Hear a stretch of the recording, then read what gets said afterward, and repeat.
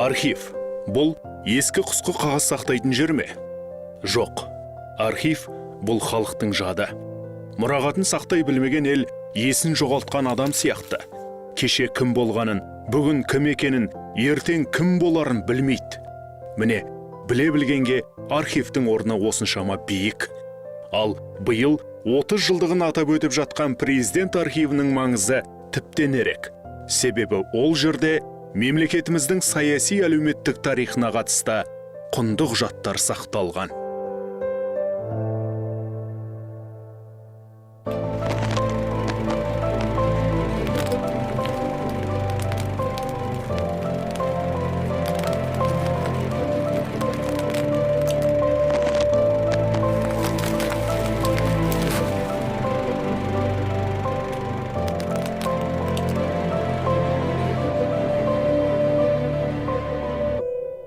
Қазақстанда архив ісі алғаш 18 ғасырда пайда болды. Бұл істің басында Бөкей Ордасының ханы Жәңгір хан тұрды.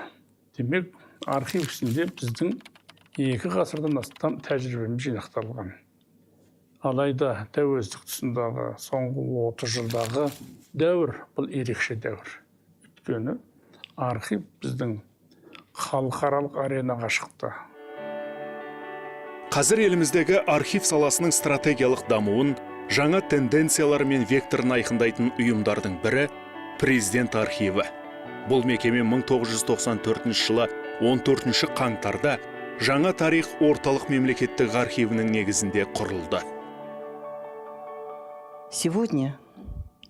Бүгін біз өте жақсы жағдайда президент архивінің ғимаратында отырмыз. Мұнда үлкен ұжым жұмыс істейді. Олар архив ісін одан сайын жетілдіру жолында еңбек етіп жатыр. Ал осының барлығы қалай басталып еді? Егемендіктің елең алаң шағында мына ғимаратты және ондағы архивтік құжаттарды сақтап қалып, жаңадан архив құру оңай болған жоқ. Біраз қажыр қайратты талап етті. Архив саласына жанашыр адамдардың әрекетінің арқасында осы архив құрылды. Архивтің негізгі міндеттерінің бірі Қазақстан Республикасы президентінің, оның әкімшілігінің және мемлекет басшысына тікелей есеп беретін мемлекеттік органдардың қызметін архивтік қамтамасыз ету. Бүгінде бұл мекеме 45 ұйымның құжатын жинастырып, сақтап отыр.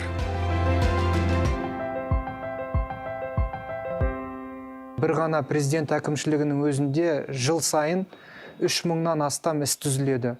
Бұл еліміздің тарихына қатысты 500 мыңға жоқ аса маңызды құжат деген сөз. Президент архиві 30 жыл ішінде жоғары билік сатысының осындай құжаттармен жұмыс істеп, олардың дұрыс жинақталуын, сенімді түрде сақталуын, ғылыми тұрғыдан пайдаланылуын қамтамасыз ететін беделді мекемеге айналды. 2024 жылдың 1 қаңтарындағы дерек бойынша президент архивінде 849 қор бар. Онда 1 564 704 іс сақталған. Тарихи өлшем бойынша 30 жыл қысқа мерзім. Аталған уақытта президент архиві еліміздің осы саланың маңызды құрамдас бөлігіне айналды. Бізде 100 жыл уақыт аралығын қамтитын ұлттық архив қорының қайталанбас құжаттары сақталуда. Негізінен бұл мемлекетіміздің әлеуметтік саяси тарихының баға жетпес мұрасы. Және бүгінгі таңда сұранысқа ие тарихи сананы қалыптастырудың іргетасы болып табылады. Елімізде жүргізіліп жатқан саяси экономикалық және әлеуметтік өзгерістерге орай президент архиві де өз алдына үлкен міндеттер қойып отыр. 2022 жылдың маусымында архивті дамытудың 2035 жылға дейінгі тұжырымдамасы қабылданды. 7 бағыттан тұратын құжатта цифрлық трансформацияға басымдық берілген. 2024 жылдың 1 қаңтарындағы мәлімет бойынша 215 мыңнан астам іс, парақ санымен есептегенде 25 миллион құжат электрондық форматқа көшірілген. Бұл архив қорының 15%.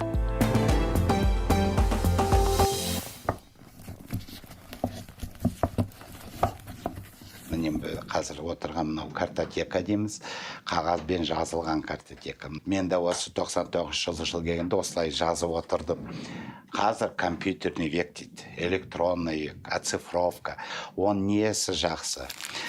Құжатты мынау 20-шы, 50-шы жылға дейін құжаттардың қағаздары өте слабо контрастный дейміз.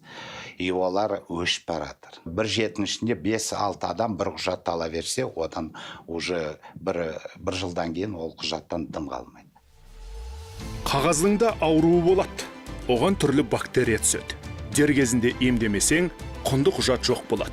Ал емдеу процесі мынадай жабдықтар арқылы іске асады. Бұл аппаратта құжат шаң тозаңнан тазартылса, мына құрылғыда қағаздағы микроорганизмдер жойылады.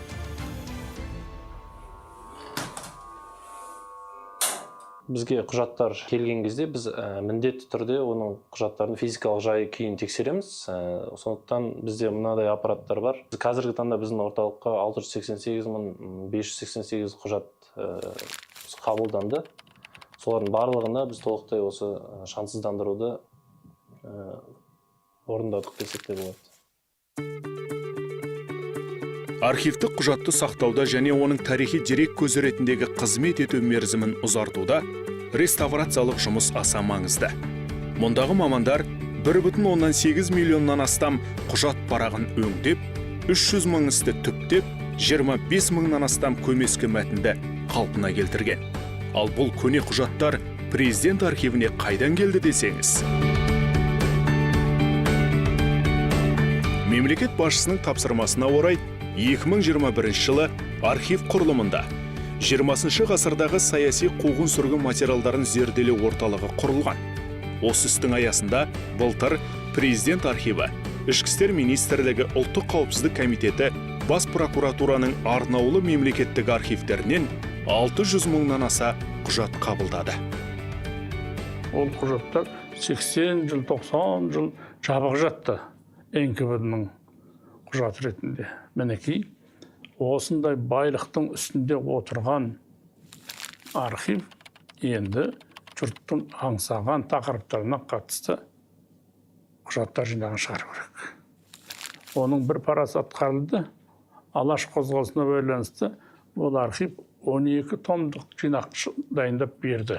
Соны дайындау барысында құжаттардың арасынан бұрын белгісіз болып келген Тез өлмен деген Жүсіпбек Аймауытовтың шығармасы табылды. 1932 жылы 4 шілдеде Голошокинге жолдаған бесеудің хаты. 1921 жылы 1 шілдеде жазылған Сәкен Сейфуллиннің жеке парағы. 1924 жылы 4 шілдеде жазылған Ахмет Байтұрсыновтың жеке іс парағы мен өмірбаяны. Тұрар Рысқұловтың БКБП орталық комитетінің саяси бюросына жазған хаты. Міржақып Дулатовтың Алашорда үкіметіне жазған хаты. Мұның бәрі түпнұсқа. Қазіргі таңда осындай баға жетпес құжаттарды қалпына келтіру және ғылыми айналымға енгізу жұмыстары қарқынды жүргізіліп жатыр. 1994 жылдан бері президент архивінің оқу залында 6 мыңнан астам зерттеуші жұмыс істеген. Оның ішінде Армения, ақш, Германия, Жапония, Италия, Канада, Өзбекстан, Польша, Ресей, Румыния, Украина, Ұлыбритания, Франция елдерінің зерттеушілері де бар. Мен президент архивінің құруға қатысқан барша азаматқа зор алғыс айтамын. Бұл ұйымның осындай дәрежеде жетуі мамандардың біліктілігі мен архив саласына деген жанашырлығының нәтижесі деп білем. Ұлттық архив қорының құжаттық мұрасын жинақтап сақтауда, оны әйгілеп қоғамға насихаттауда архившілердің ролі ерекше. Они были, конечно. Архивті дамытудың 2035 жылға дейінгі тұжырымдамасында көзделген мақсаттарға қол жеткізуде маңызды рөлге маман ие. Осы орайда президент архиві дарынды жастарды архив саласына тарту үшін тұрақты түрде іс-шаралар ұйымдастырып келеді. Олардың қатарында жас архившілердің халықаралық жазғы мектебі, архивтану бойынша студенттік олимпиада, жас архившілер конкурсы, мектеп оқушылары арасындағы байқау сияқты жыл сайын өткізілетін жобалары бар. Архив ісіне тарихқа қызығатын жастардың келуі көбінесе мүмкін деп ойлаймын. Себебі тарихқа қызыққан адам ол тарихтың әрқырлы жақтарын зерттегісі келеді. Және де осы өзінің қызығушылығын осы архив құжаттарынан ғана табады деп ойлаймын. Қазіргі таңда президент архиві ақш, Біріккен Араб Әмірліктері, Беларусь, Германия, Қырғызстан, Оңтүстік Корея, Польша, Ресей, Финляндия сияқты 9 елдің 18 архивтік ұйыммен ынтымақтастық орнатқан. Бүгінгі күннің өзінде архив ісінің стратегиялық даму бағыттарын әзірлеуде, кәсіби шеберлікті басқару мәдениетін қалыптастыруда архив басты орынды алып келеді.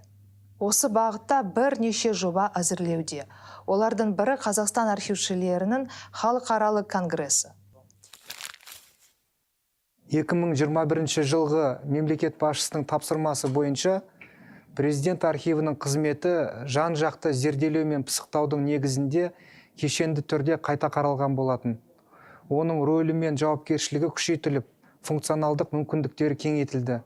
Сонымен қатар президент архивін жетекші ғылыми зерттеу, ақпараттық әдістемелік орталық функцияларын атқаратын архив саласының көшбасшысына айналдыру міндеті де қойылды. Көріп отырғанымыздай, қазір президент архиві осы бағытта жүргізілген жұмыстардың нәтижесінде еліміздегі архив ісін үнемі жетілдіріп отыруға, үздіксіз дамытуға бағытталған іс-шаралардың бастамашысына айналып отыр. Қазақстан дамудың жаңа кезеңіне қадам басты. Кең ауқымды жаңғыру іс жүзінде барлық саламен бағытты, оның ішінде архив ісінде қамтып жатыр.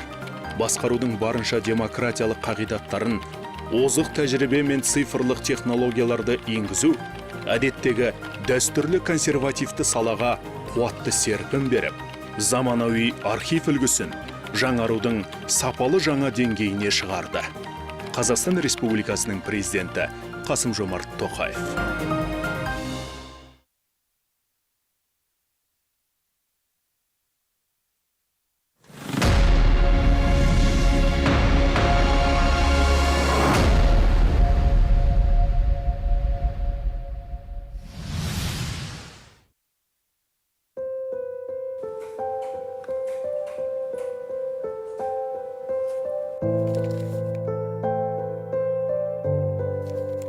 Архив бұл ескі құсқы қағаз сақтайтын жер ме? Жоқ. Архив бұл халықтың жады. Мұрағатын сақтай білмеген ел есін жоғалтқан адам сияқты. Кеше кім болғанын, бүгін кім екенін, ертең кім боларын білмейді.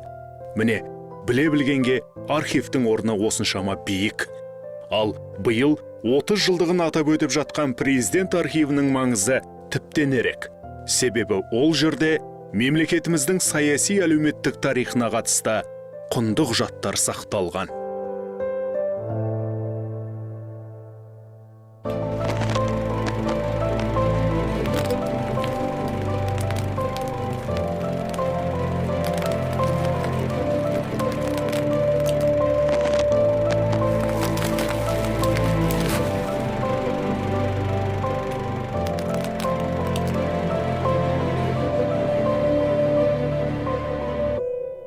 Қазақстанда архив ісі алғаш 18 ғасырда пайда болды. Бұл істің басында Бөкей Ордасының ханы Жәңгір хан тұрды. Демек, архив ісінде біздің 2 ғасырдан астам тәжірибеміз жинақталған. Алайда тәуелсіздік тұсындағы соңғы 30 жылдағы дәуір бұл ерекше дәуір. Өйткені архив біздің халықаралық аренаға шықты. Қазір еліміздегі архив саласының стратегиялық дамуын, жаңа тенденциялар мен векторын айқындайтын ұйымдардың бірі президент архиві. Бұл мекеме 1994 жылы 14 қаңтарда жаңа тарих орталық мемлекеттік архивінің негізінде құрылды. Бүгін біз өте жақсы жағдайда президент архивінің ғимаратында отырмыз. Мұнда үлкен ұжым жұмыс істейді. Олар архив ісін одан сайын жетілдіру жолында еңбек етіп жатыр. Ал осының барлығы қалай басталып еді?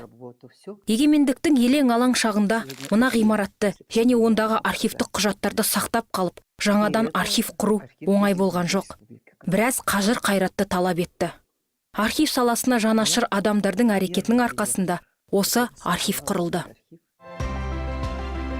Архивтің негізгі міндеттерінің бірі Қазақстан Республикасы президентінің, оның әкімшілігінің және мемлекет басшысына тікелей есеп беретін мемлекеттік органдардың қызметін архивтік қамтамасыз ету. Бүгінде бұл мекеме 45 ұйымның құжатын жинастырып, сақтап отыр.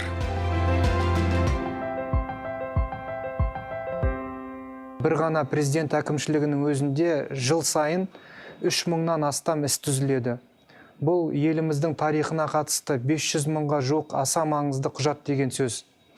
Президент архиві 30 жыл ішінде жоғары билік сатысының осындай құжаттарымен жұмыс істеп, олардың дұрыс жинақталуын, сенімді түрде сақталуын, ғылыми тұрғыдан пайдаланылуын қамтамасыз ететін беделді мекемеге айналды. 2024 жылдың 1 қаңтарындағы дерек бойынша президент архивінде 849 қор бар. Онда 1.564.704 іс сақталған.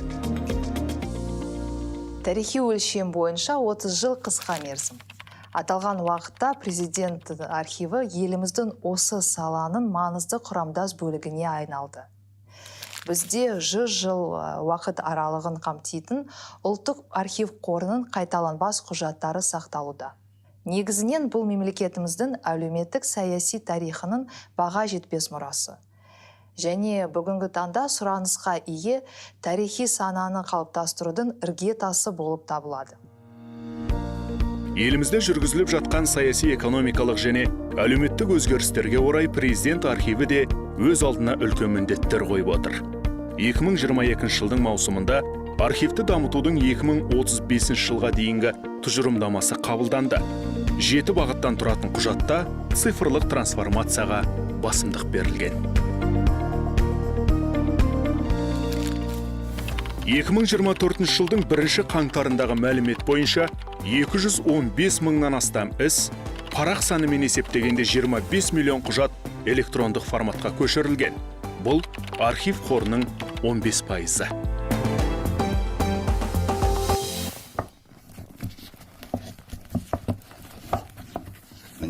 Қазір отырған мынау картотека дейміз, қағазбен жазылған картотека. Мен де осы 99 жыл келгенде осылай жазып отырдым.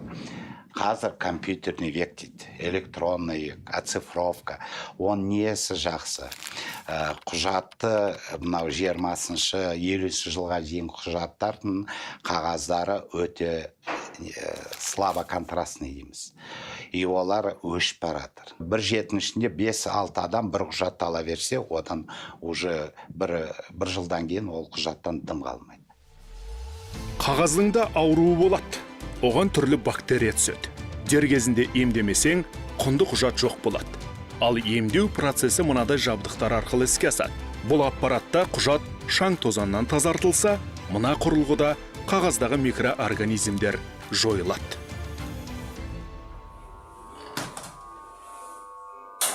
Бізге құжаттар келген кезде біз міндетті түрде оның құжаттардың физикалық жайы күйін тексереміз. Сондықтан бізде мынадай аппараттар бар. Қазіргі таңда біздің орталыққа 688.588 құжат қабылданды.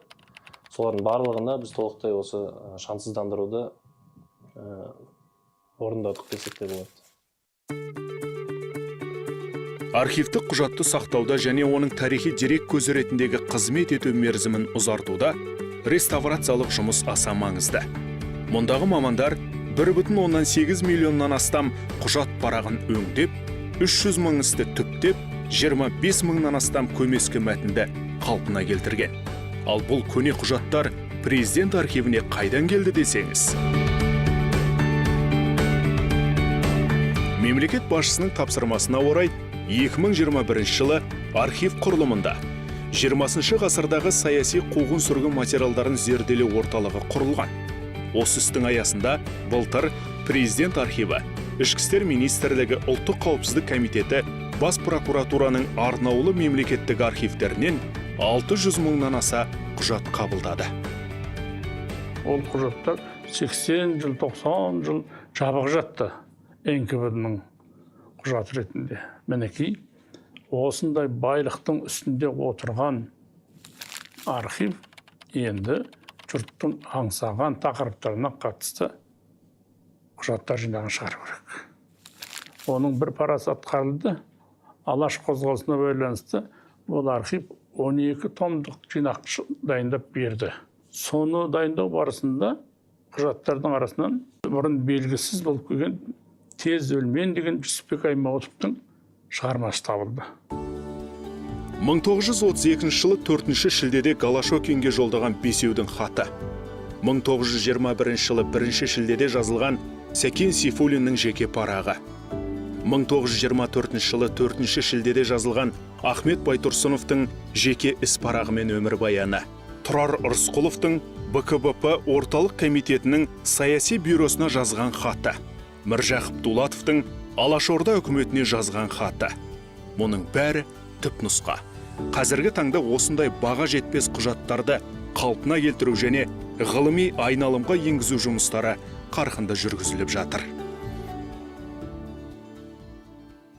1994 жылдан бері президент архивінің оқу залында 6000-нан астам зерттеуші жұмыс істеген. Оның ішінде Армения, ақш, Германия, Жапония, Италия, Канада, Өзбекстан, Польша, Ресей, Румыния, Украина, Ұлыбритания, Франция елдерінің зерттеушілері де бар. Мен президент архивінің құруға қатысқан барша азаматқа зор алғыс айтамын. Бұл ұйымның осындай дәрежеде жетуі мамандардың біліктілігі мен архив саласына деген жанашырлығының нәтижесі деп білем. Ұлттық архив қорының құжаттық мұрасын жинақтап сақтауда, оны әйгілеп қоғамға насихаттауда архившілердің рөлі ерекше. Они были, конечно. Архивті дамытудың 2035 жылға дейінгі тұжырымдамасында көзделген мақсаттарға қол жеткізуде маңызды рөлге маман ие. Осы орайда президент архиві дарынды жастарды архив саласына тарту үшін тұрақты түрде іс-шаралар ұйымдастырып келеді. Олардың қатарында жас архившілердің халықаралық жазғы мектебі, архивтану бойынша студенттік олимпиада, жас архившілер конкурсы, мектеп оқушылары арасындағы байқау сияқты жыл сайын өткізілетін жобалар бар. Архив ісіне тарихқа қызығатын жастардың келуі көбінесе мүмкін деп ойлаймын. Себебі тарихқа қызыққан адам тарихтың әр қырлы жақтарын зерттегісі келеді. Және де осы өзінің қызығушылығын осы архив құжаттарынан ғана табады деп ойлаймын. Қазіргі таңда президент архиві ақш, Біріккен Араб Әмірліктері, Беларусь, Германия, Қырғызстан, Оңтүстік Корея, Польша, Ресей, Финляндия сияқты 9 елдің 18 архивтік ұйыммен ынтымақтастық орнатқан. Бүгінгі күннің өзінде архив ісінің стратегиялық даму бағыттарын әзірлеуде, кәсіби шеберлікті басқару мәдениетін қалыптастыруда архив басты орынды алып келеді. Осы бағытта бірнеше жоба әзірлеуде. Олардың бірі Қазақстан архившілерінің халықаралық конгресі. 2021 жылғы мемлекет басшысының тапсырмасы бойынша президент архивінің қызметі жан-жақты зерделеу мен пысықтаудың негізінде кешенді түрде қайта қаралған болатын. Оның рөлі мен жауапкершілігі күшейтіліп, функционалдық мүмкіндіктері кеңейтілді. Сонымен қатар президент архивін жетекші ғылыми зерттеу, ақпараттық әдістемелік орталық функцияларын атқаратын архив саласының көшбасшысына айналдыру міндеті де қойылды. Көріп отырғанымыздай, қазір президент архиві осы бағытта жүргізілген жұмыстардың нәтижесінде еліміздегі архив ісін үнемі жетілдіріп отыруға, үздіксіз дамытуға бағытталған іс-шаралардың бастамашысына айналып отыр. Қазақстан дамудың жаңа кезеңіне қадам басты. Кең ауқымды жаңғыру іс жүзінде барлық саламен бағытты, оның ішінде архив ісінде қамтып жатыр. Басқарудың барынша демократиялық қағидаттарын, озық тәжірибе мен цифрлық технологияларды енгізу, әдеттегі дәстүрлі консервативті салаға қуатты серпін беріп, заманауи архив үлгісін жаңарудың сапалы жаңа деңгейіне шығарды. Қазақстан Республикасының президенті Қасым-Жомарт Тоқаев.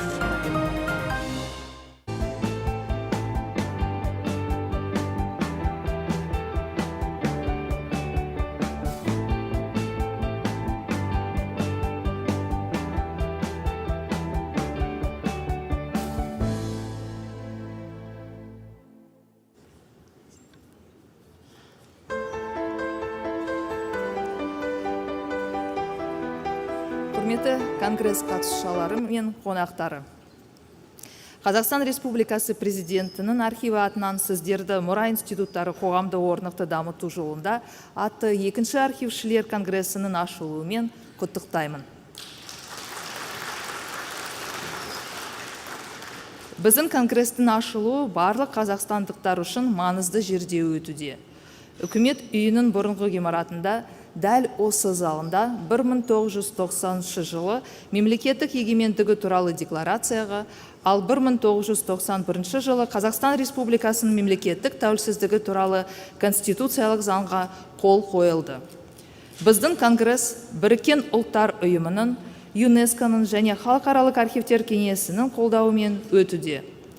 Конгресс жұмысына Орталық Азия, ТМД, Таяу Шығыс, Оңтүстік Шығыс Азия, Еуропалық одақтың, сондай-ақ Ұлыбритания мен Американың 20 елінен келген архив қызметтері мен мекемелерінің басшылары және мамандары, саламыздың ғалымдары мен жетекші сарапшылары қатысуда. Конгресс қатысушыларының құрамында Қазақстанның орталық және облыстық 150-ден астам архив, мәдениет және білім беру мекемелерінің басшылары мен қызметкерлері бар. Құрметті қонақтарымызды таныстырып өтуге рұқсат етіңіздер. Қазақстан Республикасы президенті әкімшілігі жалпы бөлімінің меңгерушісі Төлеев Нұрдәулет Төлеуұлы. ЮНЕСКО-ның коммуникация және ақпарат секторының құжаттық мұралар бөлімінің басшысы доктор Факсан Банды. Халықаралық архивтер кеңесінің архившілер форумының президенті, Суринам ұлттық архивінің директоры Рита Тиенфу. Түркия Республикасы президенті жанындағы мемлекеттік архивтер басқармасының директоры Мұхаммед Ахмет Тоқтымир. Иордания Хашимит корольдігі ұлттық кітапханасының бас директоры Нидал Ибрахим Мухаммад Аль-Ахмад. Үндістан Республикасы ұлттық архиві директорының орынбасары доктор Санджай Гарг.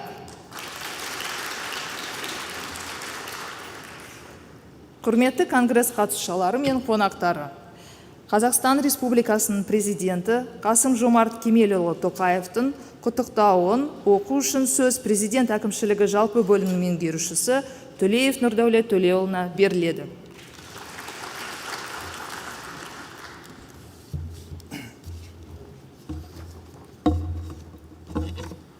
Құрметті қатысушылар мен қонақтар, сіздерді Қазақстан Республикасы президенті әкімшілігінің және өз атымнан 2-ші архившілер конгресі жұмысының басталуымен құттықтаймын. Ең алдымен мемлекет басшысының іс-шараға қатысушыларға арналған құттықтау жолдауын жариялауға рұқсат етіңіздер. Құрметті жиынға қатысушылар, қадірлі қонақтар, баршаңызды архившілердің кезекті конгресінің ашылуымен құттықтаймын.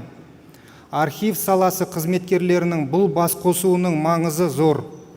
Конгресс алғаш құрылған күннен бастап, білікті мамандар өз идеяларын ортаға салып, тәжірибе алмасатын, архив ісі саласындағы зерттеулердің жаңа тәсілдерін қарастыратын диалог алаңына айналды. Алқалы жиынның күн тәртібінде маңызды құжаттарды сақтайтын институттардың қазіргі қоғамдағы орны және Біріккен ұлттар ұйымының орнықты даму мақсаттарына жету жолындағы рөлі сияқты өзекті мәселелердің қамтылуы соның айқын дәлелі. Бүгінгі іс-шараның Қазақстан Республикасы президенті архивінің 30 жылдығына орай өтуінде ерекше мән бар. Өз ісіне адал, кәсіби мамандардың бірнеше буыны қажырлы еңбегімен тәуелсіз Қазақстанның шежіресіне қатысты құнды құжаттардың мұқият сақталуына зор үлес қосып келеді. Қазақстан Республикасы президенті архивінің ұжымын осы мекеменің мерейлі белесімен құттықтай отырып, алдағы жоспарларының табысты жүзеге асуына ниеттестік білдіремін. Конгресте кең ауқымды әрі ашық пікірталастар негізінде нақты ұсыныстар әзірленіп, осы саладағы түйткілді мәселелерді шешу үшін ғылыми және технологиялық әлеуетімізді жұмылдыру маңызды екеніне баса назар аударылады деп сенемін. Алқалы жиынға қатысушылар мен қонақтардың мазмұнды пікір алысып, өзекті идеяларын бөлісуіне тілектеспін. Қазақстан Республикасының президенті Қасым-Жомарт Кемелұлы Тоқаев.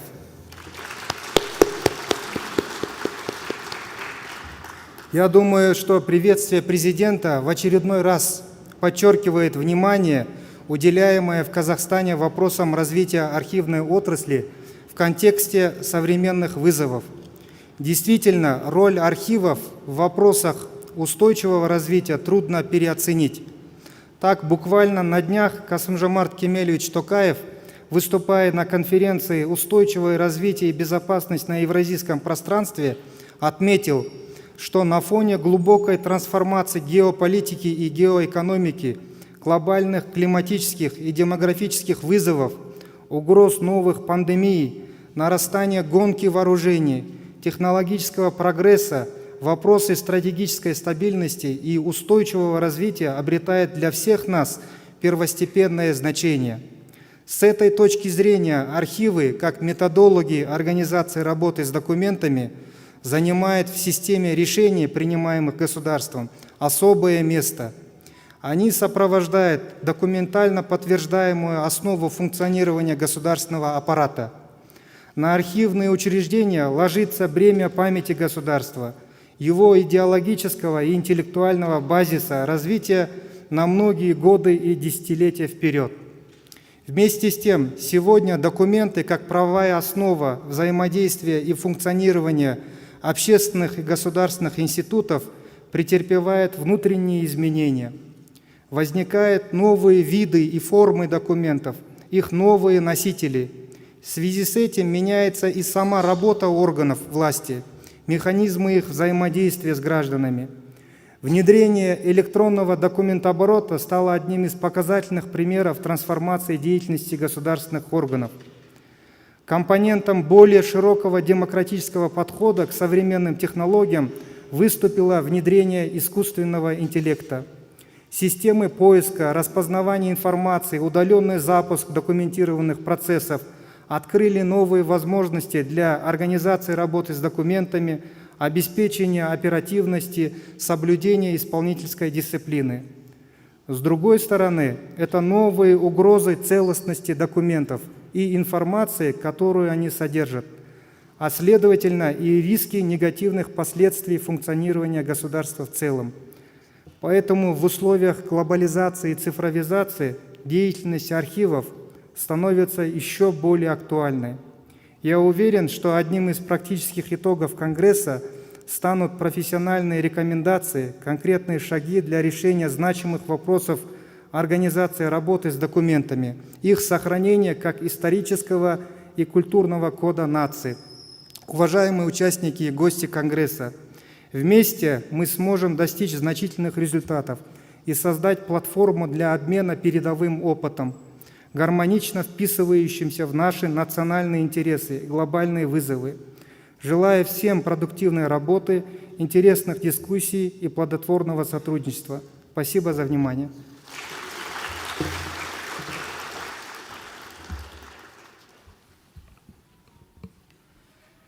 Спасибо, Нурдаулет Улеевич.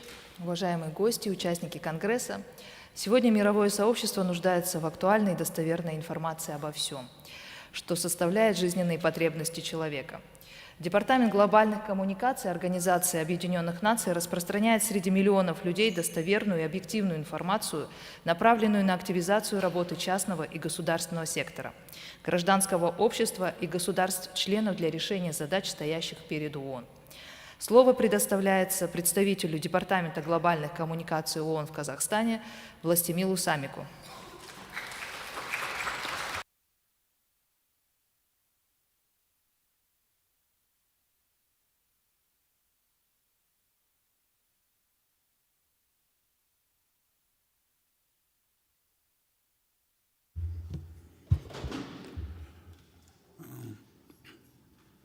Саламатсыз ба, құрметті ханымдар мен мырзалар. Добрый день, уважаемые дамы и господа. Very good morning, ladies and gentlemen. Құрметті Алия Мұстағана ханым, уважаемая госпожа директор, генеральный директор. First of all, thank you very much for the kind invitation to attend the second Congress of Archivists. I'm truly pleased and honored. And when we were actually meeting last year, it was kind of a smaller event, very impressive. And we all have been actually kind of keeping fingers crossed that this is going to be a big international event. And it happened. I'm truly glad because this is a message. This is the message, using the words of the United Nations, of sustainability. We continue to deliver. We also see the importance of the archive services, the past, the present, and the future. We all actually ourselves are kind of archive ourselves, each of us. So let's think about it, that with us, the mosaic is actually quite perfect. We all are part of it. And actually, I brought the speech with me to recount the history of the archives of the United Nations that goes back till 1945, when the United Nations actually organization has been established. But I think we are here not to listen to what has been written. We are here more to exchange the views, to discuss, to listen to the experience from various parts of the world. And I'm truly great that and honored that such important guests actually came from far away here today to be part of this amazing event. And gladly I shall be part of the wider discussion. I wish you a very productive, interesting exchange of views. And thank you all for being here today, and thank you for supporting the sustainability of our world. Thank you very much. Ulkan rahmet, большое спасибо.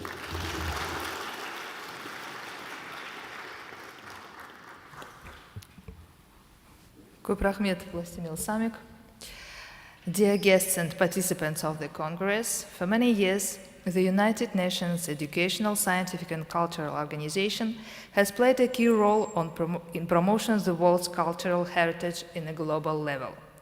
The multifaceted cooperation between Kazakhstan and UNESCO at all levels contributes to the expansions of various international cultural exchanges, the implementation of the goals of the UNESCO Charter in the fields of education, science and culture, and the successful execution of projects in all major areas of the organization's activities. The floor is now given to the Assistant Director General of UNESCO, Mr. Tawfik Jelassi. Please, direct your attention to the screen. Distinguished guests, esteemed participants, ladies and gentlemen, I am very pleased to address you today at the Second International Congress of Archivists of Kazakhstan and a workshop on the Memory of the World Program of UNESCO. I would like to extend my gratitude to the Director General of the Archives of the President of the Republic of Kazakhstan and her team, to the International Council of Archives, and to the UNESCO Regional Office in Almaty for bringing us together for this significant dialogue. Also, allow me to express my congratulations for the 30th anniversary of the establishment of the Archives of the President of the Republic of Kazakhstan. At UNESCO, our commitment to preserving the world's documentary heritage is at the heart of the Memory of the World Program, which was established in 1992. This program ensures that the invaluable documents that capture our shared human experience, whether written, audiovisual, or digital, are protected from threats ranging from human-made to natural disasters. This is a critical mission, as archives are not only a record of our past, but also a foundation for building peaceful, inclusive societies. Kazakhstan has been a leader in these efforts, not only by hosting this Congress, but also through its significant contributions to the Memory of the World Register.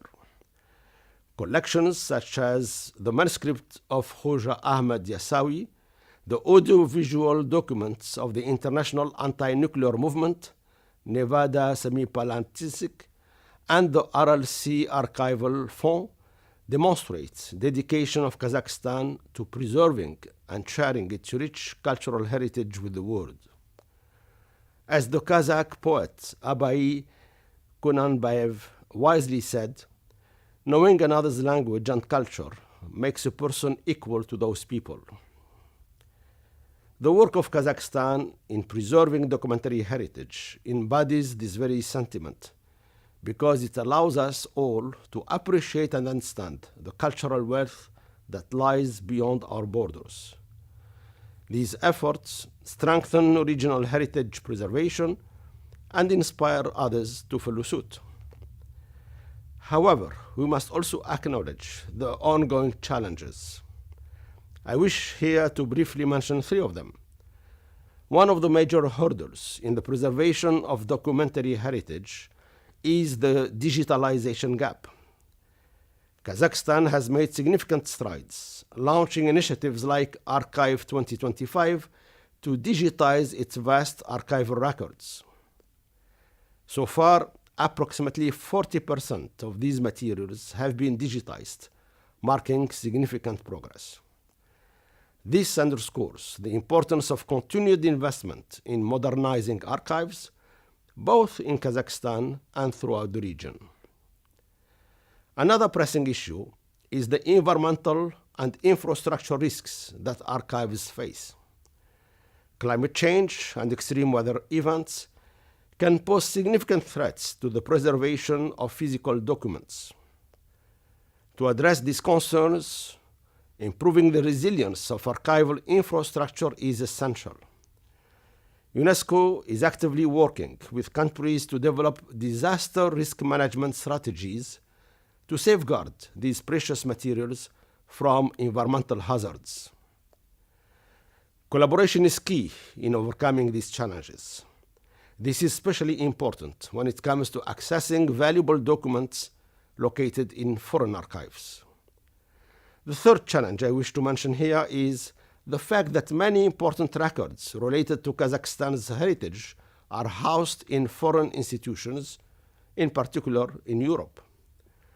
Strengthening international cooperation is crucial to ensure better access and preservation of these shared resources. UNESCO is committed to supporting countries in these endeavors.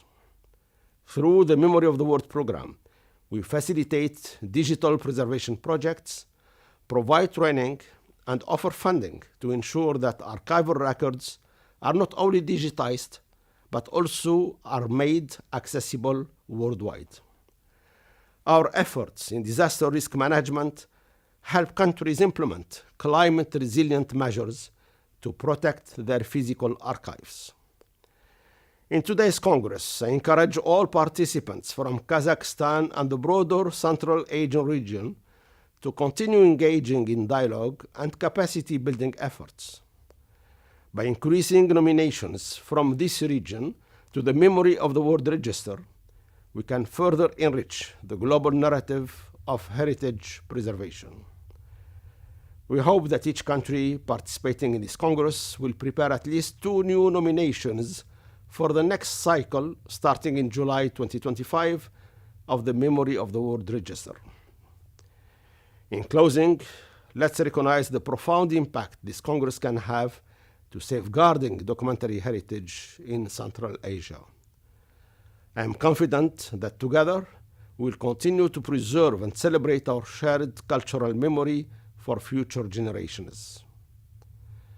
Rahmat, and I wish you all a successful and inspiring Congress.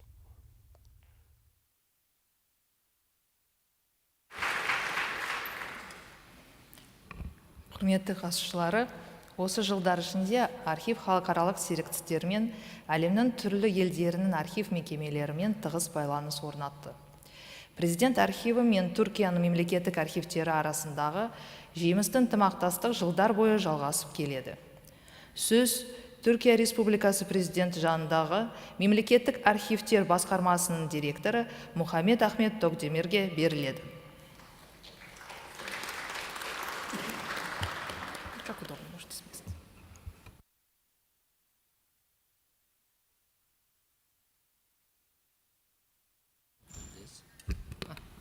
That's okay. Dear President of Kazakhstan Archive, Aliya, ladies and gentlemen, I greet you all with respect and affection on behalf of all archivists in Turkey. First of all, I would like to express my pleasure to be present at the Second International Congress of Archives of Kazakhstan and congratulate the 13th anniversary of the Archive of the President of the Republic of Kazakhstan, a friendly and brotherly country, on behalf of all archivists in our country. Without taking too much of your time, I would like to briefly give information about our archive and its activities. Directorate of State Archives of the Presidency of the Republic of Turkey is an institution that organizes and activities carried out in the field of archiving in Turkey and provides document management in the public sector. The foundation of the institution dates back to the Ministry of Hazine-i Evrak, established in 1846 in the Ottoman Empire. Our directorate, which has achieved its present structure through administrative and bureaucratic transformation, preserves the document heritage of approximately 8 centuries from the Ottoman period to the present day. There are approximately 150 million documents and more than 500,000 registers in our archive. This unique and rich document heritage is protected against all kinds of physical, chemical, and biological hazards in our storage with modern air conditioning facilities, and the health of document is meticulously monitored by our chemists through regular pH measurements. In order for researchers and interested parties to access our archive materials, which we consider as a part of the world heritage, in a faster and easier way, the summary of the document content is uploaded to our system together with their image. In recent years, a great emphasis has been placed on the digitization of documents as required by the digital age, and approximately 80 million document images have been uploaded to our systems and made available to our researchers. This number is increasing regularly every day. Due to its duties and responsibilities in organizing archiving in Turkey and ensuring document management in the public sector, the Director of State Archives maintains effective communication with other relevant institutions and coordinates its operation within the framework of certain standards. Thus, it is possible to say that a certain standard has been achieved in archiving and the services provided in this field in our country. Professional, academic, and personal in-service training that will contribute to the progress of our archive staff are provided, and efforts are made to transfer these experiences to future generations. Again, the dynamic relations maintained with academics in the relevant fields allow our staff to closely follow the current development in our field. As a result of the great importance attributed to international cooperation, our directorate has signed cooperation protocols with the state or national archives of 72 countries to date. The directorate is also a member of the International Council Archive, which aims to share professional experiences and in the management and organization of archives and archival institutions through international cooperation, and to use archival data effectively and efficiently in all formats. Since the mid-20th century, archives have had an important mission and function in education, especially with the archive activities supporting history teaching. In this direction, The Directorate of State Archives prepares educational materials in different formats and at all levels from primary school to higher education and makes them available to students and teachers. Some of the works and activities we have carried out in the field of education include visits to permanent exhibition area, augmented reality application of documents with QR codes, paper restoration and painting workshops. Our work in this field increases every year, and at the end, I would like to thank you. I would like to thank everyone who contributed this organization of important Congress, which draws attention to the existence and progress of archives. And I greet you with respect and affection. Thank you for listening. Rahmet.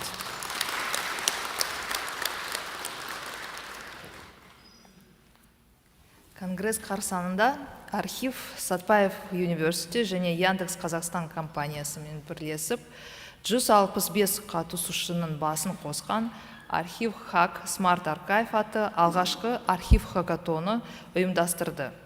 Жоба нәтижесінде архив мамандары өз жұмысында қолдана алатын инновациялық бағдарламалар пайда болды.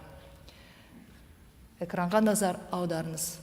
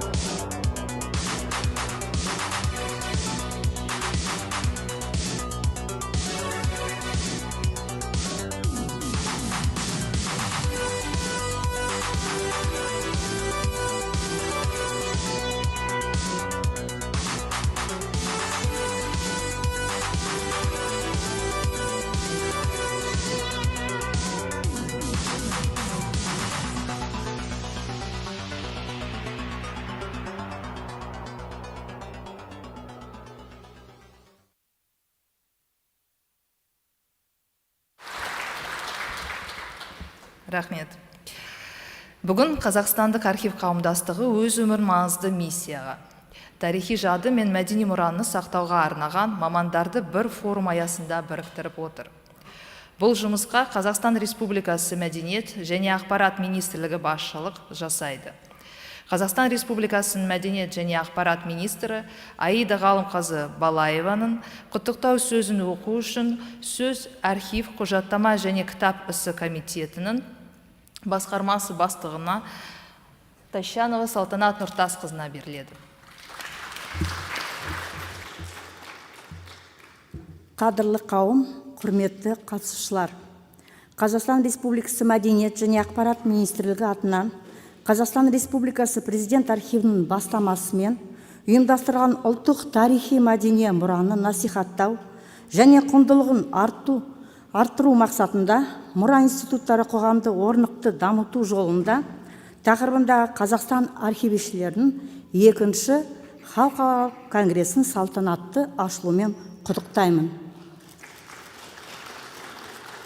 Конгресс Қазақстан Республикасы Президентінің архиві биылғы 30 жылдығы мерейтойына арнайы орайластырылған халықаралық іс-шара болып табылады. Аталған мерейтой Қазақстан Республикасы Президент архивінің ұжымын құттықтай отырып, шығармашылық табыс тілеймін.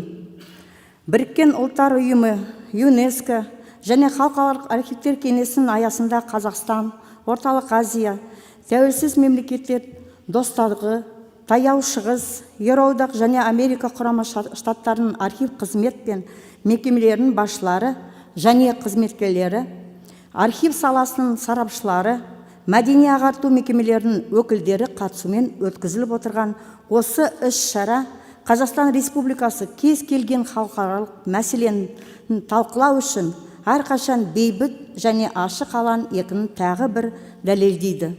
Осындай халықаралық үлкен іс-шара барысында нәтижелі жұмыс жүргізілетініне және конструктивтікті диалог құрылатына сенімдімін. Барлық қатысушыларға және Қазақстан Республикасы Президенті архивінің ұжымына архив ісін заман талаптарына сай дамыту және халықаралық деңгейде насихаттау жұмыстарыңызға зор жетістіктер тілеймін.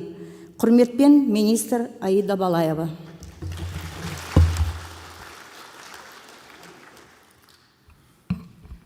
Көп рахмет. We have also received another video message from our colleagues in the United States. The floor is now given to the Executive Director of Research Services at the National Archives and Records Administration of the USA and a member of the Coordination Committee of our Congress, Chris Naylor. Please, direct your attention to the screen. Hello, and greetings from Washington, D.C. I'm honored to have been invited by the archives of the President of the Republic of Kazakhstan to the Second Congress of Archivists, and was very much looking forward to spending the next few days learning and sharing archival best practices, theories, and future goals with all of you. Although I am unable to attend in person, I wanted to take a moment to welcome you all and share my excitement for the event. I know you will build upon the many successes of the First Congress of Archivists held just 2 years ago. This year's theme of heritage institutions on the way to sustainable development of society is an important topic. I'm very glad that Mark Ormsby, a heritage scientist at the National Archives and Records Administration, will be able to share with you our work on improving preservation environments for archival storage and reducing energy use. This conference brings together some of the brightest minds in our field, and I know that you will all benefit from the insights and experiences that will be shared over the next few days. I encourage you to take advantage of this opportunity to network with colleagues, learn from the experts, and share new ideas. I wish you all a productive and enjoyable conference, and I hope to see you all again soon.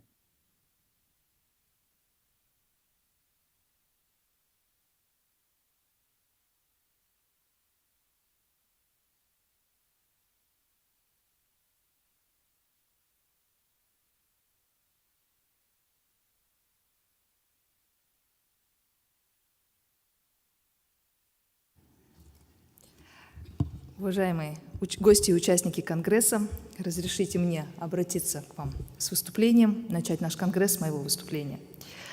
Предлагаемая повестка Конгресса выбрана не случайно. Она связана с ролью архива в достижении цели устойчивого развития общества, угрозу которому представляют климатические, продовольственные и энергетические кризисы. Все мы согласимся, что информация и знаниями, которыми обладают архивы, как институт наследия, являются одним из стратегических ресурсов современного государства, основой национальных стратегий и программ.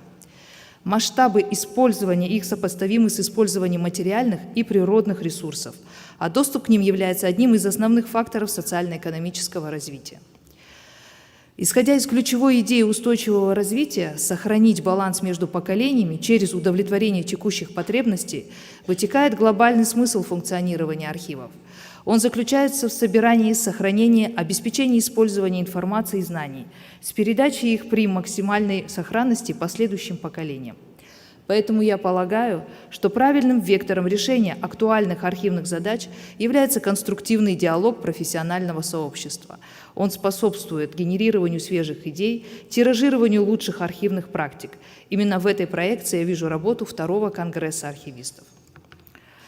Сегодня мировые тенденции в развитии архивного дела характеризуются несколькими ключевыми направлениями.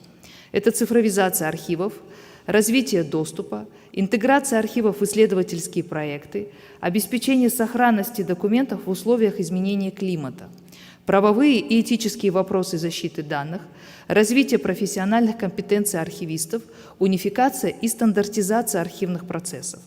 Вышеуказанные тенденции связаны с происходящими технологическими и культурными изменениями.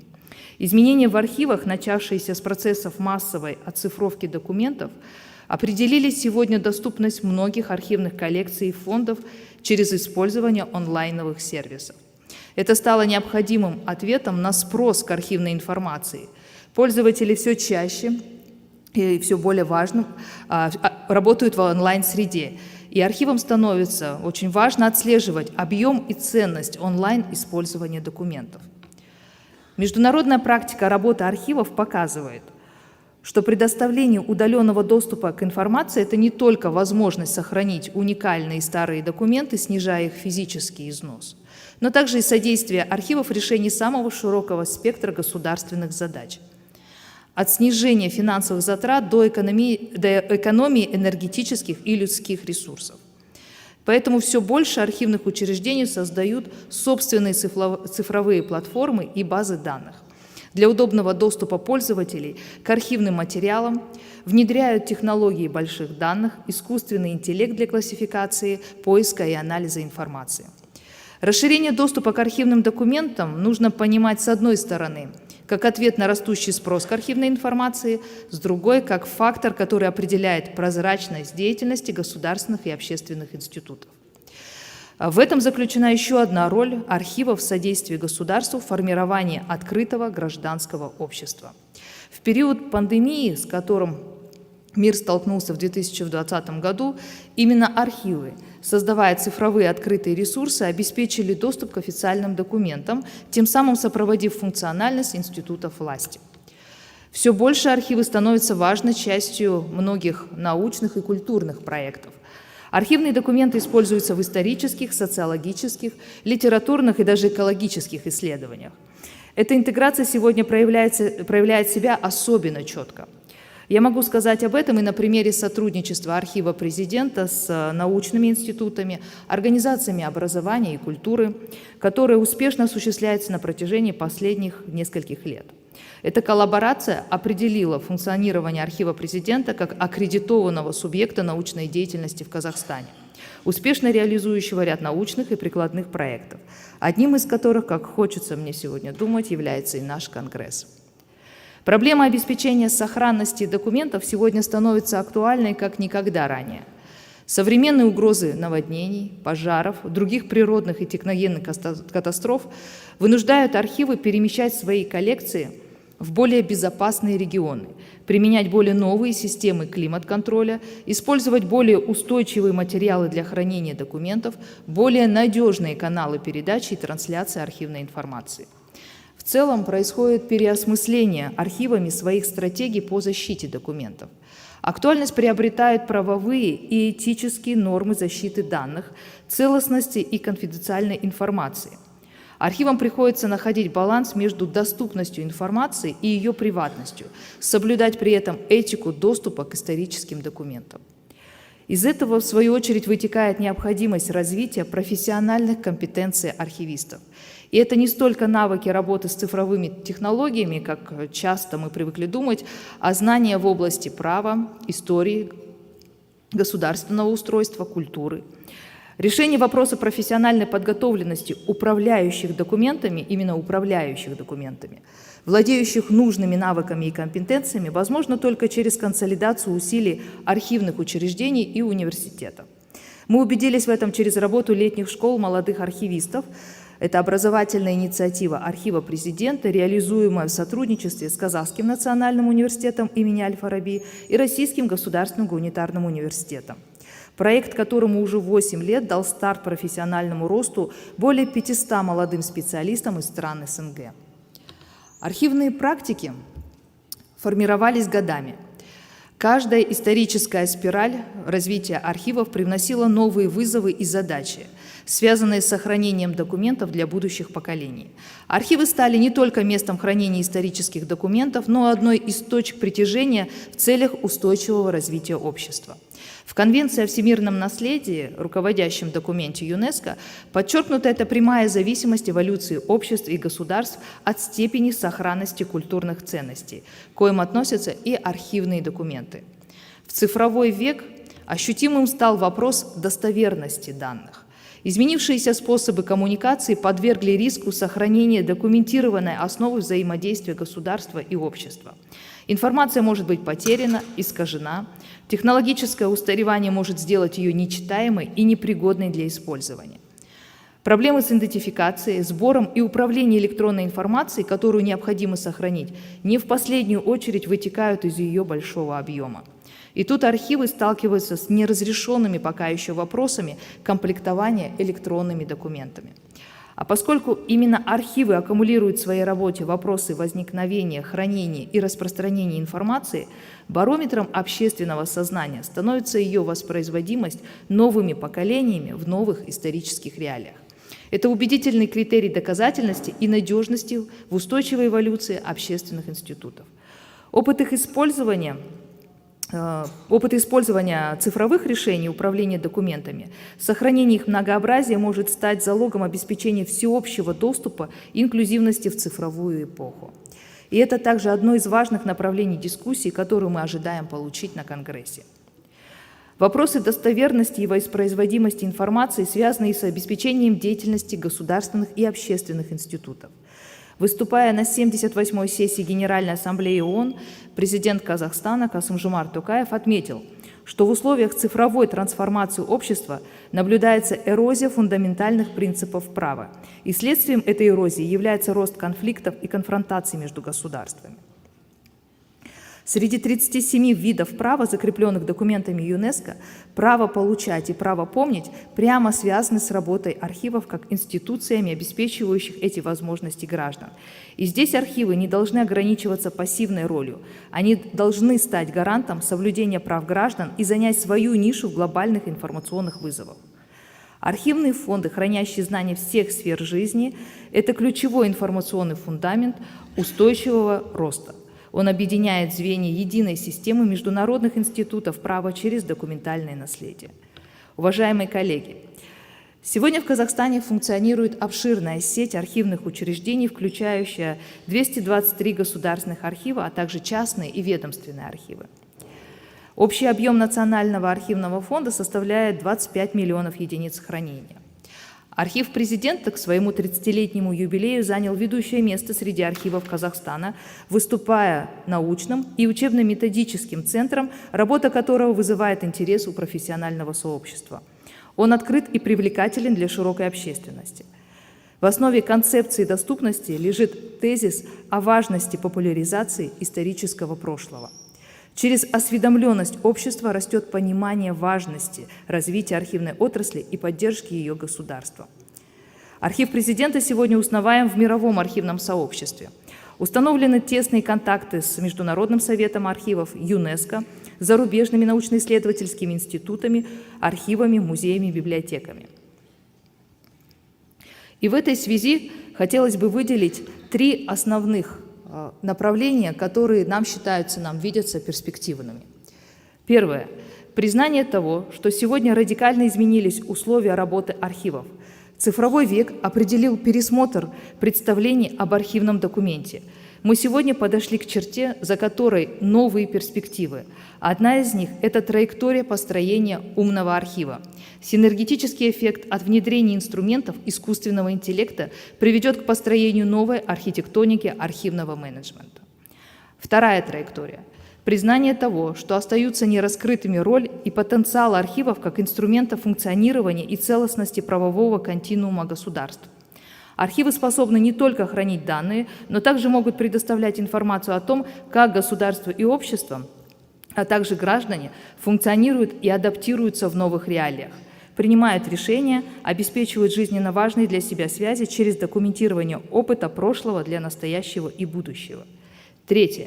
Признание того, что выполнение архивами своей основной задачи по сохранению достоверной информации и оказанию помощи людям в доступе к прошлому и его пониманию сегодня требует переосмысления.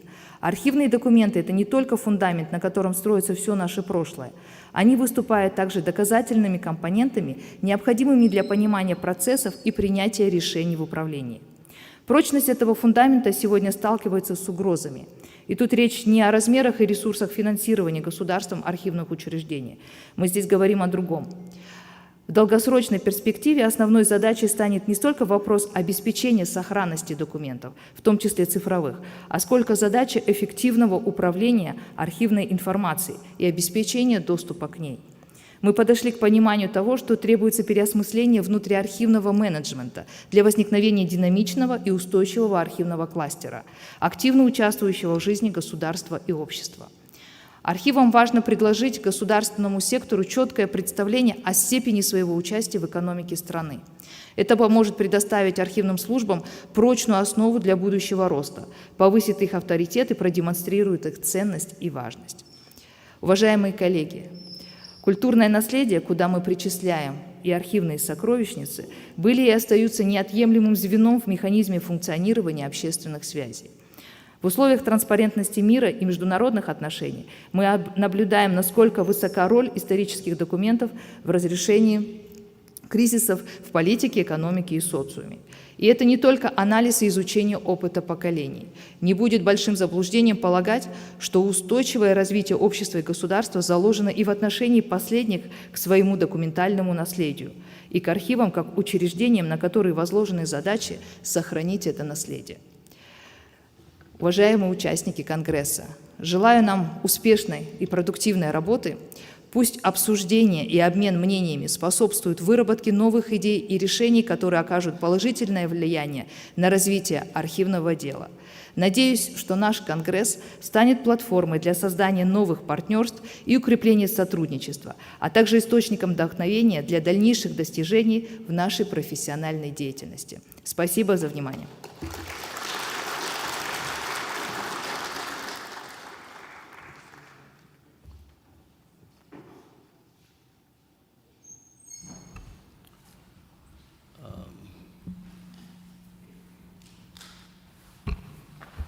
Уважаемые участники Конгресса, мы хотели продолжить наше заседание и предоставить слово нашему почетному гостю, доктору Факсана Банду.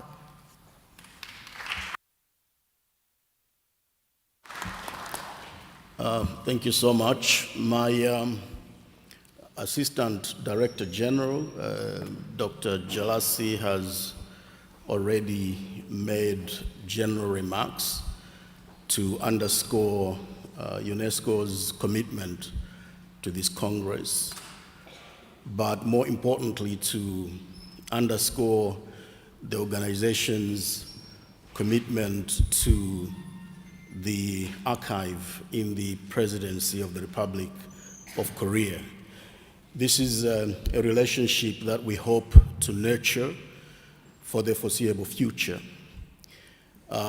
But speaking more specifically with respect to the Documentary Heritage Unit, which I head, and also the Member of the World Secretariat, I wanted to say a few words with respect to the concept of sustainable development, because this is the overall theme of this Congress. And I am convinced that archival materials can play a significant role in catalyzing sustainable development across the globe. Now, generally within the UN, sustainable development stands on three pillars: social sustainability, economic sustainability, environmental sustainability, and I think that the speeches that have been given so far seem to demonstrate that there's a very strong causal, if not causal, correlational link between what archivists do and what happens in the larger realm of sustainable development. I believe that socially, archival materials can engage citizens to have a stronger sense of self-identity, to have a stronger sense of social identity, and yes, also to have a stronger sense of national identity, particularly in the realm of democracy in countries such as this one and elsewhere also. But also, environmentally speaking, as my Assistant Director General has pointed out, certainly climate change is having an impact on memory institutions and the repositories within those memory institutions. And we certainly need to have more resilience in response to such climate change, whether it be natural or human-caused. But also in the realm of economic sustainability, which is very, very tricky, I think that archivists need to begin to marshal evidence to make a case for the relationship between what happens in the larger economy and what they do. I have been struggling with this myself, but looking at the processes of digitization and digitalization across the globe, one can see that there is a lot of scientific innovation that is taking place, that we've got technologies emerging now, including even artificial intelligence.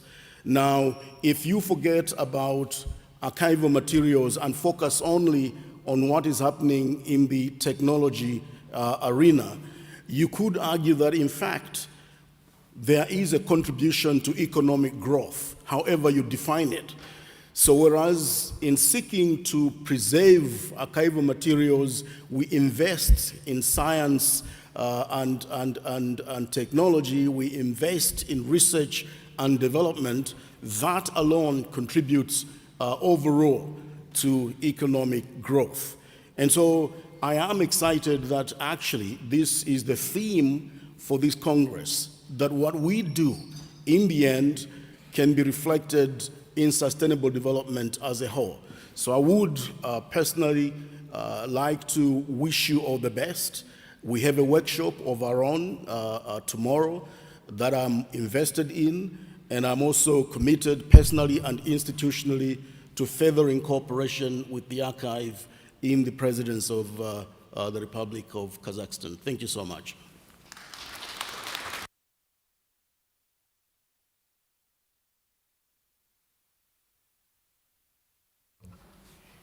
Уважаемые участники, на этом разрешите прерваться на перерыв и приглашаем всех на коллективное фотографирование. Пожалуйста.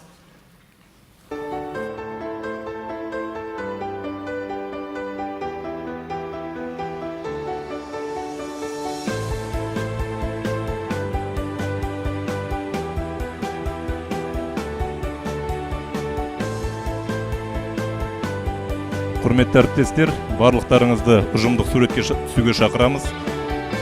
Суретке түскеннен кейін кофе брейкке үзіліс болады. Dear guests, we invite you to take a photo in the stairs and then on the outside of the building, and then we will have a coffee break. Уважаемые коллеги, прошу вас выйти и сфотографироваться на лестнице, а также групповое фото у нас будет напротив здания. Потом у нас состоится кофе-брейк.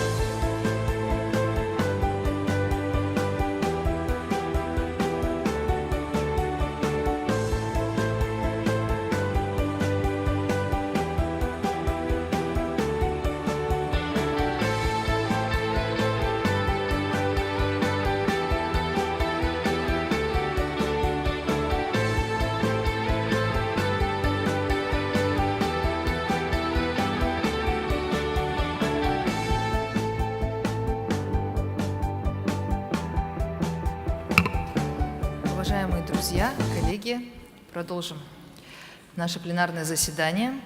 Разрешите представить новых членов нашего президиума. Директор Всероссийского научно-исследовательского института документоведения и архивного дела, кандидат исторических наук Кюнг Павел Алексеевич.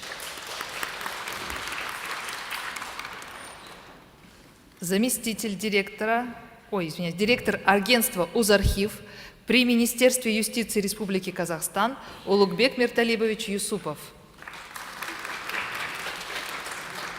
Заместитель директора Департамента по научной технологии и информатизации Государственного архивного управления Китайской Народной Республики Дин Дэшен. Председатель отраслевого профсоюза работников государственных банковских учреждений и общественного обслуживания Жакипов Мирбулат Хабиевич.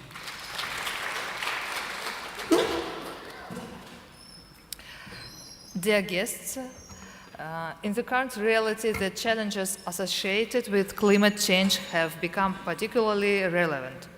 Humanity has witnessed a significant increase in various natural disasters, which have caused immense damage.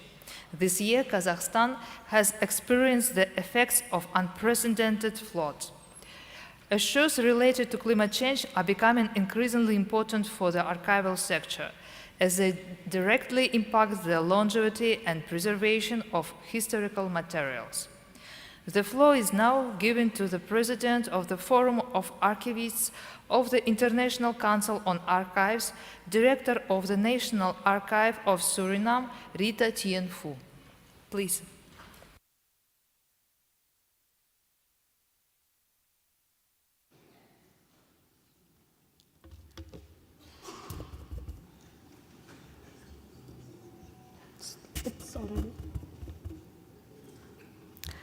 Excellencies, ladies and gentlemen, first of all, allow me to thank the Archives of the President of the Republic of Kazakhstan and their director, Alia Mustafina, for inviting the International Council on Archives to take part in the second Congress of Archivists on the theme Heritage Institution on the Way to Sustainable Development of Society.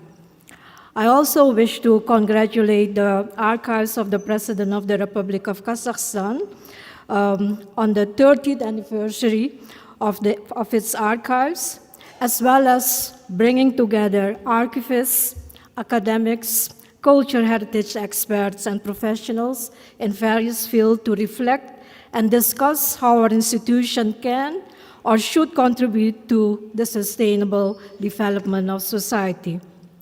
Since 2022, the ICA has been partnering with Archives of the Republic of Kazakhstan,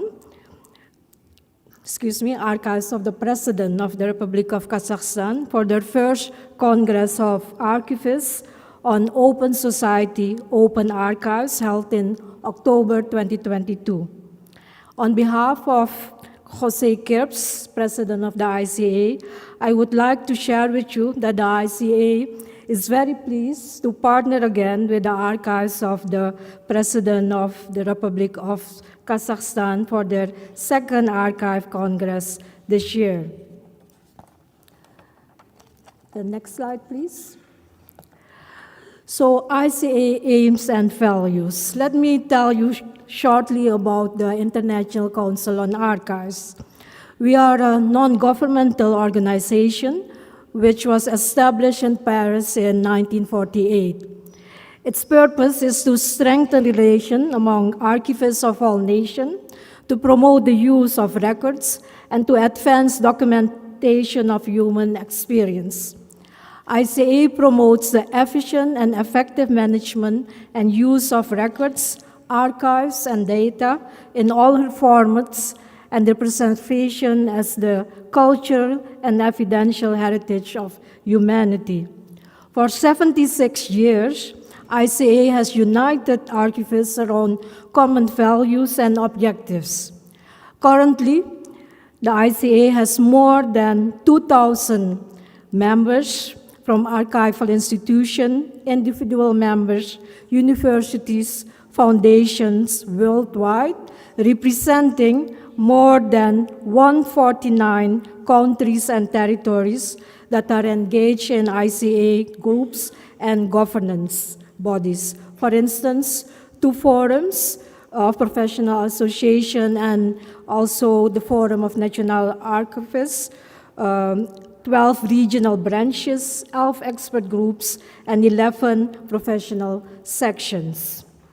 So I will go now to my next slide to report on the activities of the International Council on Archives towards a sustainable development of society.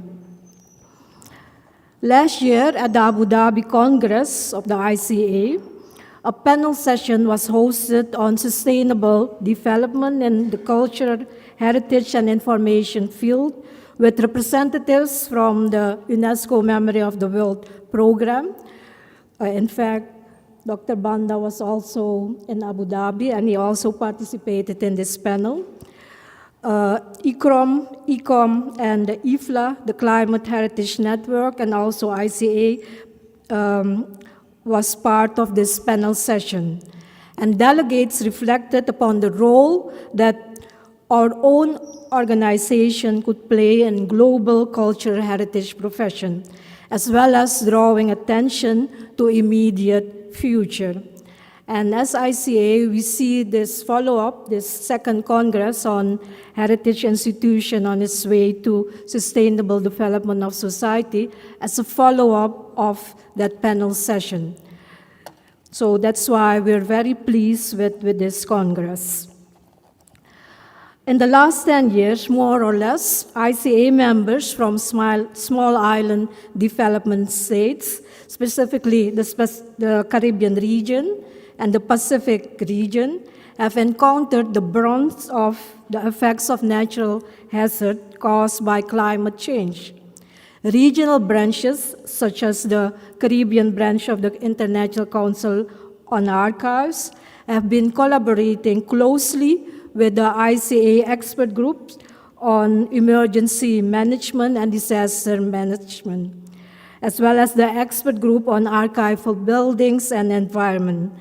Training programs as well as advocacy activities have been conducted with regards to emergency preparedness. As tangible outcome of the workshop or the training, the workbook on emergency management and disaster preparedness have also been developed and will be published soon as open source. During the hurricanes in 2017 in the Caribbean, also the ICA, through its program commission, allocated funding to support the Caribbean region. And that's why this collaboration, this reaching out, advocating for climate change is very important, because climate change will affect every region. If you are in the South, in the Caribbean region, in the Asian region, or in the African region, it will affect us. And as ICA, we promote and advocate also for collaboration.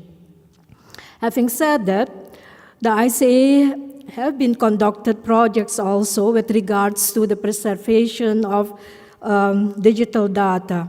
And in this context, I have to say that the Forum of National Archivists recently organized a webinar on new technologies and implementation in national archives. What are the successes and the challenges? So next slide, please. Before that, previous ICA projects related to climate change. Yeah, thank you.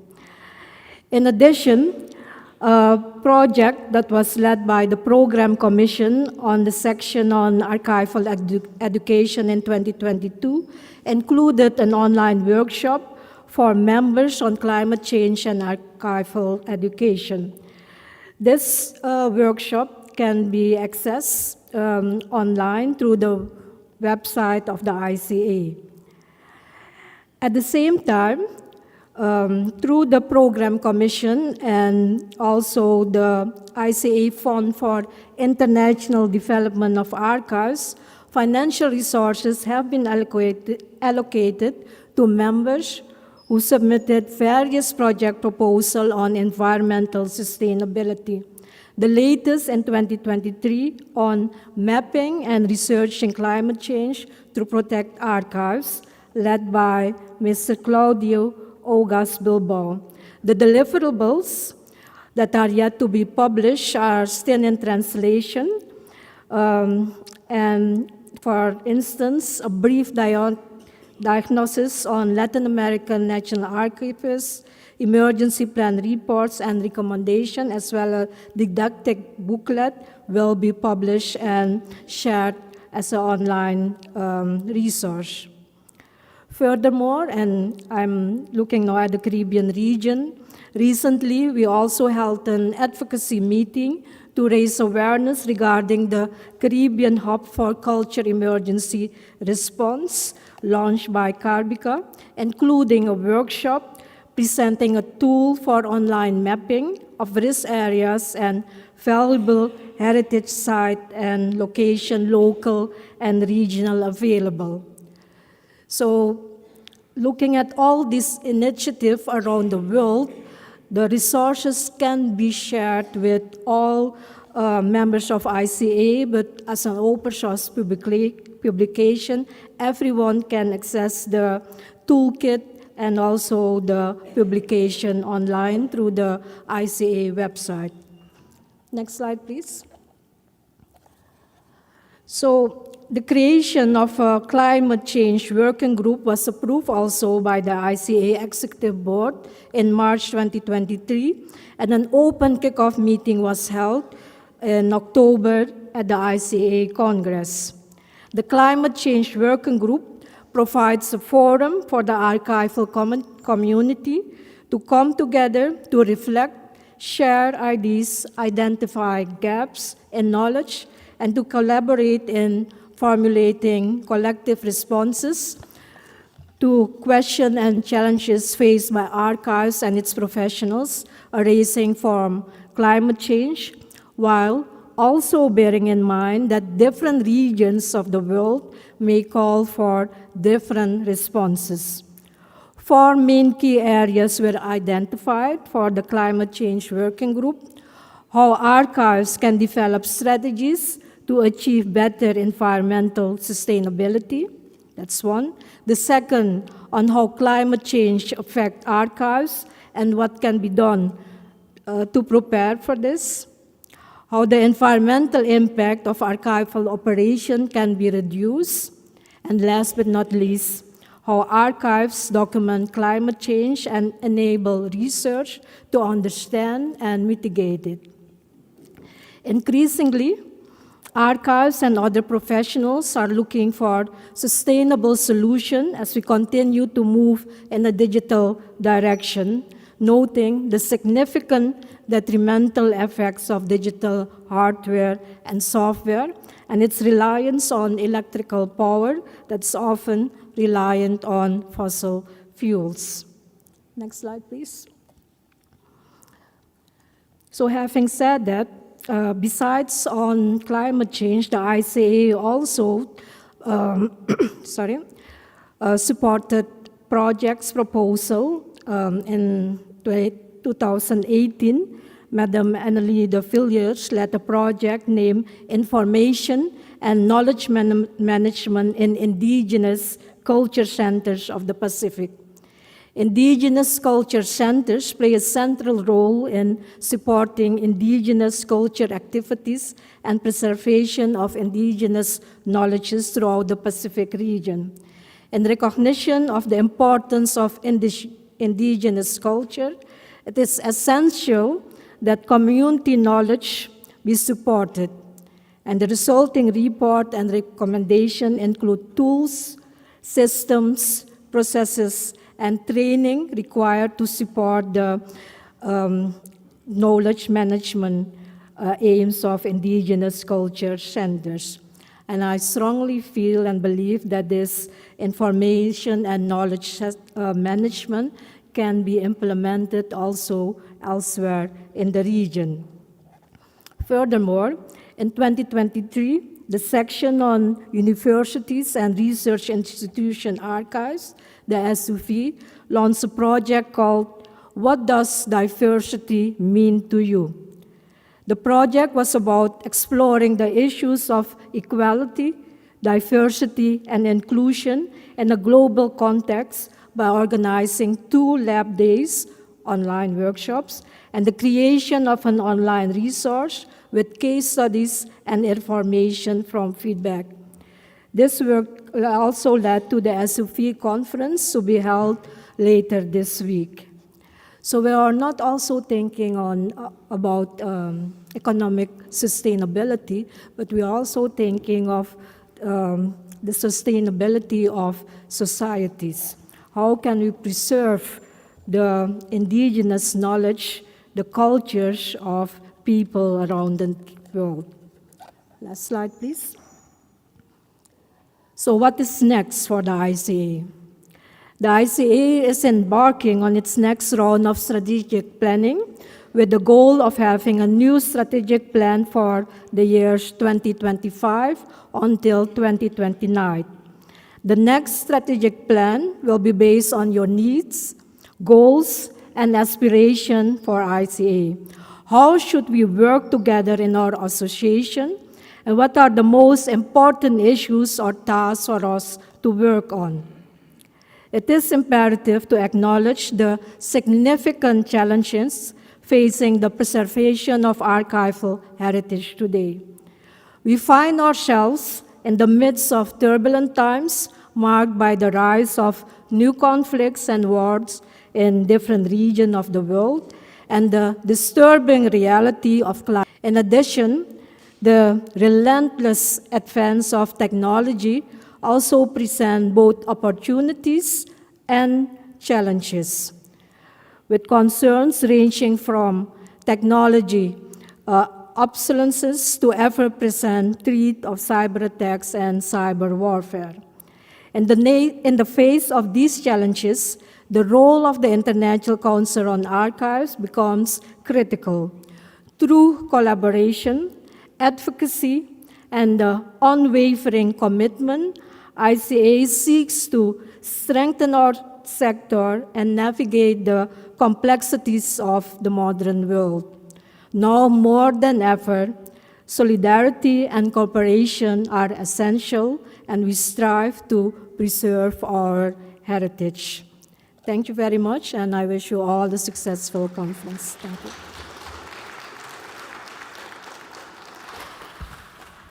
Thanks a lot. Президент архиві Өзбекстан архивтерімен байланысты нығайтуға көп көңіл бөледі. Архив қорларын қалыптастыру мен сақтауға, құжаттарды цифрландыруға қатысты мәселелер бойынша тұрақты тәжірибе алмасу екі ел архивтерін одан әрі тиімді дамыту үшін жаңа мүмкіндіктер ашады. Сөз Өзбекстан Республикасы Әділет министрлігі жанындағы Узархив агенттігінің директоры Улукбек Мирталибович Юсуповқа беріледі.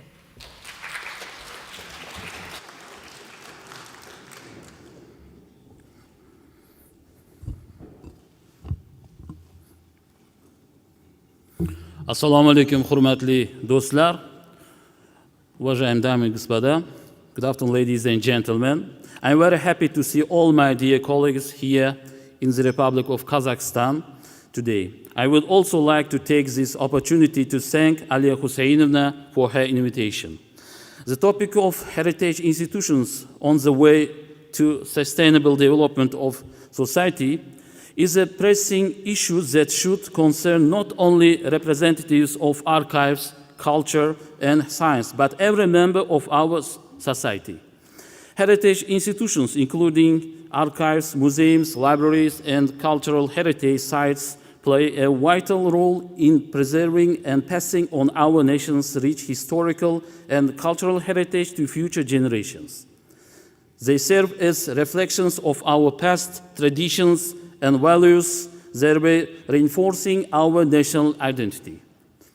These institutions are not just involved in cultural and educational activities, but also contribute to economic, social, and environmental sustainability.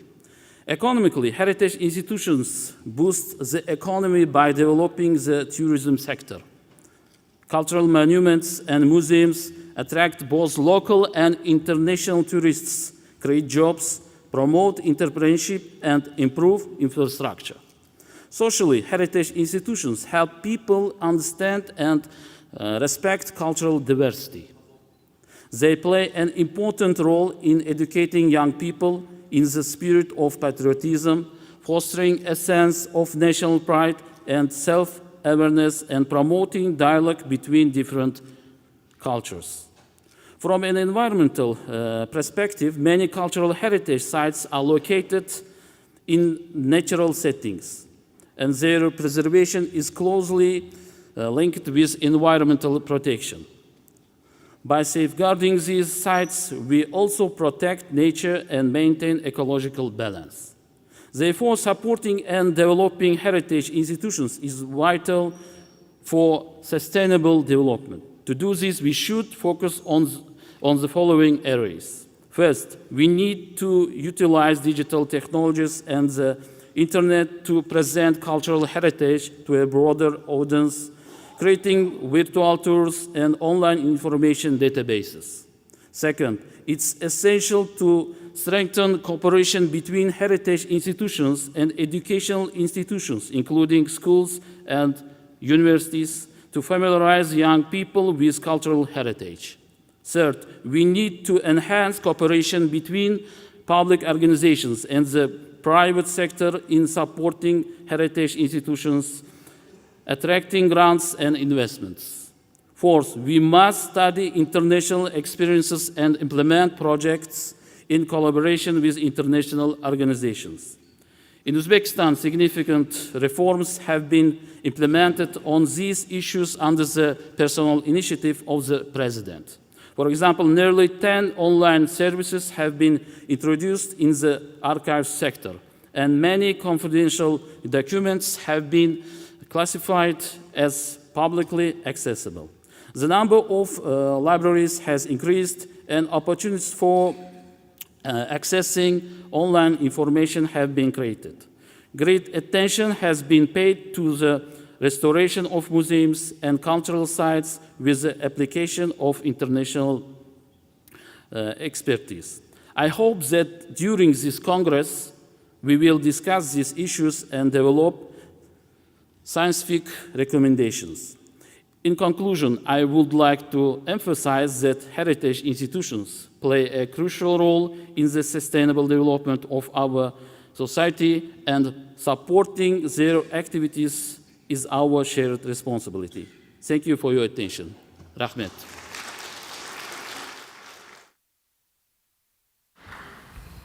Рахмет, Улугбек Мирталибович.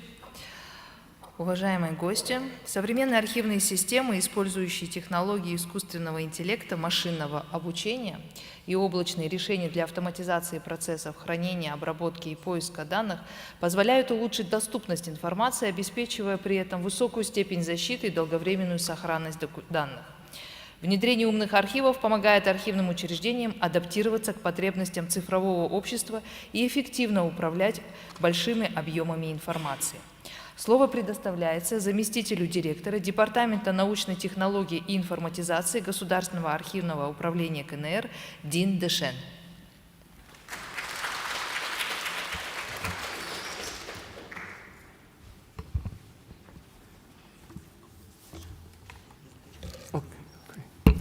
尊敬的穆斯塔菲纳馆长，各位同仁，上午好。我是来自国家档案局中央档案馆科技信息化司副司长丁德胜，很荣幸在哈萨克斯坦第2届档案工作者大会上为大家介绍中国在智慧档案馆建设方面的构想和实践。近年来，中国档案信息化工作取得了显著成效，为经济社会发展提供了良好的支撑。数据、信息等领域迅速发展 ，AI 等新代技术突破性进步，为档案工作提供了重大的发展机遇，也带来了前所未有的挑战。智慧档案馆就是在这样一个情形下，作为一个全新的概念和发展策略被提出来，并逐渐为广大中国档案工作者所接受。结合这个主题，我介绍的内容呢，包括3个方面。智慧档案馆提出的背景。第二个就是智慧档案构成要素。三是智慧档案馆应用的技术和实践场景。中国数字档案馆建设始于上世纪末，从引进电子档案馆、虚拟档案馆等概念，到深圳、青岛开展数字档案馆研究和建设，再到国家档案局先后发布数字档案馆建设规范，并启动评测工作，数字档案馆的建设经历了理论研究、试点实践、全面推进3个发展阶段。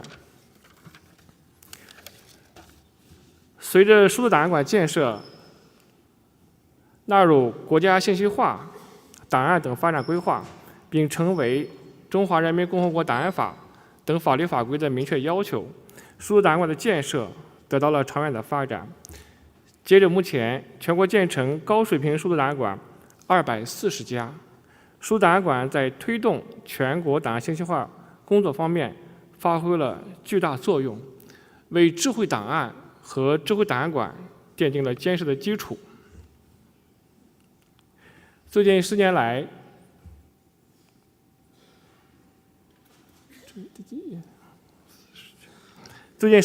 中国大力推动网络强国、数字中国和智慧档案社会建设，构建新时代智慧档案构想，既是档案行业的内生需求，又是应用外部发展必须采取的重要措施。这里我以 DIKW 模型为基础，从技术、载体、内容、目标、功能、特征和实质7个角度给出了智慧档案的概念。可以看出，这意味着全新的技术、全新的模式、全新的阶段、全新的构想。推进智慧档案馆的建设呢，需要改变治理观念，构建统一有效的档案网络，需要改变治理方式，建立统一的管理服务应用平台，需要改变管理对象，构建全国或区域范围的专题数据库、行业数据库，需要改变管理目标。在业务工作、数据治理、档案利用和决策支撑方面进行档案智慧管理，实现档案工作的全面的智慧化。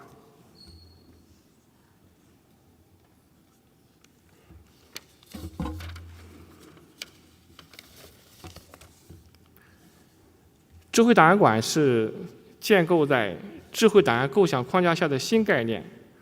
中国的智慧档案馆概念于2013年正式提出，相关研究从一开始简单套用智慧城市概念，到逐渐深入拓展，在智慧档案馆外在表征、业务流程、技术赋能、管理对象等做出了深入的研究论证，从不同的侧面勾勒出智慧档案馆的理论框架。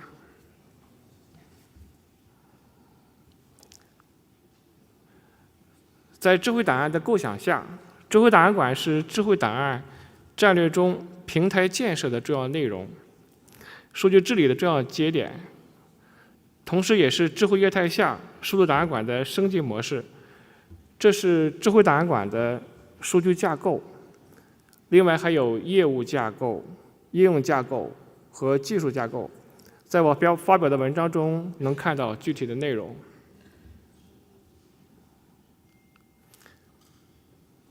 目前，智慧档案馆在中国已经提上议事日程，建成数字档案馆的一些档案馆已经开始探索开展智慧档案馆的建设。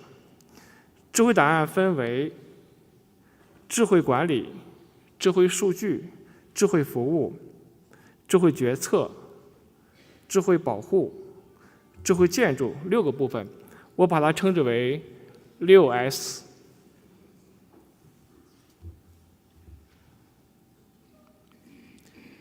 智慧决策通过机器学习、深度学习、可视化、语义分析等人工智能技术，对档案数据进行深度挖掘，发现潜在的、有价值的以及未知的关系、模式和趋势，支持自动或半自动开展鉴定、开发等业务管理活动，为决策者提供决策参考。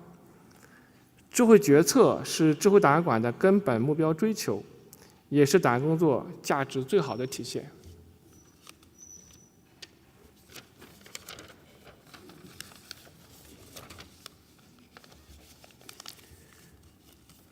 智慧服务是以自动化、智能化、档案利用和展览展示为目标，通过大数据、物联网、云计算、移动通信等技术，为不同的用户提供泛在化、细微化、个体化、差异化的档案查阅和展览展示的服务模式。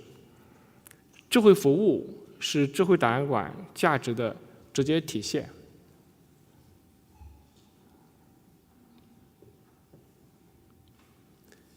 智慧数据是以档案数据为管理对象，应用大数据技术等，将档案信息资源数据化，并进行智能化的采集、清洗、识别、抽取、存储、治理、保护、使用等，实现对数据标准、数据质量、数据安全、数据生命周期等高水平的管理，为智慧服务和智慧决策提供充分的数据支撑。智慧数据是智慧档案馆资源建设的核心内容。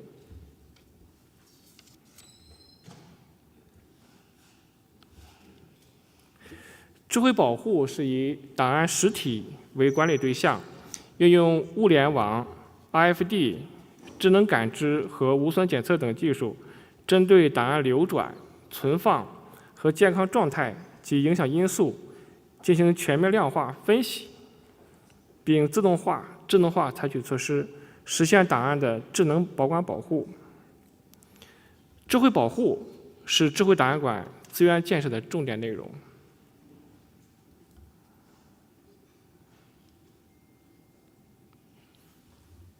智慧建筑是以档案馆建筑的管理为目标，运用物联网、云计算、大数据、人工智能、BIM、数字孪生等技术，为档案馆管线、消防、安防、HVAC、能源、门禁、环境检测、人员车辆出行等提供统一接入和管理方案，实现低碳、舒适、智慧的建筑环境。智慧建筑为智慧档案馆提供基础管理环境。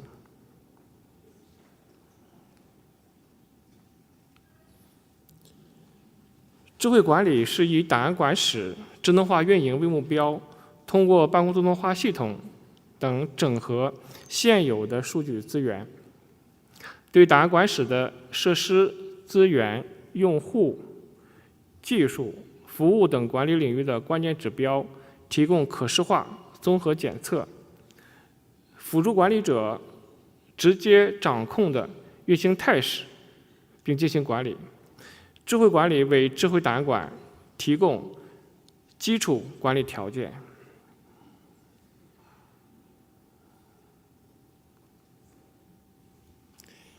智慧档案馆建设涉及档案馆舍、档案资源、网络、系统、软件、硬件等诸多因素，因而在建设技术上应当包括人工智能、大数据、云计算、物联网、5G、区块链、数字孪生、元宇宙在内的所有的新一代技术。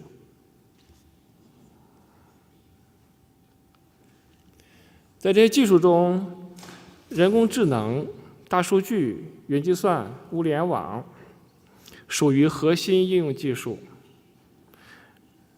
人工智能技术用于分析档案数据，从中提取有价值的信息。云计算技术用于提供存储和处理档案数据基础设施。物联网用于实时采集信息，并通过网络实现物与物、物与人的泛在连接。5G 区块链、数字孪生、元宇宙属于支撑应用技术，主要应用于支持智慧档案馆的通信、安全、建筑、展陈等方面内容的建设。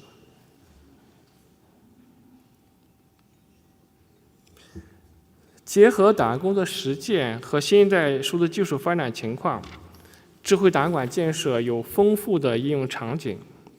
这里我结合 6S 总结了20个有意义的场景。由于时间关系，下面我对其中在实践中比较常见的场景做一个介绍。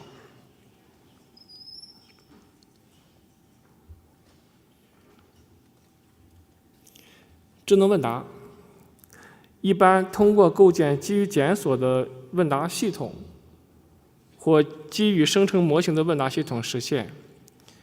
这在 ChatGPT 和微信一言等众多模型出现后，成为中国档案行业讨论和应用的一个热点。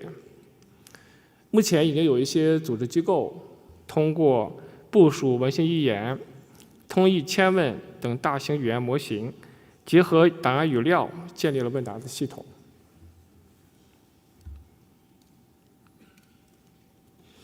智慧利用是对传统利用方式的重要变革，主要包括智能检索、精准服务等智能化、个性化档案利用服务，主要是基于知识图谱、用户画像、数据分析等技术，为用户推荐或主动推送档案信息知识。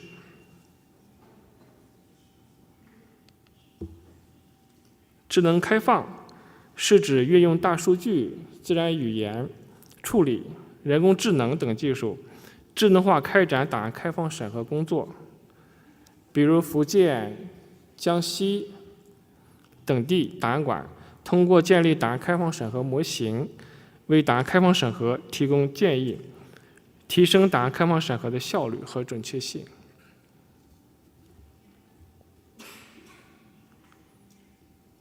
数字编言是指运用数据挖掘、文本挖掘、知识图谱、自然语言处理，尤其是 ARGC 等技术进行多层次、多维度的编言，比如通过私有化部署、大型语言模型等方式生成编言提纲或者具体内容等。中国目前有大量高品质的大语言模型，这为数字编言创造了非常好的条件。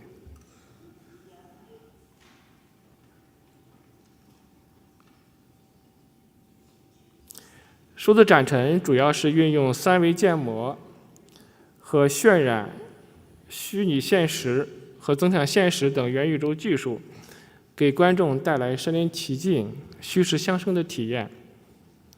数字展陈没有时间、空间限制，可以把浩瀚丰富的档案内容、档案工作者的创意展示得淋漓尽致。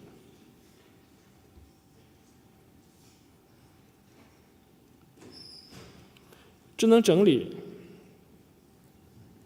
是运用新技术对档案进行智能的组建、分类、排列、编号、编目等，比如对文本、语言、图像等进行识别，抽取关键词或特征辅助注入，运用计算机视觉技术对照片进行人脸识别并自动归类，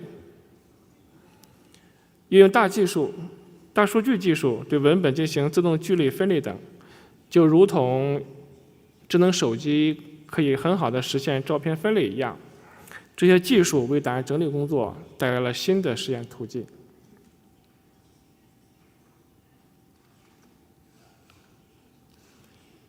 智能治理是指按照数据治理的要求，运用大数据和人工智能技术，将档案数据化并进行智能化的治理。比如运用机器学习技术识别是否有异常数据、涉密等特殊标记数据，通过机器学习算法进行分析，定位数据质量原因等。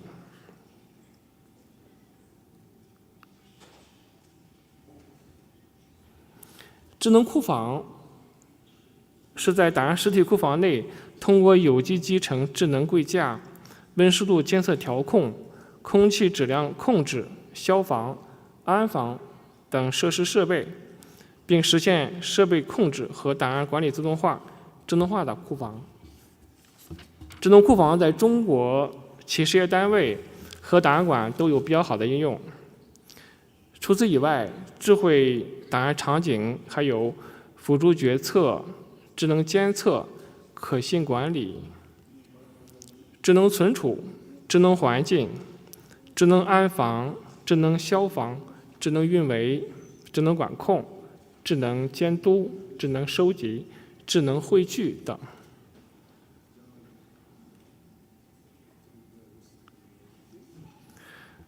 智慧档案馆建设在中国逐渐从纸面走向现实，从理论走向实践，其中有困难和挑战，也有机遇和成就。在此跟大家分享一句中国古话：“敌夔步至千里，积小流成江海。”我们愿意与各位同仁一道努力，推动档案工作走向更加恢宏的未来。最后，诚挚地邀请各位同仁，方便的时候到中国去，看看风景，看看人文，看看让我们引以为傲的档案工作。谢谢大家。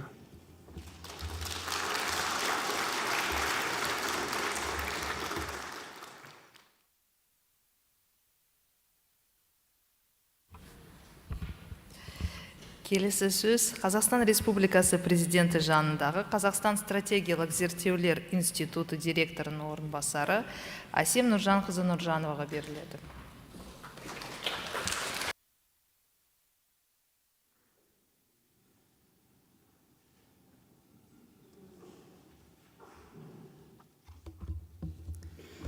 Уважаемые гости, участники второго Конгресса архивистов Казахстана, от имени Казахстанского института стратегических исследований при президенте Республики Казахстан выражаю благодарность организаторам, это архиву президента Республики, за приглашение и предоставленную возможность выступить перед столь презентабельным аудиторией. В первую очередь позвольте поздравить коллектив архива 30-летним юбилеем, зачитать поздравительный адрес от имени директора Еркін Валихановича Тукумова. Құрметті президент архивінің қызметкерлері, Қазақстан Республикасының президент жанындағы Қазақстан стратегиялық зерттеулер институты ұжымының атынан және өз атымнан сіздерді 30 жылдық мерейтойларыңызбен құттықтаймын. 30 жылдық жұмыс барысында Қазақстан Республика президентінің архиві тарихымыздың қатысты білімінің негізгі қайнар көзіне, аса маңызды оқиғаларға, түйткілді шешімдер мен оларды қабылдаған тұлғалар жайлы ақпарат беретін, еліміздің өткеніне және болашағына айқындай баға жетпес құжаттарды қазынасына айналды. Сіздердің қызметкерлеріңіздің қоғам алдында үлкен жауапкершілікке ие. Сіздерде еңбектеріңізге тек ғылым ғана үшін емес, жалпы қоғам үшін де баға жетпес құнды, өйткені өткенді түсіну жарқын болашағының кепілді. Сіздер келер ұрпаққа тарихи шындықты, сабақтастығын жеткізетін мұраның сақшыларысыздар. Осындай маңызды және жауапты миссияны орындау үшін сіздерге шын жүректен денсаулық, өркендеу, кәсіби табыс және сарқылмас қуат тілейміз. Ең басты еңбектеріңіз әрқашан жоғары бағаланып, сұранысқа ие болсын. Сіздердің еңбектеріңіз біздің ортақ тарихымыздың маңызды бөлігі болып табылады. Мерейтойларыңыз құтты болсын. Уважаемые коллеги, позвольте перейти к теме моего выступления, заявленной в программе Конгресса. Архив президента Республики Казахстан хранит документы политической истории страны, начиная с 1918 года. Это огромная база данных не только изучения, анализа, интерпретации и оценки происходящих событий и процессов в истории Казахстана, но и большой массив информации для мониторинга результатов достижения целей устойчивого развития. Эффективность различных государственных программ и национальных проектов. Доля измерений достижений целей и результатов, необходимые данные за последние 20-30 лет, такие данные возможно получить только в архиве президента, основной целью которой является научно-методическое сопровождение, практическая организация архивного обеспечения деятельности президента и его администрации, государственных органов и других организаций. КИСИ при президенте также относится к источнику комплектования архивного фонда. Сегодня глобальные изменения во всех сферах жизнедеятельности человечества ставят перед нами новые вызовы и задачи устойчивого развития государства. Достижение глобальных целей и национальных индикаторов устойчивого развития направлено на улучшение качества жизни населения. Одним из запросов общества является доступ к информации, большим данным, что увеличивает спрос на цифровые материалы и документы. Казахстан присоединился к целям устойчивого развития в 2015 году, и по результатам докладов текущего года наша страна сохранила свою позицию на уровне прошлого года. Это 66-е место среди 167 стран. За определенных 17 суров в данном докладе разделено на 4 категории по близости достижению к мировому показателю к 2030 году и помечены разными цветами. По Казахстану ЦУР номер 9 «Индустриализация, инновации и инфраструктура» в числе индикаторов оценивается уровень доступа и использования населением интернета, находится в промежуточном оранжевой зоне, которая свидетельствует о положительном динамике в сфере инноваций. Отрадно, что Казахстан вошел в тройку лидеров стран Азии в авторитетном международном рейтинге Global Innovation Index 2024 после Индии и Ирана. Рейтинг служит важным индикатором для разработки новых стратегий в области инноваций. Следует отметить, что в этом году на базе КИСИ нами был создан отдел по работе базы данными, который обеспечивает эффективное управление, поддержку развития данных, системы хранения данных и больших данных, то есть Big Data, а также для внедрения новых технологий искусственного интеллекта. Основная цель отдела – предоставление качественных услуг по обработке, анализу, предоставлению данных для решения стратегических задач института. Отдел занимается проектированием, созданием и обновлением базы данных, обеспечивает их высокую производительность и надежность. Внедрение современных технологий и подходов в области Big Data и искусственного интеллекта необходимо для повышения эффективного анализа данных. Разработка и внедрение методов анализа, обработки данных способствует более глубокому пониманию информации и помогает принять стратегически важные решения. Планируется производить методы анализа больших данных для выявления скрытых закономерностей и трендов, что позволит улучшить прогнозирование и принятие обоснованных решений. Основные направления, на которые мы фокусируемся, это повышение эффективности обработки данных, что улучшит прогнозирование аналитики и создание удобных инструментов для сотрудников нашего института. В свою же очередь, архив президента, как из инструмента формирования Big Data, призван проводить работу по модернизации, оцифровке всех архивных материалов. Мы уверены, что в данном направлении вами проводится большая работа. Зарубежный опыт ведущих стран мира показывает, что придается важное значение задаче формирования и сохранения документов глав государства, которые отражает вся политическая история страны. Современным трендом является масштабное применение цифровых технологий в архивном деле, онлайн-доступ к архивным материалам, не имеющий грифа секретности. В этой связи КИСИ и архив президента, как организатор, сопровождающий деятельность главы государства и его администрации, могут выступить партнером в создании электронных баз данных важных информационных аналитических материалов из истории страны в рамках единый архив электронного документа. Эти базы должны быть одним из инструментов для экспертов, ученых, участвующих в анализе достижений ЦУР и подготовке стратегических документов и прогнозирования будущего. Благодарю за внимание. Большое спасибо. Следующее слово разрешите предоставить директору Всероссийского научно-исследовательского института документоведения и архивного дела, кандидату исторических наук Кюнгу Павлу Алексеевичу.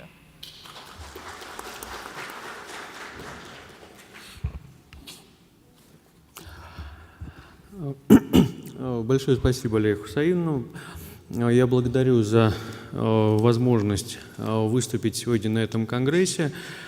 Заявленная тема действительно она является крайне важной, потому что в современном мире нам нужно искать возможности и точки для устойчивого развития. И здесь, конечно, архивы имеют все возможности для того, чтобы стать базой для этого развития. Но поскольку документ, с которым работают архивы, он пронизывает все стадии и все сферы социально-экономических отношений, обеспечивая взаимосвязи и взаимодействие между человеком, между обществом, между теми институтами, которые являются структурой этого общества.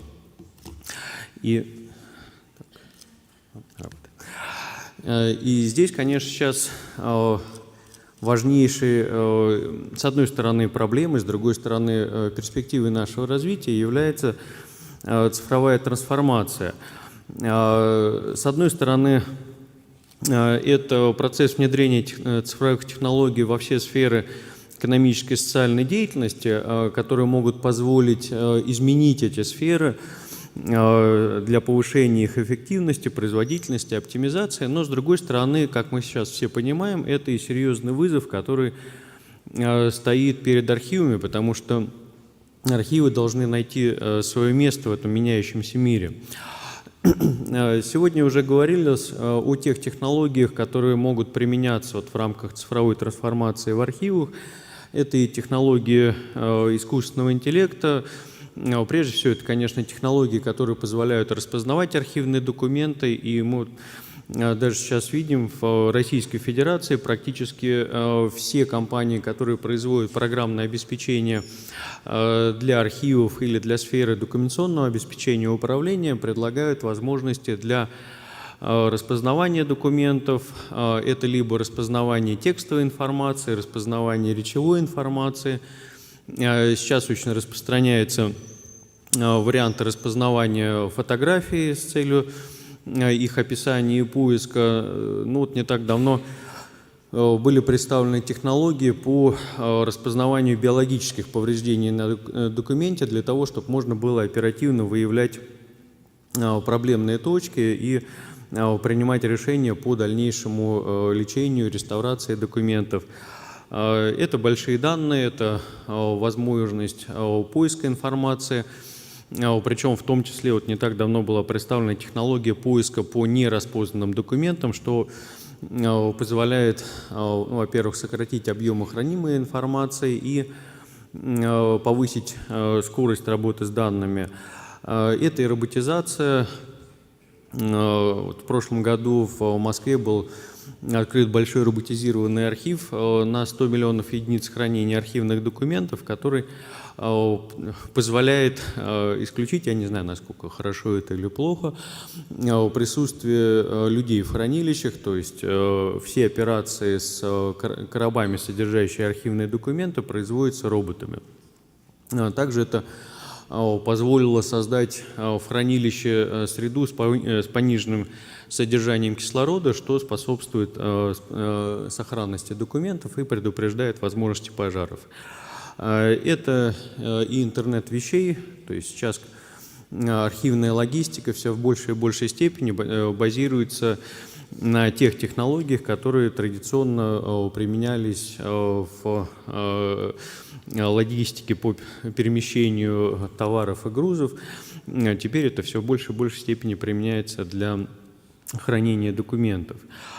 Ну, вот в условиях цифровой трансформации мы видим в том числе и переосмысление понимания роли документов в системе социально-экономических отношений. И в том числе, по крайней мере, у нас в научном и практическом сообществе очень активно обсуждаются вопросы, а как соотносятся понятия и, собственно, сами реальные представления документа, документированной информации и данных. В какой степени, когда мы говорим о данных в информационных системах, данных в реестрах, а все в большей и большей степени в государственных информационных ресурсах мы видим представление именно реестровой информации. Более того, мы сталкиваемся с тем, что, к примеру, единый государственный реестр недвижимости Российской Федерации, там является фактически первичным документом именно реестровая запись. И что мы здесь можем трактовать как документ? Реестр в целом или отдельную запись, или цепочку тех документов, на основе которых эта реестровая запись была внесена. Эти вопросы сейчас требуют серьезного осмысления и решения, что же мы будем в итоге принимать на хранение в архивы: первичные документы или сами реестры. И это вызывает в том числе необходимость развития регламентации сферы управления документами. И эта регламентация, она должна быть сквозной от создания документа до его хранения и использования в государственном архиве, потому что если само создание документа будет происходить бесконтрольно, те технологии, которые применяются при его создании, не будут учитываться, то архивам будет сложно работать с документом вот в том виде, как он будет поступать на хранение. Но эта регламентация затруднена тем, что изменения в процессах документообразования происходят быстрее, чем их теоретическое и методическое осмысление.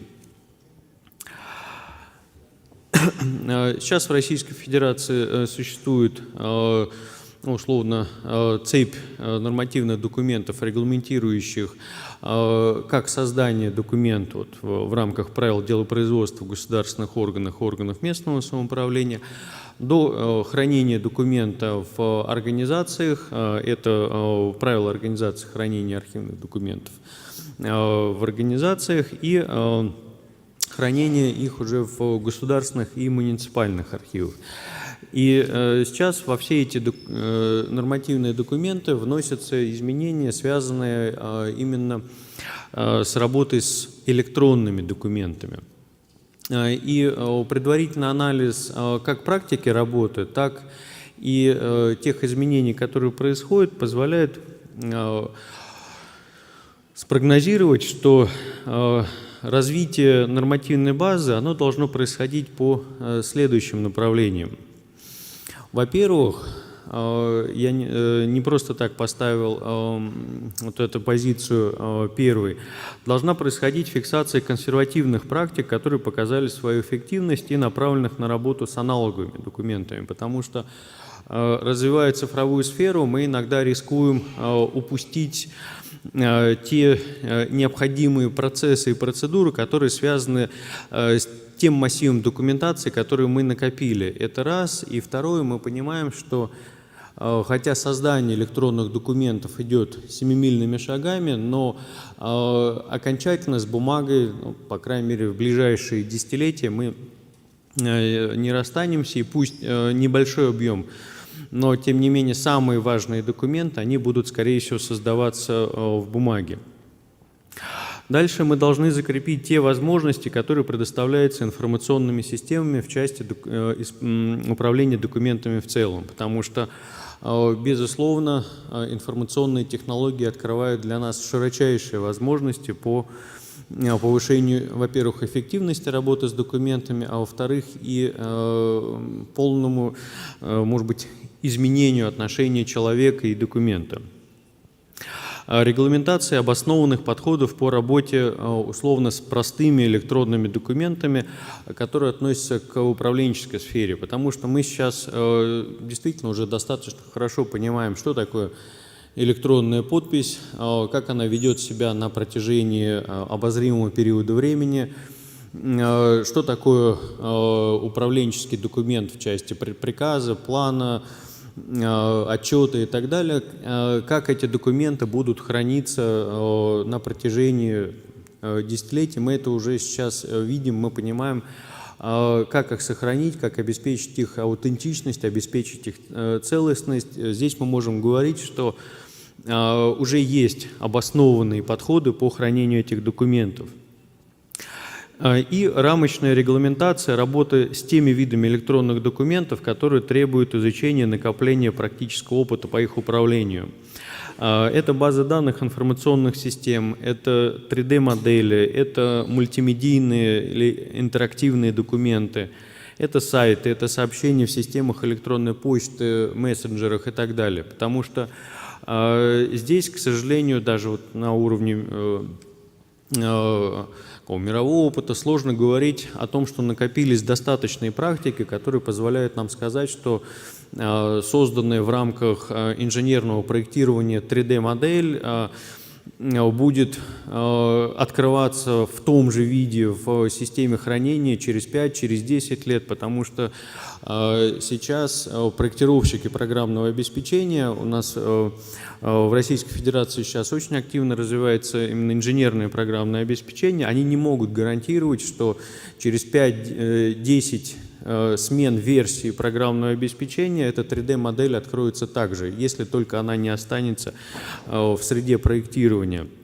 То же самое касается сайтов и так далее. Если мы переносим контент сайта с одной системы управления контента на другую, у нас есть риск существенного изменения их отображения. Поэтому здесь мы должны сосредоточиться на, скажем, рамочном регламентировании, накапливая практический опыт. Но, резюмируя свое выступление, на мой взгляд, крайне важно в рамках такого рода мероприятий обмениваться теоретическим, методологическим и практическим опытом, потому что те проблемы, которые мы сейчас обсуждаем, они являются действительно общими для всех нас. Большое спасибо за внимание. Спасибо, Павел Алексеевич. Сөз мемлекеттік банк мекемелері және қоғамдық қызмет көрсету қызметкерлерінің салалық кәсіподағының төрағасы Мирболат Хабиұлы Жақыповқа беріледі. Қадірлі әріптестер, құрметті қонақтар, мен бүгін конгресске жақсы нәтижелі жұмыс болсын деп тілегім келеді. Хочу пожелать успешной работы нашему Конгрессу и поблагодарить архив президента за приглашение и возможность выступить перед таким авторитетным сообществом нашим. В данном случае я выступаю как документовед, архивист и экс-куратор, наверное, архивной отрасли и наставник некоторых самых передовых руководителей наших архивов. Я немного истории, раз у нас такой юбилейный аспект есть. Многовековая история нашего народа, пережившая излеты и падения, страданий много, научила в критические периоды принимать мудрые решения. Так и было в последние десятилетия XX века в условиях нарастания центробежных тенденций в СССР. 24 апреля 1990 года был учрежден пост президента республики, который оказал решающее влияние на становление политической системы независимого государства и обеспечил преемственность власти после распада Союза. Кстати, это историческое событие сказалось и на моей судьбе. Уже в мае меня одним из первых пригласили на работу в аппарат президента, созданный. В октябре была разработана и принята декларация о государственном суверенитете. Это 90-й год. А в 91 году, 16 декабря, как вы знаете, был принят Конституционный закон о государственной независимости Республики Казахстан. Первые годы самостоятельного развития были драматическими. Разрыв хозяйственных связей, массовое банкротство предприятий, безработица, гиперинфляция и так далее. Начавшиеся конституционные проблемы вкупе с экономическими оказались затяжными. Необходимы были радикальные реформы. И без привлечения иностранных инвестиций невозможно было дальнейшее выживание страны. Здесь наиболее важным была срочная приватизация. Нужны были руководители рыночного склада, нужны были вузы нового типа. Руководство изыскало из скудного бюджета средства на эти цели. И президент обеспечил щедрую поддержку Казахскому институту менеджмента, экономики и прогнозирования, КМЭП, сам директор которого сейчас выступал. Это уже история. который был создан уже в 1992 году на базе Института политологии и управления. Это бывшие партийные школы при ЦК партии. Вот, с приватизацией иностранным инвестором всего комплекса зданий, к которым примыкало издание Центрального госархива новейшей истории. Это предшественник архива президента. Ну, коротко, ЦГАНИ, Центральный государственный архив новейшей истории, который был преобразован из Истпарт-архива ЦК Компартии после распуска Компартии. Когда нам в аппарате президента в 1993 году стало известно о намерении инвестора приватизировать издание Центрального госархива вместе с библиотекой Института истории партии, мы, общий отдел аппарата президента, с целью сохранения ценнейшего архивного фонда ЦК партии, который хранился в ЦГАНИ, предложили главе государства преобразовать этот архив в архив президента с подчинением президенту страны. Вот, подготовить указ о создании архива президента было поручено мне, что, конечно, налагало большую ответственность. Конечно, как документовед и архивист постарался максимально вложить в проект указа наше современное видение архива нового типа. Высокий статус – это подчинение президенту. Назначение директора архива и его назначение директора архива президентом, его заместители по согласованию с аппаратом президента, они все являлись политическими госслужащими, вот, а архивисты являлись государственными служащими с высокой зарплатой, естественно, и социальным пакетом. И оснащение архива современным архивным и другим техническим оборудованием.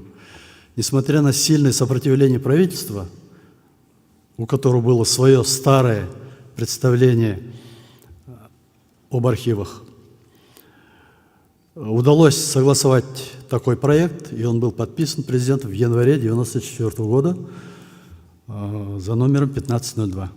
И я сегодня на этом конгрессе архивистов поздравляю архив президента с юбилейным 30-летием. Это... Да, спасибо. Действительно, и через 2 месяца, 24 марта, вышло постановление Кабинета министров об архиве президента, которое предусматривало решение всех имущественных, материально-технических, финансовых вопросов. И в пункте 1 было установлено, что архив президента является правительственным учреждением, выполняющим функции Центрального государственного архива, с сохранением надбавок за особые условия труда. Это пункт 3. И много других позитивных вещей, которые должны быть, по идее, у всех госархивов. Кстати, сохранил копию этого постановления в моем личном архиве. Передам архиву президента. Он пожелтел уже весь. То есть архив президента, вы стали прообразом нового типа архива, у которого есть высокая миссия сохранения бесценного исторического наследия нации. Вы ознаменовали новый этап развития архивной отрасли Казахстана, я так считаю. И это стало возможным, конечно, благодаря независимости. Следующим важнейшим этапом, шагом, вернее, большого внимания государства к архивной сфере стала инициатива президента Республики Назарбаева и его решение от 12 декабря 2002 года о строительстве в городе Астане, в новой столице, здания Национального архива Республики. В самом центре новой столицы, напротив Агорды, рядом с ее духовным символом Байтереком. В июле 2006 года вышло постановление правительства о создании государственного учреждения Национальный архив. Торжественное открытие Нацархива состоялось 14 декабря 2006 года, в канун 15-летия независимости. Ранее в республике не было такого учреждения в архивной системе. Считаю, что это стало следующим новым этапом развития архивной отрасли Казахстана. Сейчас Национальный архив стал полноценным ведущим методическим, научным, учебным центром архивной отрасли. Источником комплектования является 285 организаций, это парламент, правительство, министерство, ведомство, национальные компании. Архив президента и Национальный архив являются членами Международного совета архивов, что ранее, конечно, было невозможным. Таким образом, в нашей архивной сфере есть вот такие примеры передовых учреждений архивных. Но мы богаты и уникальными центральными архивами. Это ЦГА, Центральный госархив, ЦГА НТД, ЦГ, кино, фото, документов и звукозаписи, которые хранят исторические фонды и до советского периода. В них работают самые опытные архивные кадры, которые каждодневно делают очень важную работу для науки и общества. Ну, сейчас мы вступаем в следующий этап развития архивной отрасли. Это цифровизация, искусственный интеллект. Вот. О возможностях и проблемах очень хорошо рассказали наш китайский коллега и российский коллега. Вот я думаю, что там есть не только возможности, но и проблемы, над которыми мы должны работать вместе.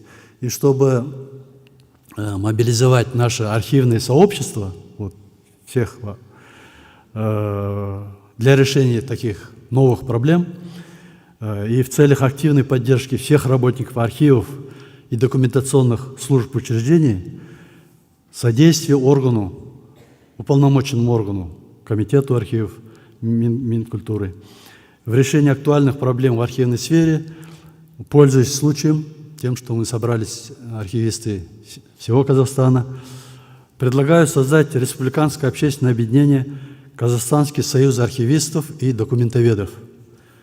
Я встречался с министром культуры, с председателем комитета. В принципе, поддержка есть. Устав готов, согласован с Министерством юстиции. Вот. Предметом деятельности Союза будет организационное обеспечение участия нашего сообщества в поддержке и развитии архивного дела и системы управления документацией в Казахстане, повышение общественной значимости, роли архивов и документационных служб, профессиональная консолидация архивистов и документоведов, в том числе содействие установлению достойной оплаты их труда, оказание членам Союза консультативной помощи, всемирной поддержки, защиты их прав и интересов и другое. Уверен, что это предложение найдет вашу поддержку. Спасибо. Спасибо за внимание. Еще раз успехов нашему Конгрессу.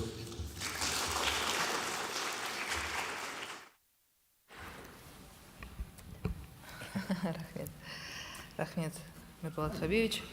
Уважаемые гости, участники Конгресса, на этом наше пленарное заседание завершается. Но в программе Конгресса, как вы можете увидеть из представленных вам материалов, предусмотрены и панельные сессии, воркшопы, вебинары, полевые выезды в архивы и университеты, мастер-классы ведущих международных и отечественных экспертов, семинары, а также документальные выставки. Поэтому я думаю, что в ближайшие 3 дня нас ждет плодотворная работа, поэтому желаю всем конструктивного диалога, успешных обсуждений и хорошего настроения. Спасибо большое.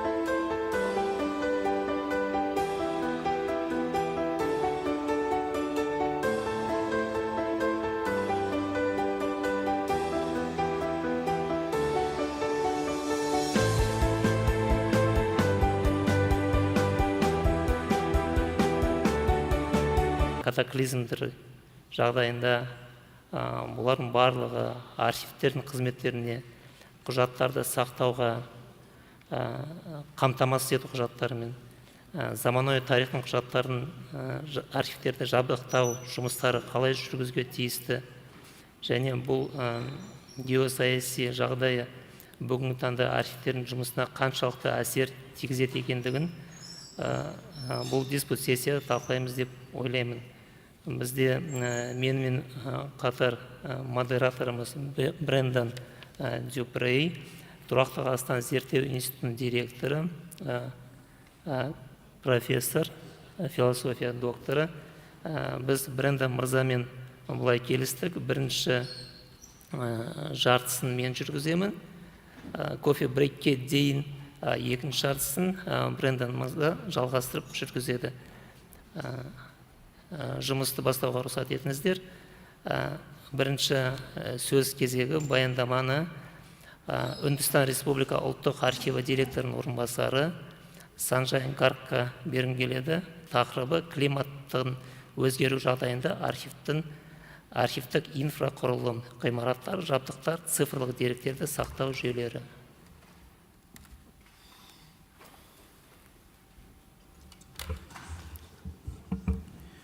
Thank you very much.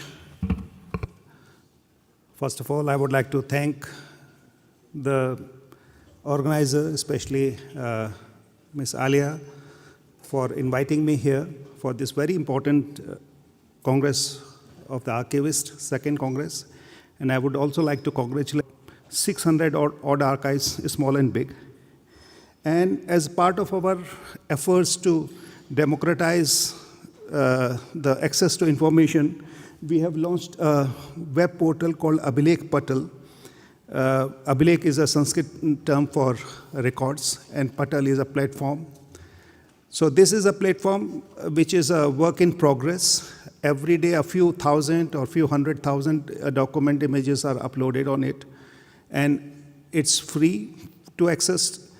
As of now, we are having registered users from about 200 plus countries.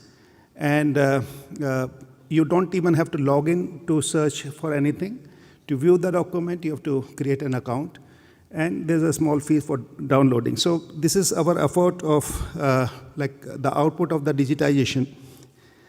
Now, talking of the climate change, I've borrowed the definition from the UN, and it says that climate change refers to long-term shifts in temperatures and weather patterns. What causes it? There are natural causes and there are man-made causes. Among the natural causes, as we know, that there are volcanic eruptions, which can release carbon dioxide into the atmosphere, but may also emit aerosols such as volcanic ash and dust and sulfur oxide. Similarly, there are solar radiation. Almost all the energy that affects the climate on Earth originates from sun, and the sun's energy passes through the space until it hits Earth's atmosphere. And it varies over the time, and it has an impact on our climate. And also the orbital change. As we know that the rotation of the Earth changes its orbit, between the distance between the planet and the sun changes. And these changes, some of the areas become very hot, some of the areas become very cold, and it also affects, results in climate change. The human is not less culprit in adding to the problems of climate change. Global warming, and there's a data between 2011 and 2020 that it was the warmest decade. Similarly, the greenhouse emissions, they affect the climate, releasing carbon monoxide, methane, nitrogen oxide, and various other. Similarly, deforestation. Trees, as we know, that they regulate the climate by absorbing CO2 from the atmosphere.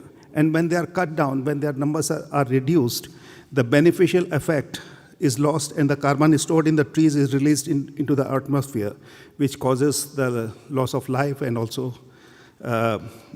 changes in the climate conditions. And another factor is the increasing industrialization and urbanization, which burning of the fossil fuels, the vehicular pollution, it all adds to the climate change, affects climate change. So how does it affect our living environment? It raises the temperature. As the greenhouse gas concentrations increase, so does the global surface temperature. It raises the sea level. Rising sea levels threaten coastal communities and ecosystems and can lead to increased flooding and storm surges. And extreme weather conditions, climate change can increase the frequency and intensity of extreme weather events such as droughts, heat waves, floods. And these events can cause property damage, disrupt society, and increase the cost of insurance. Archives, as we know, that these are very vulnerable to the climate and the temperature changes. Specific threats, as I said, that the archives are found in the form of paper, in the form of film, photographs, audiovisual recordings. And these temperature and humidity variation affects in growth of mold, mildew, deterioration.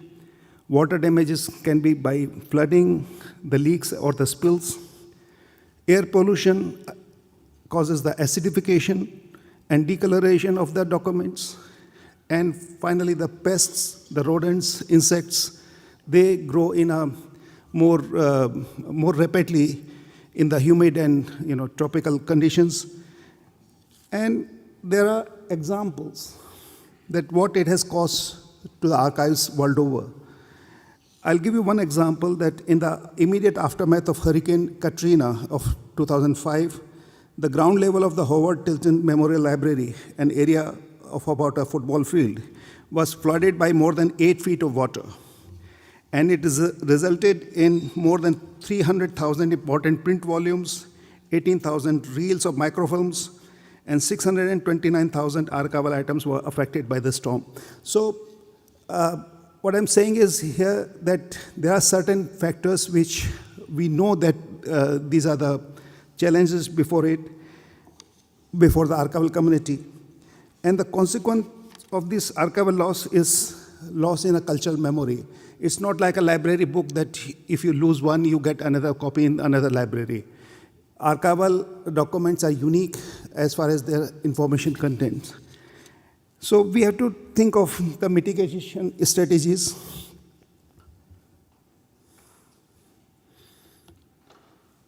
Which will include the environmental control, light, temperature, humidity, air filtration. There are norms and standards about the ideal storage conditions. Then the disaster management becomes very, very important aspect.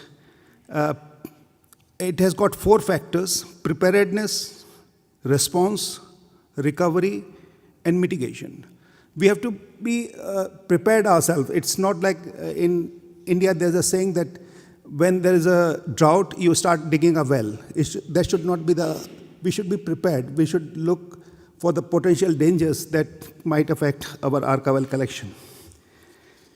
Now, another mitigation strategy is the digitization, which everyone is talking about. Digitization is what is also referred to as duplicative conservation. So you don't conserve the originals, but you conserve a copy. And here also, what are the options before us, whether we store them in a hot cloud or a cold cloud. These are some of the questions that we have to. I'll give you a couple of case studies. There's an archives in Salt Lake City in US, which belongs to the Family Search Incorporated. Earlier, this organization was known as the Genealogical Society of Utah. So this archives they have dug a vault inside the granite mountain outside of the Salt Lake City. And this vault is equipped with 6 chambers, each about 190 feet long and 25 feet wide. And these vaults contain about 3.5 billion images on microfilm, microfiche, and digital media.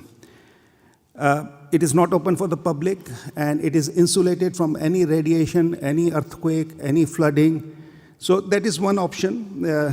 It was constructed in the 1960s, and this vault boasts of world's largest collection of family history information, about 65,000 square feet of storage space. Another example is from the Netherlands. There it is a Netherlands Institute of Sound and Vision, and it contains about 26 petabyte of digital media in the form of audiovisual and the archival collection. Yet another example is from the Library and Archives Canada. It is estimated that it is the largest automated archival center in the world and the first net zero carbon archival center in the Americas. It has got 6 vaults, which holds about 21,000 cubic meters to store paper, microfilm, motion pictures, and so on and so forth. And the automated retrieval system is also incorporated. So the future, how to have the long-term storage of data from the archival standard, there are various options which are emerging technologies. I have listed a few of them here. Quantum computing is one of the technologies which we have to keep an eye on. And it says that about 100 quantum computing storage bits can hold all of the world's hard disks together. So that is one medium which is an emerging technology. The another medium is which Microsoft is working on is a holographic storage, or HSD. And it is first cloud-based holographic storage system. This is another area worth watching as we continue to generate ever-growing mountains of data, especially with the advent of AI. Project Silica, it's like the data is stored on the glass plates, and it is etched with the laser, and only laser can read it. And as we know that the glass is indestructible unless you pick up a hammer and break it. So this can last for thousands of years. Then the DNA storage. A small vial of DNA can hold the data of the entire archives. That is also one of the technology which is coming up. Helium hard drives. And finally, the blockchain storage. So you distribute your data in various bits and various nodes across the cloud storage. And when you want to retrieve it, it's all connected. So we discovered writing about 5,000 years ago. And as an archivist, we have a task before us to preserve it for the next 10,000 years. So very quickly, what can be the options before us? These are some of the ISO standards which have been notified. We can follow these. And finally, the conferences like this are the answer, so that we can put our heads together, share our problems, and come out with the strategies. So I wish you all the best, and I look forward for a very fruitful session. Thank you very much.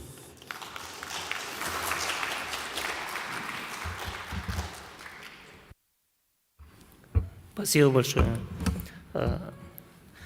Коллеги, я тут хочу немного пояснить. Мы по регламенту наговариваем, 15 минут будет возможность выступить. Санджай Гарг, у него предстоит встреча в консульстве Индии, поэтому попросился первым и нас покинул.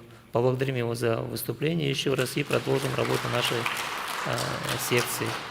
И у нас мы заслушаем докладчиков, и у нас будет возможность после выступлений время на обсуждение, задать вопросы, в том числе не только спикерам, но и тем, которые присутствуют в зале, ну и обсудить то, что мы о чем тут проговариваем. Следующее слово у нас есть онлайн-подключение. Марк Ормсби. Он представляет архив НАРА, является специалистом по наследию Национального управления архивов и документации США. Тема его онлайн-выступления – преодоление вызовов архивирования в условиях меняющегося климата. Здравствуйте, Марк. Вы нас слышите?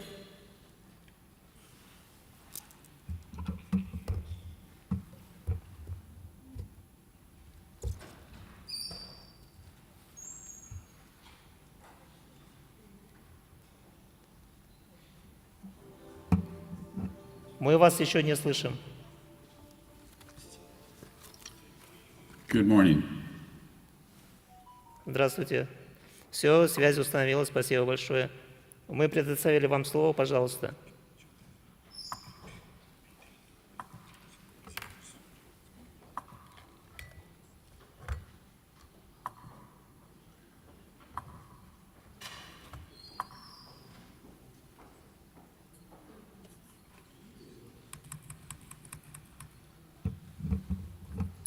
All right. Good morning. My name is Mark Ormsby. I'm a heritage scientist at the National Archives in Washington, D.C. And today I'm going to give just a very brief overview of the work that the Archives has done in addressing climate change. The Archives has facilities across the United States, so we're in a wide variety of environments, and we face a number of different risks. And I'm going to begin by discussing kind of our national approach, and then in the second part of the talk, I'll focus on some specific work we've done at our building in College Park, Maryland. At the national level, a lot of our work has been the result of executive orders issued by presidential administrations. So the most recent one was Executive Order 14008. This was, it emphasizes building resilience against the impacts of climate change. And so this was a shift in approach that focuses on adaptation rather than mitigation strategies to address the risk from climate change. So this executive order led to our climate adaptation plans and reports. And you can see these at the website sustainability.gov, along with yearly progress reports that show the efforts we've made going along. And the adaptation plans includes a number of initiatives. And because we have buildings across the country, we have a lot of different types of risks to look at. And so there isn't time to go into the details, but very briefly, one of the risks we face is rising sea levels. And among the facilities that the Archives has, the location of the greatest risk from rising sea levels is the John F. Kennedy Library, which is near Boston. And this does have a seawall, but because of our risk assessment, we've identified that this is our greatest risk to the properties that we have as far as climate change. So we will be cooperating with the city of Boston to improve the seawall, to get permanent improvements to reduce those risks. And that work will be happening soon. But away from the coast, there are increased risks of floods. You may have heard just in the past week, there was a bad hurricane that caused terrible flooding hundreds of miles from the coastline. But in Washington, D.C., we had a serious flood in 2006 due to a heavy storm that affected our main building. And so to address that, we installed floodgates at our main building in Washington, D.C. And these don't require electricity. They're floodgates that float up as the water rises, and these prevent water from going from the street level down below to our loading dock. And these have been very successful, and they help prevent flooding in we had two serious storms in 2011 and 2019 that flooded the area around the Archives, but because of the flood wall, we were able to protect the building. So away from the coasts, or on the other side of the US, in California, wildfires are a significant risk and a growing risk. And in the near the Ronald Reagan Presidential Library in California, the way they've addressed this is that every year we bring in goats every spring, and they come in and they eat the vegetation on the hillsides around the building, which in the event of a wildfire, that would be fuel for the fire. And the grazing has been very successful. A few years ago, there was a large fire near the building, which came right up to the border of the property. But thanks to the grazing by the goats, the building was not damaged other than smoke damage. So the grazing has been very successful. Now, in the middle of the country, we have tornadoes, which are powerful storms. And we have facilities near Kansas City that are in the area called Tornado Alley. And these are underground storage areas in old limestone caves. So they're protected from the elements from these serious storms. And it's also a much more energy efficient way to store records compared to buildings at the surface. So going forward, as far as part of our climate adaptation plans, we're conducting these vulnerability assessments at all of our sites, specifically looking at the risk from climate change to each building. And we've also revised our building condition report system, which is a process where every 5 years, we go and evaluate our buildings. That's a way of alerting management to issues with construction or renovation that need to be addressed. And now we're incorporating climate change issues into those assessments as part of a regular 5-year review. So that was just a very quick view nationwide of efforts we're making. I wanted to now focus on specific steps we've taken at our largest building in College Park, Maryland, where I work. This is Archives 2, which was constructed in 1993.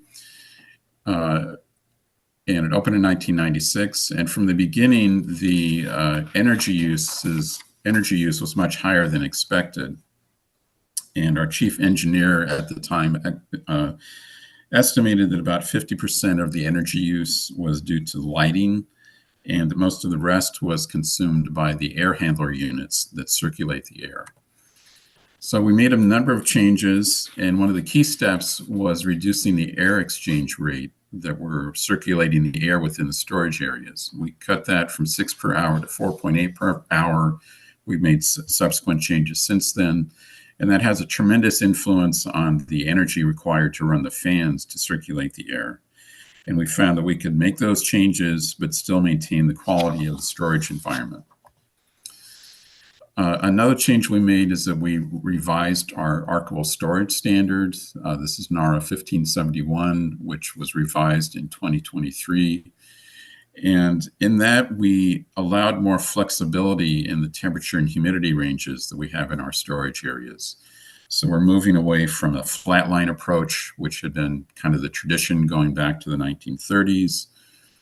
And a good reference on this is Sustainability Preservation Practices. It's a booklet available at this website from the Image Permanence Institute. And they note that the flat line, 70 degrees Fahrenheit, 50% humidity environment is difficult to achieve. It's harder to maintain, expensive, and not always necessary. And I've added that it might actually be worse for the records, and I'll get into that in a moment. So this is, you can see here, this is some data from one of our storage areas going back to 2010. And you can see that the temperature and the humidity are pretty much flatlined. They're very stable. And that's because we had our equipment set to very, very narrow tolerances for those conditions. When we revised the set points, we allowed the humidity to go from anywhere from, we went from seeing in a band of 45 plus or minus 5% to allowing a range of 30 to 50% with no daily maximum change there. So as long as the humidity was in that range, we were happy with that. And that was a change we made in September 2011. So here you can see data from 2010 to 2015. Here's the temperature on this axis and the humidity on this axis. And you can see there's a lot more variation, but we're still within those wider bands that we're allowing. So in an earlier slide, I noted that the flat line control may be worse for the records, but how do we know that? So in general, cooler and drier conditions are better for the records. They will last longer. But it was difficult to get quantitative data, how much better. So it was difficult to get quantitative evaluations of that when we're using analog records like the hygrothermographs, which Wade used for decades. But with the advent of electronic data loggers, which have been on the market for a few decades now, we're able to take a more sophisticated approach. And so here we have a model that we use called the Time-Weighted Preservation Index, which was developed by the Image Permanence Institute, and it builds on earlier work. And it combines the temperature and humidity data and their changes over time to give an evaluation of the quality of the environment. So the higher the TWPI, which is on this axis, the better. So under these conditions, the records will be aging more slowly than if we were down here at other conditions. So here you see we started out in 2011 down here, and we've moved up to this area. And the green is the average over the whole building at Archives 2. So this is the same data on this axis, but now I'm plotting the energy use for the building on this axis, going back to 2003. And you can see over this time, the energy use has dropped substantially. And that's at the same time that we're doing a better job of preserving the records in terms of the preservation index. So we're saving money, we're saving energy, and at the same time, helping the records to last longer. So as an agency nationwide, we've cut our building energy intensity by 43%. That's in 2023 compared to 2003. And we've cut our greenhouse gas emissions by 58% compared to the baseline in 2008. But we have more to do. We're in the process of what's called an energy savings performance contract, which is a mechanism that we use to fund improvements that help to save energy. And this is the third round of these that we've done going back over the past 15, 20 years. And one of the major steps right now is that we're replacing 21,000 light fixtures between Archives 1 downtown and Archives 2 in College Park. We're replacing those with light emitting diodes. And at our building downtown, we're making some major changes to the heating, ventilation, and air conditioning system. This building was built in the 1930s. It was remodeled. We did renovations in the early 2000s, but we believe there's a lot of potential to save energy with the heating, ventilation, and air conditioning system updates. And those are in progress, and we expect to make substantial improvements there. So this is just a very quick overview. If you'd like more details, you can visit our website, archives.gov, or the sustainability.gov website. And that has data from federal agencies around the US on a variety of metrics to their annual reports on the steps they're taking and the progress they're making in cutting our energy use. And I'd finally just like to thank my colleagues. Kevin Anderson is our agency environmental manager, and he prepared the first half of this talk, focusing on the nationwide efforts. And I have a number of colleagues who, from various offices around the agency, they've worked for many years to support this work and will continue in the future. I'd be happy to discuss this further. My email address is listed at the bottom. And with that, I will stop. So thank you very much. Спасибо большое, Марк. Спасибо за то, что вы в такое раннее для себя время проснулись, подключились к нашему мероприятию, Конгрессу. И я надеюсь, что до конца нашей сессии вы будете еще на связи, у коллег будут вопросы, возможно, к вам. У меня, к примеру, тоже созрел вопрос, я его тут озвучу, но вам не обязательно будет на него отвечать. Вы привели очень интересный пример с козами, как они помогли, способствовали снижению пожаров на территории некоторых штатов. У нас есть овцы. Почему бы овец тоже не использовать как ресурс, который способствует снижению пожароопасных территорий, скажем так. Спасибо вам большое. Я надеюсь, что вы с нами еще на связи. Так, следующий у нас доклад заявлен у Дмитрия Панто, главного научного сотрудника Музея Второй мировой войны в городе Гданьске, Польша, профессора, доктора философии. Тема доклада «Опыт создания специализированных музейно-экскурсионных помещений с целью сохранения коллекции». Пожалуйста.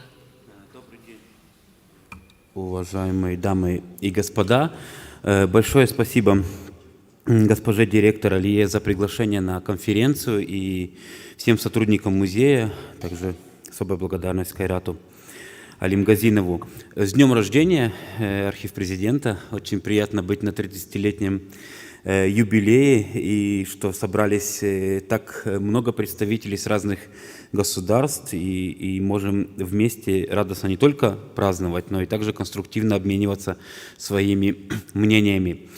Я хотел бы сегодня с вами поделиться информациями насчет нашего опыта создания специальных хранилищ для посещения. Это абсолютно новый тренд в музееведении, поэтому я свое выступление сделаю немножко теоретическим и совсем немного практическим, потому что мы еще в разработке такого хранилища. Расскажу, каким образом мы думаем, в каком направлении идем. Это будет для нас тоже важное событие в музее в Гданьске, поэтому будет таким образом. Тем более те люди, которые знают, как я выступаю, знают, что я люблю такие теоретические разные вещи рассказать. В первую очередь, для меня музей – это граница памяти, граница того, кем мы, как народ и государство, являемся, и чем мы, как народ и государство, не являемся. Строя музеи по всему нашему государству, мы создаем такую линию, которая определяет нас, идентифицирует как нацию и народ. Поэтому, конечно, это субъективный выбор и часто зависит от разного рода положений и ситуаций, но объективным хранилищем является депозит памяти, который мы называем фондохранилище в каждом музее, потому что там мы собираем все, и там хранится все. Поэтому стоит обратить внимание, что когда мы пригласим людей до этого резервуара памяти, как мы называем, мы покажем им все, что у нас имеется. Это как бы пригласить человека домой и из салона провести его в спальню, либо на кухню. Это такой же пример и такая же аналогия посещения именно фондохранилища в каждом музейном деле. Поэтому понятно, что строя экспозицию, мы опираемся на какой-то канон. Культурный, религиозный. А хранилище, архивное хранилище, оно существует поза каноном. Мы собираем там все, оно по мере своей возможности объективно, экспозиция и музеи часто субъективны. Коллекция каждого музея не позволяет предоставить полноту своих фондов. Это понятно и ясно всем. Так же, как и архива. Вы не все покажете, нет такой возможности показать все, что имеете.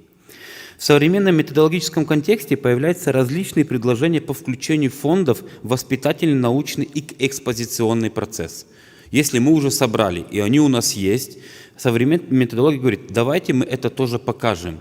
Построим на этом наш фундамент, потому что, в принципе, это наша история. Одним из направлений данного процесса есть создание и проектирование музейных хранилищ таким образом, чтобы они играли свое важное место в экспозиционной деятельности музея. Это вопрос особенным образом стоит в новых институциях, потому что, когда мы на этапе проектирования построим и сделаем такое хранилище, я скажу, почему это важно потом, тогда мы сможем его получить. Переделать обычное хранилище, архивное или музейное, в такую экспозиционную площадку очень-очень сложно.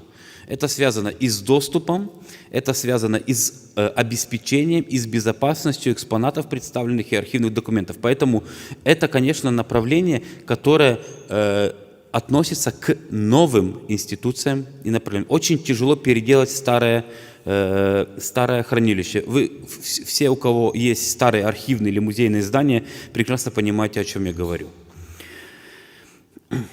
Таким образом, хранилище становится не только местом сбережения и защиты исторических артефактов, когда мы впускаем туда людей, но также местом ознакомления с ними.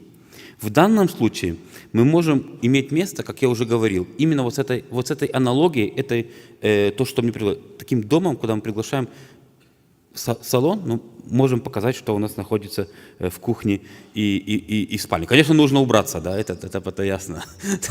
Поэтому это такие шутки. Открытым остается вопрос доступности таких хранилищ. Если есть несколько возможностей презентации данных фондов, вот именно таким образом, как тематические экскурсии, то есть оказиональное посещение выбранной исторические даты, либо мастер-классы вокруг выбранных экспонатов. Если у нас нет такого специализированного хранилища, которое является частью экскурсионной трассы, поэтому мы можем иногда, опираясь на какие-то даты, либо, например, как Ночь музеев, да, например, известная дата, тогда мы открываем свои хранилища и пройдем. Но это раз в год. Можно, конечно, почаще. А также мастер-классы. То есть, например, когда к нам в Гданьск приезжают музейщики, я вас всех очень сердечно приглашаю посетить наш город, тогда мы, конечно, вас, как специалистов, приглашаем в наше архивное хранилище, мы проводим там мастер-классы, мы работаем, мы показываем, но и также проводим экскурсию, показывая на какие-то предметы, которые там находятся и которые сосредоточены в этом помещении. Работа с такими открытыми фондами может идти в двух направлениях. Специализированного для музейщиков и для обычных посетителей. Первое, как я сказал ранее, специализированное, оно гораздо проще. Мы приглашаем людей, которые понимают, как нужно вести себя в хранилище, понимают, как нужно относиться к экспонату, к архивному документу, не будут сразу руками кидаться на эти документы, смотреть их, там, раздирать, и неизвестно, что с ними делать. А вопрос с тем, когда вы откроете свое хранилище, и туда придет огромное количество людей. Конечно, это начинается определенные проблемы, определенные задачи, которые необходимо решать на уровне именно планирования. Техническая сторона – это самый главный вопрос, который стоит в этом проектировке этих хранилищ. Необходимо запроектировать открытые витрины, продумать экскурсии, обезопасить небезопасные предметы, например, как оружие, либо какие-то ядовитые вещества. Минимализировать возможность повреждения экспонатов и исторических предметов. И это самое главное, потому что иногда не все понимают и стоимость. И здесь для того, чтобы достичь этого, необходимо абсолютно продумать трассы, иметь всегда опекуна. Конечно, это нет свободного доступа, как в обычных музеях. И также продумать эти вопросы безопасности. Например, у нас в этом году в Гданьске в Польше ежегодно признается награда для музейных деятелей. И также есть музейная инвестиция года. Это в этом году выиграло первое хранилище, которое было открыто именно в таком открытом доступе для посетителей. Оно находится в городе Гдыня, в музее военно-морского флота. Они получили очень большое финансирование и смогли построить открытое помещение, которое прозрачно, витрины в нем прозрачны, есть проход, где ты можешь познакомиться с определенным количеством экспонатов, конечно, под надзором вот этих вот экскурсоводов. Также необходимо знать, что вот именно погружение в эти экспонаты, да, и коммуницирование с выбранными предметами, когда мы приходим на такое открытое пространство, очень важно, потому что отходя от модернистического понимания музея, то есть тот музей, который был, скажем, перед вот именно нарративными музеями или партиципативными музеями, то есть старый тип музея, он грешит тем, что человека убивает количеством знания, представленного на экспозиции. Современный музей, постмодернистическим его называем, переносит акцент с научного на эмоциональное переживание представленной экспозиции. Поэтому мы говорим о погружении, о соучастии человека в экспозиции, о сопереживании его во время посещения определенной экспозиционной линии. Поэтому, если мы открываем фондохранилище, мы можем человека погрузить в определенный исторический контекст, в определенную историческую эпоху. И тогда каждое знание, оно пропадет. Эмоция, которую мы пережили, остается с нами навсегда. Это как с первой любовью. Это стоит обратить внимание, когда мы строим и готовим экспозицию, потому что человек сейчас, современность всегда, она по-другому может воспринимать экспозицию, и поэтому стоит на это поставить и продумать. Презентация экспонатов в контексте других экспонатов, потому что наше хранилище, оно, конечно, погруппировано. Есть отдельное помещение для оружия, есть отдельное помещение для ткани, есть отдельное помещение для дерева. Это мой коллега, который передо мной говорил, это связано, конечно, с условиями хранения и содержания этих экспонатов. Это температура, влажность, эти все вещи. Поэтому, конечно, если оно погруппировано, необходимо продумать таким образом. Понимаете, если входит толпа за толпой, совершенно невозможно содержать микроклимат. Поэтому это, конечно, если мы говорим о таком хранилище, оно должно быть оказионально открыто для, скажем, более заинтересованных и глубоко подготовленных людей, чтобы потом нам не платить какие-то страховки и еще такого разного рода вещи. Поэтому здесь презентация экспоната у нас в Гданьске. Мы работаем таким образом, но, как я уже подчеркнул, мы идем в сторону именно вот этого оказионального, а также специализированного подхода к показыванию наших хранилищ. Достаточно, они открыты, конечно, для группы специалистов, некоторые группы тоже попросят, мы вводим, но у нас нет регулярного посещения. Регулярное посещение, говорю, в нашем соседнем городе в музее появилось, и посмотрим, как в течение года оно даст о себе знать. И поэтому хотел бы вас, уважаемые коллеги, просто еще раз вернуться в начало моего выступления о том, чтобы помнить, что наши фондохранилища и ваши архивные хранилища – это резервуар памяти, за которым нужно очень хорошо и правильно ухаживать. Там находится объективный канон знаний. То, что мы показываем, то, что мы предоставляем исследователям – это разного рода субъективные вещи. Самое главное – это то, что находится в наших фондах. И давайте о них заботиться. Спасибо. Спасибо большое, Дмитрий. Спасибо. Следующее слово для доклада Сауле Монтаяна Сатаева, заместитель директора Центрального государственного архива кино, фото, документов и звукозаписи. Тема выступления доклада – влияние изменений климата на историю, культуру и задачи архивов на современном этапе. Пожалуйста. Здравствуйте, уважаемые коллеги. Республиканский архив кино, фотодокументов приветствует вас. И я хотела бы выразить огромную благодарность архиву президента за организацию такого громадного мероприятия, за их огромную работу и за возможность, чтобы мы смогли обменяться опытом, встретиться с зарубежными коллегами и обсудить, как в разных странах, и показать, как в Казахстане мы сохраняем наше культурное наследие. Dear colleagues, I am very proud for the Presidential Archive for the immense work to organize this Congress. And this is one of the brightest examples what has been doing in Kazakhstan to create the image of our country and to show how archives of Kazakhstan preserve cultural heritage, preserve the history.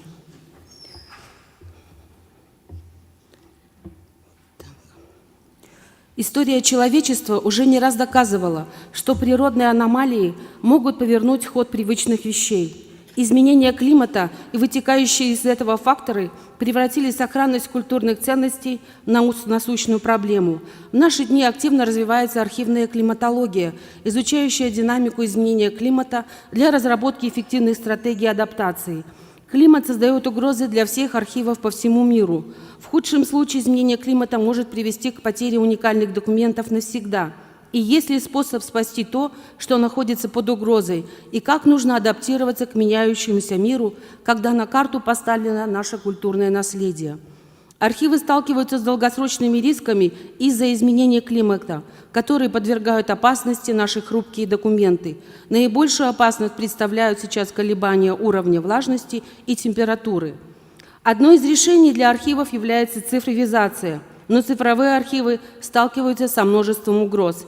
Первое. В мировой практике были случаи, когда сбои серверов временно уничтожали данные, хранящиеся в цифровых архивах, а авторитарные режимы уничтожали цифровые архивы намеренно. Второе. Серверы, на которых хранятся цифровые записи, как и документы, чувствительны к колебаниям температуры и влажности. Третье. Формат электронных документов, например, PDF-файлы, сейчас полностью удовлетворяют запросы архивов, но каким будет формат файла в будущем? Четвертое. Следует учитывать, что оцифрованные копии архивных документов не признаны Международным советом архивистов в качестве полноценных страховых копий. Пятое. Стоимость хранения цифровой информации постоянно возрастает и обходится значительно дороже, чем хранение документов на традиционной основе. Выводы. Архивисты должны поддерживать цифровой архив в дополнение к поддержанию физического архива. Цифровые архивы не заменяют оригиналы документов. Это лишь дополнительный способ хранения, который необходимо поддерживать, как и Национальный архивный фонд. На первый план выходит роль архивов как экспертов по экспертизе ценности документов, отбираемых для постоянного хранения. Одним из решений является подбор архивистов с навыками работы в архивной цифровой среде, способными работать на стратегическом уровне и решать возникающие проблемы оперативно. А из этого вытекает проблема должной подготовки и переподготовки архивных кадров, целевые программы в вузах, а из этого вытекает вопрос достаточно низкой заработной платы, особенно для молодых специалистов. Согласно исследованию, в мире 98% архивов, вероятно, пострадают, по крайней мере, от одного фактора климатического риска, такого как повышение уровня моря, штормы, землетрясения, наводнения, увеличение количества дождей. Климат в Казахстане становится жарче. Годовая температура в среднем повысилась на 0,9 градуса. Отмечается устойчивое количество дней с температурой выше 30-35 градусов. Из-за изменений климата случаи аномальной жары в Казахстане фиксируются все чаще. Общая тенденция повышения среднегодовой температуры и влажности влияет на физико-химическое состояние. Архивы недостаточно собрать, важно обеспечить сохранность документов. При архивном хранении подвергаются воздействию различных факторов, которые вызывают необратимые изменения свойств материалов. Сюда входит и естественное старение. Архивные документы легко подвержены тлению, плесени, выгоранию, и при постоянном обращении подлинники документов неизбежно подвергаются разрушению. Появление фотографий позволило изготавливать фотокопии, но по-настоящему массовым копированием архивных документов, как на случай их гибели, так и с целью замены подлинников копиями, при использовании стало возможным лишь после появления технологии сравнительно недорогого и быстрого изготовления микрофильмов, занимающих к тому же относительно мало места. Одним из наиболее важных аспектов обеспечения сохранности аудиовизуальных документов является их страховое копирование. Страховой фонд – это совокупность страховых копий документов, созданных с целью сохранения документа информации на случай утраты или повреждения. Выводы.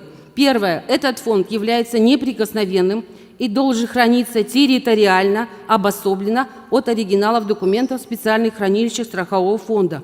И это наш стратегический план. Второе. Создать страховые копии всех документов, хранящихся в государственных архивах, невозможно. Аналогично передаче документов на постоянное хранение, необходимо решать проблему выбора документов, подлежащих страховому копированию. Из этого вытекает третье. Страховому копированию подлежат наиболее ценные и наиболее информативные и часто используемые комплексы документов. Однако теоретически между ценностью и востребованностью в данный момент документов существует разница. При отборе документов для страхового копирования следует исходить из неприходящей ценности документов, которая профессиональным архивистам зачастую более известна, чем историкам и другим пользователям ретроспективной информации. Это стратегический кадровый план.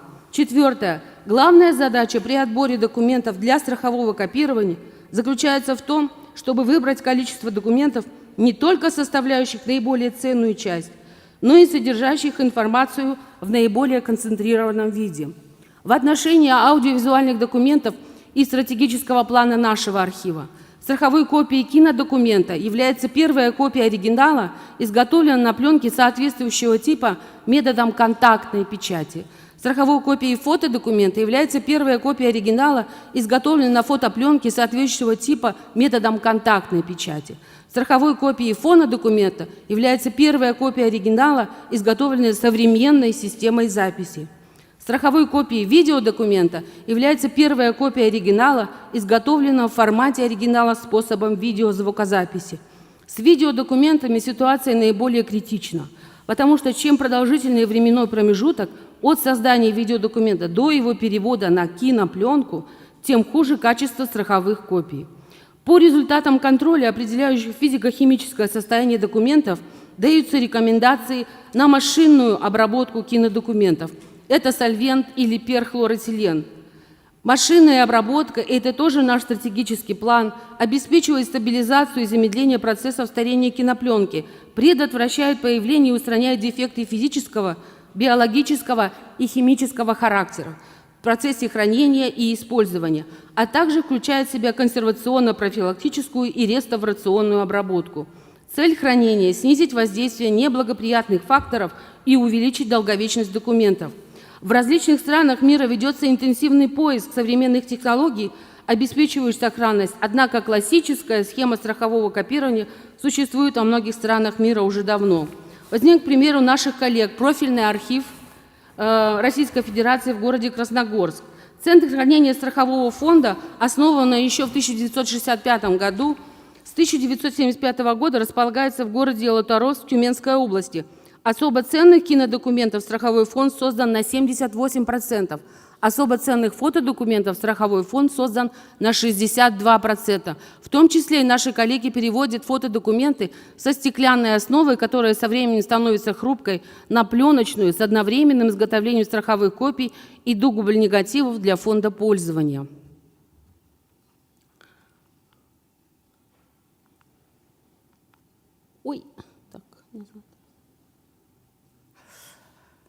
Наш архив является одним из старейших и единственным в Казахстане специализированным архивом, который комплектуется аудиовизуальными документами, где целые поколения кропотливо собирали документы и бережно хранили оригиналы, предоставляя для использования в интересах государства и общества.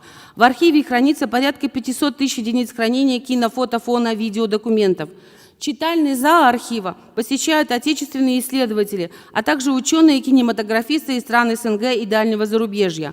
Архив создает виртуальные на своем сайте и стационарные выставки, которые посредством уникальных документов рассказывают об истории и культуре казахского народа. В рамках договора о дуальном обучении с университетом имени Аль-Фараби участвуют в подготовке будущих историков и архивистов. Опыт в обеспечении сохранности документов накапливался архивом с далекого 1943 года. С тех пор классические методы дополнились новейшими архивными IT-технологиями. Еще с начала 2000-х годов архив обеспечивается техникой по переводу на цифровые носители. В рамках госпрограммы «Архив-2025» архиву были выделены значительные средства на техническое оснащение. Расширение серверов позволило продолжить процесс оцифровки кинодокументов в зависимости от нужд архива в MP3, Full HD, 4K форматов в кинодокументы, фото в JPEG и TIFF, фонодокументов в MP3 и WAV форматах.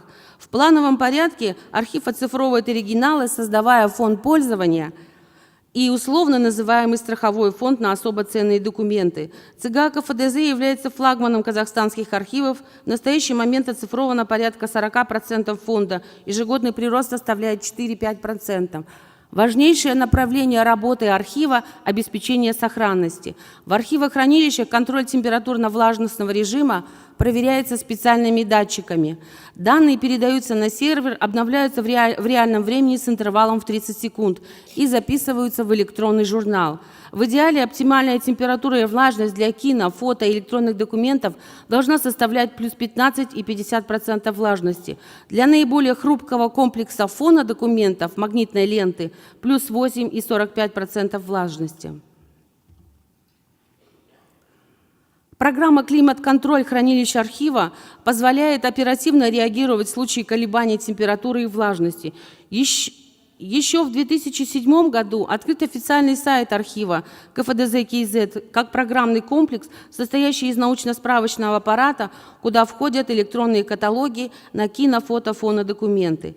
В соответствии с мировыми стандартами внесение и изменение метаданных проводится в режиме реального времени. Каждый документ адаптирован к интернет-ресурсу с возможностью предварительного выявления путем просмотра и прослушивания по локальной сети в читальном зале архива. Это ускоряет процесс выполнения запросов, самое главное, обеспечивает сохранность оригиналов и экономит рабочее время. Срок исполнения запроса, если документ оцифрован, сокращен до 3 часов.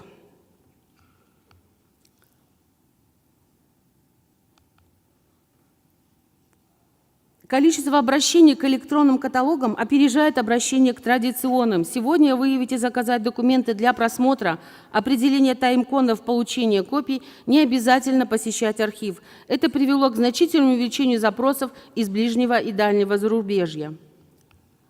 Из истории изучения климата и влияния его на культуру народов Средней Азии и Казахстана. Нами проведено исследование в библиотеках Гарвардского университета Хоттон и Вайденер, где отложился архив профессора, известного географа, геолога и путешественника Уильяма Дэвиса Морриса, основателя Американского географического общества, который в 1933 году посетил территорию Казахстана. Моррис изучал физико-географическое состояние Центральной Азии, структуру и происхождение гор и озер, район города Верного, ныне Алматы. Выявлены рисунки и записи ученого, сделанные им в путевых дневниках Туркестан-1 и Туркестан-2, где сохранились портреты местных жителей. Предметы национального прикладного творчества. Интересно, что основной целью исследования ученого было географическое изменение гор Алатау, изменение климата и его влияние на культуру и историю казахского и киргизского народов, населявших этот регион. А в нашей с вами современной действительности в рамках тематики Конгресса архива президента существует очень важное понятие. Это экология культуры, взаимоотношения культуры с окружающей средой и взаимоотношения культуры с климатом, понимание того, что не только климат влияет на культуру, но и культура может и должна влиять на климат. Спасибо за внимание. Спасибо большое, Ольга Монтаевна. Коллеги, у нас есть возможность задать вопросы, высказать свое мнение. Пожалуйста. До того, как мы прервемся на наш кофе-брейк. Пожалуйста, Павел Алексеевич. Кюнг.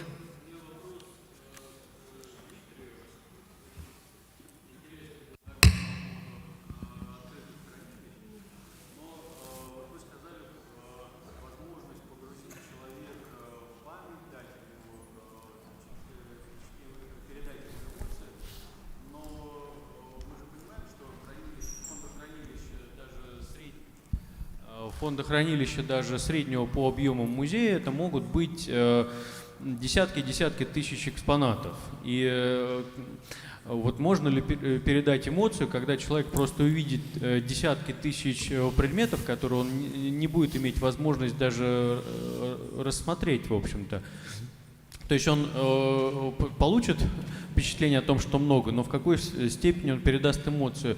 Это раз. И второй, все-таки экспозиция, она все время выстраивает отношения человека и музейного объекта.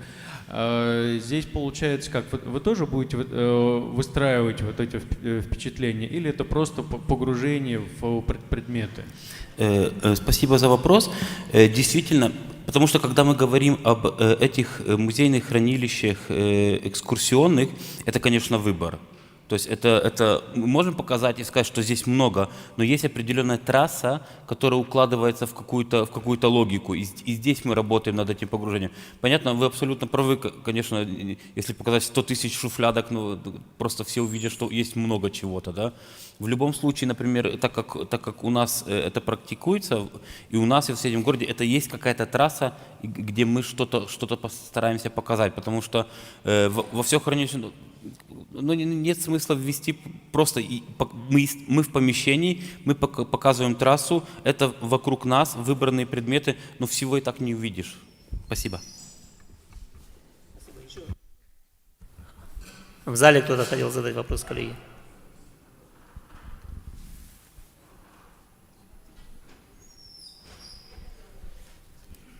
Нурмбетова Гульшат Рамазановна, руководитель Центра изучения документов политической репрессии, доктор наук, профессор. Я представитель архива президента. Вот. У меня вопрос к Сауле Амантаевне. Вы сказали, что ваши исследователи, зарубежные исследователи могут получить документы из вашего фонда онлайн. Я правильно поняла? Да, вы меня правильно поняли. И хотелось бы узнать, уточнить, взаимоотношения это ваше на платной основе или бесплатной основе? С 2019 года архив по постановлению оказывает платные услуги, и мы имеем возможность сами зарабатывать деньги, которые идут только на техническое оснащение архива. До 2019 года мы всем предоставляли документы на бесплатной основе. Но даже и сейчас своим коллегам, архивам, мы предоставляем документы бесплатно. Если это какой-то гуманитарный проект, мы всегда идем навстречу. Потому что для нас самое главное, чтобы документы, которые мы сохраняем, они использовались в интересах государства и общества. И я ответила на ваш вопрос? Спасибо. Еще, коллеги, есть вопросы? Если нет, коллеги, вопросов, до кофе-брейка позвольте... пожалуйста, Анвар Джурналиев. Нет?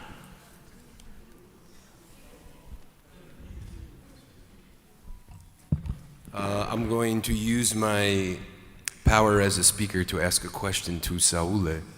I really liked your presentation, and especially the last part of it, where you said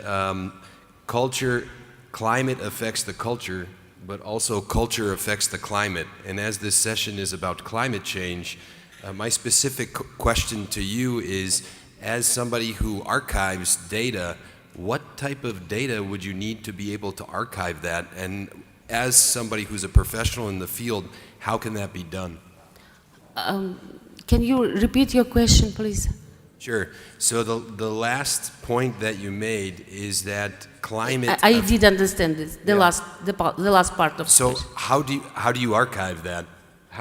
What type of data do you need? And what needs to be archived in order to keep evidence of how culture has affected the climate? How can you archive that? My idea was that understanding that climate affects culture, this is the beginning of the process that culture can affect climate. That we should, and my ancestors, Kazakh steppe culture, they didn't say that the nature should bow to a man. My ancestors always bowed to nature. So we are beginning to come back to what was the main heritage of my nation, of my people. So this is the understanding that we should adjust to nature, not to make her bow, because the nature already shows us what is happening.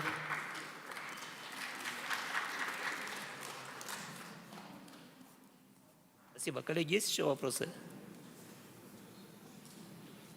Тут как в ответ дополнение к вопросу Брэндона, зная о том, что он занимается долгое время вопросами образования и как через образование воздействовать на устойчивое развитие. Знаете, Брэндон, у нас очень такой точечный и очень глубокий вопрос вы задали. Как сохранить документы о воздействии культуры на изменение климата? Я из истории нашего региона, истории Казахстана, можно привести несколько таких ярких примеров. У нас есть один из первых источниковедов, археографов национальной источниковедческой школы казахской, Чохан Валиханов, и в его произведениях, пятитомнике, он объездил практически всю Центральную Азию, Переднюю Азию, много путешествовал как ученый-исследователь по Китаю, и в одном из, наряду с тем, что он все это фиксировал, записал и нам передал свое богатое археологическое наследие, он обратил внимание на то, что в его исследованиях, вернее, есть ответ на ваш вопрос о том, как сохранить документы культуры. И территория Казахстана, она аридная зона. И вся история, наша документальная история казахов, если глубже по ней ознакомиться, она является свидетельством того, что как через нашу национальную этничность, идентичность можно воздействовать на изменение климата. Каким образом? Я приведу что такое. Это не мое заключение, это заключение известного этнографа Масанова 20 века, известные научные взгляды, заключения одного из ведущих археологов, которому недавно тоже был юбилей, Акишева, о том, что территория Казахстана — 3 аридные зоны, и есть определенная была система выпаса скота. Сначала пошли лошадь, как наиболее придирчивая к траве, затем шла корова, выпасалась, она могла есть ртом только то, что оставалось после лошади, и затем шли бараны, им доставалось только то, что досталось, скажем так, да? И вот эта система коллективного выпаса скота, она в итоге привела к тому, что изменялась сам растительный покров местности. И оно было выстроено в связи с тем, что в 3 разных регионах Казахстана, Западный, Центральный, Южный Казахстан, абсолютно разные оказалось природно-климатические условия. И культура кочевников, как показала наша история, может воздействовать на изменение климата путем выпаса скота. В частности, об этом немного упомянул наш коллега Марк в своем выступлении. Коллеги, и подводя, не говоря глубокие вещи, перед нашим кофе-брейком позвольте немного подвести итоги нашей первой части диспут-сессии. Мы заслушали 4 доклада. Лично я для себя сделаю выводы, а я думаю, во время кофе-брейка мы еще с вами поделитесь и между собой поделитесь, кто что сделал, какие выводы. Из доклада Санджая Гарга я понял, что есть уникальный индийский опыт и есть примеры того, что документы могут храниться на разных носителях. И, возможно, мы должны сегодня от дефиниции документ как материальный носитель перейти к понятию больше документированная информация. Информация, больше обращает внимание на хранение информации, нежели на хранение документа на материальных носителях. Вот в исследованиях, присутствующих тут Павела Алексеевича Кёнга, это достаточно много об этом говорится, и в выступлениях, в исследованиях в НИИДАД. Из доклада Марка я понял, что, оказывается, животные тоже могут способствовать тому, что мы уникально сохраняем наши документы. Из выступления, после выступления Дмитрия Панто я вспомнил свою первую любовь. Но перейдя после выступления того, что говорила Савлия Мантаевна, я задумался о том, что мы больше говорим, наверное, о природно-климатических изменениях и то, как оно влияет на архивную работу. Но вместе с тем, когда она затронула проблему того, что тоталитарный режим определяет, есть вызовы, есть угрозы сохранности наших документов, не только природные катаклизмы и так дальше, так дальше. Наше общество само может уничтожать документы. А исходя из этого, вот в докладе Олега Хусейна Мустафина, нашего директора в первой части, она затронула проблему памяти, право на память, право сохранения. Но вместе с тем, коллеги, если мы обратим внимание, в последнее время мы стали говорить о том, что есть еще право на забвение. Насколько правомочно для архивов это право на забвение, подумал я, и на этой ноте хочу всем прерваться и всех пригласить на кофе-брейк.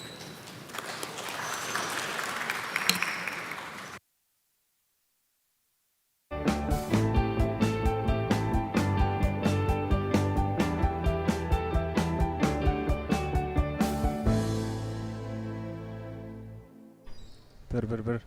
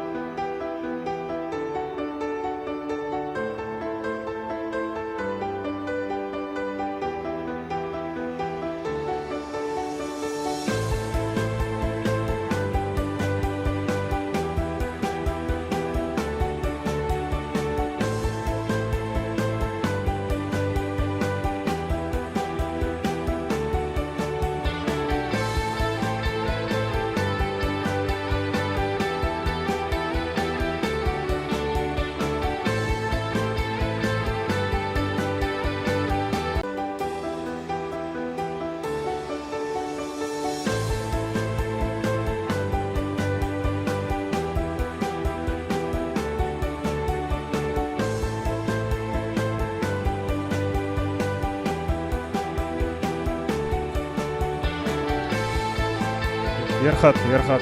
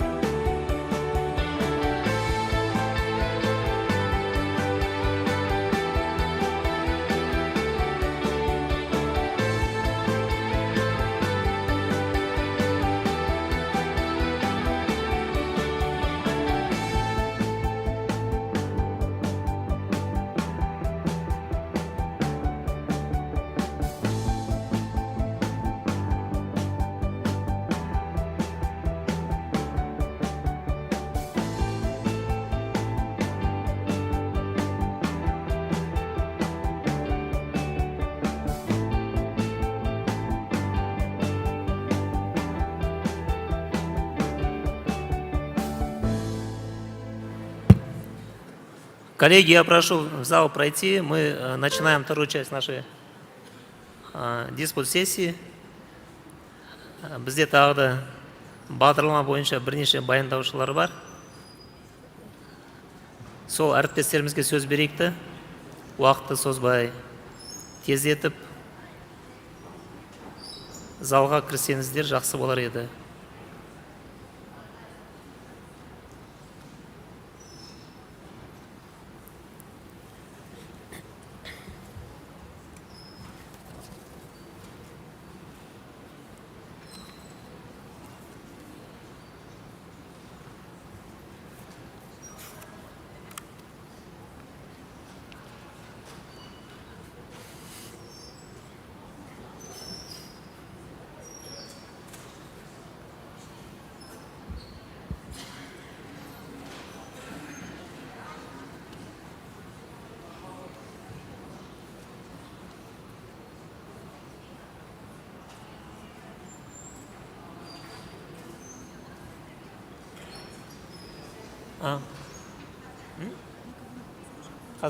Дмитрий келеді ғой, Дмитрий.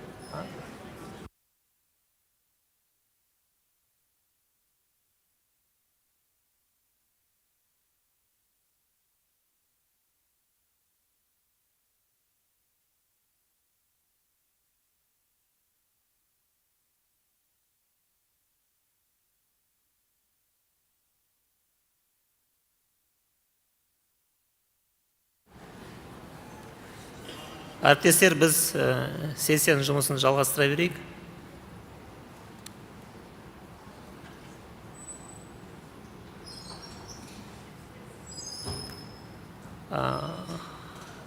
Екінші сессияның жартысын Брендон мырзамыз жүргізеді.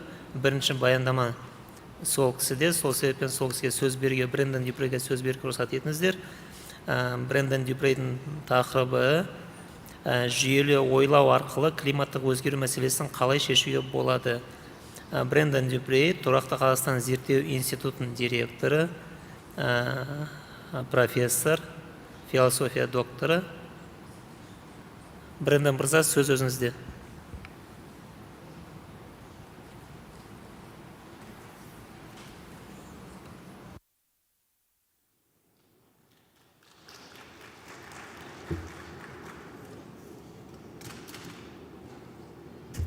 Hello. Okay. So thank you very much.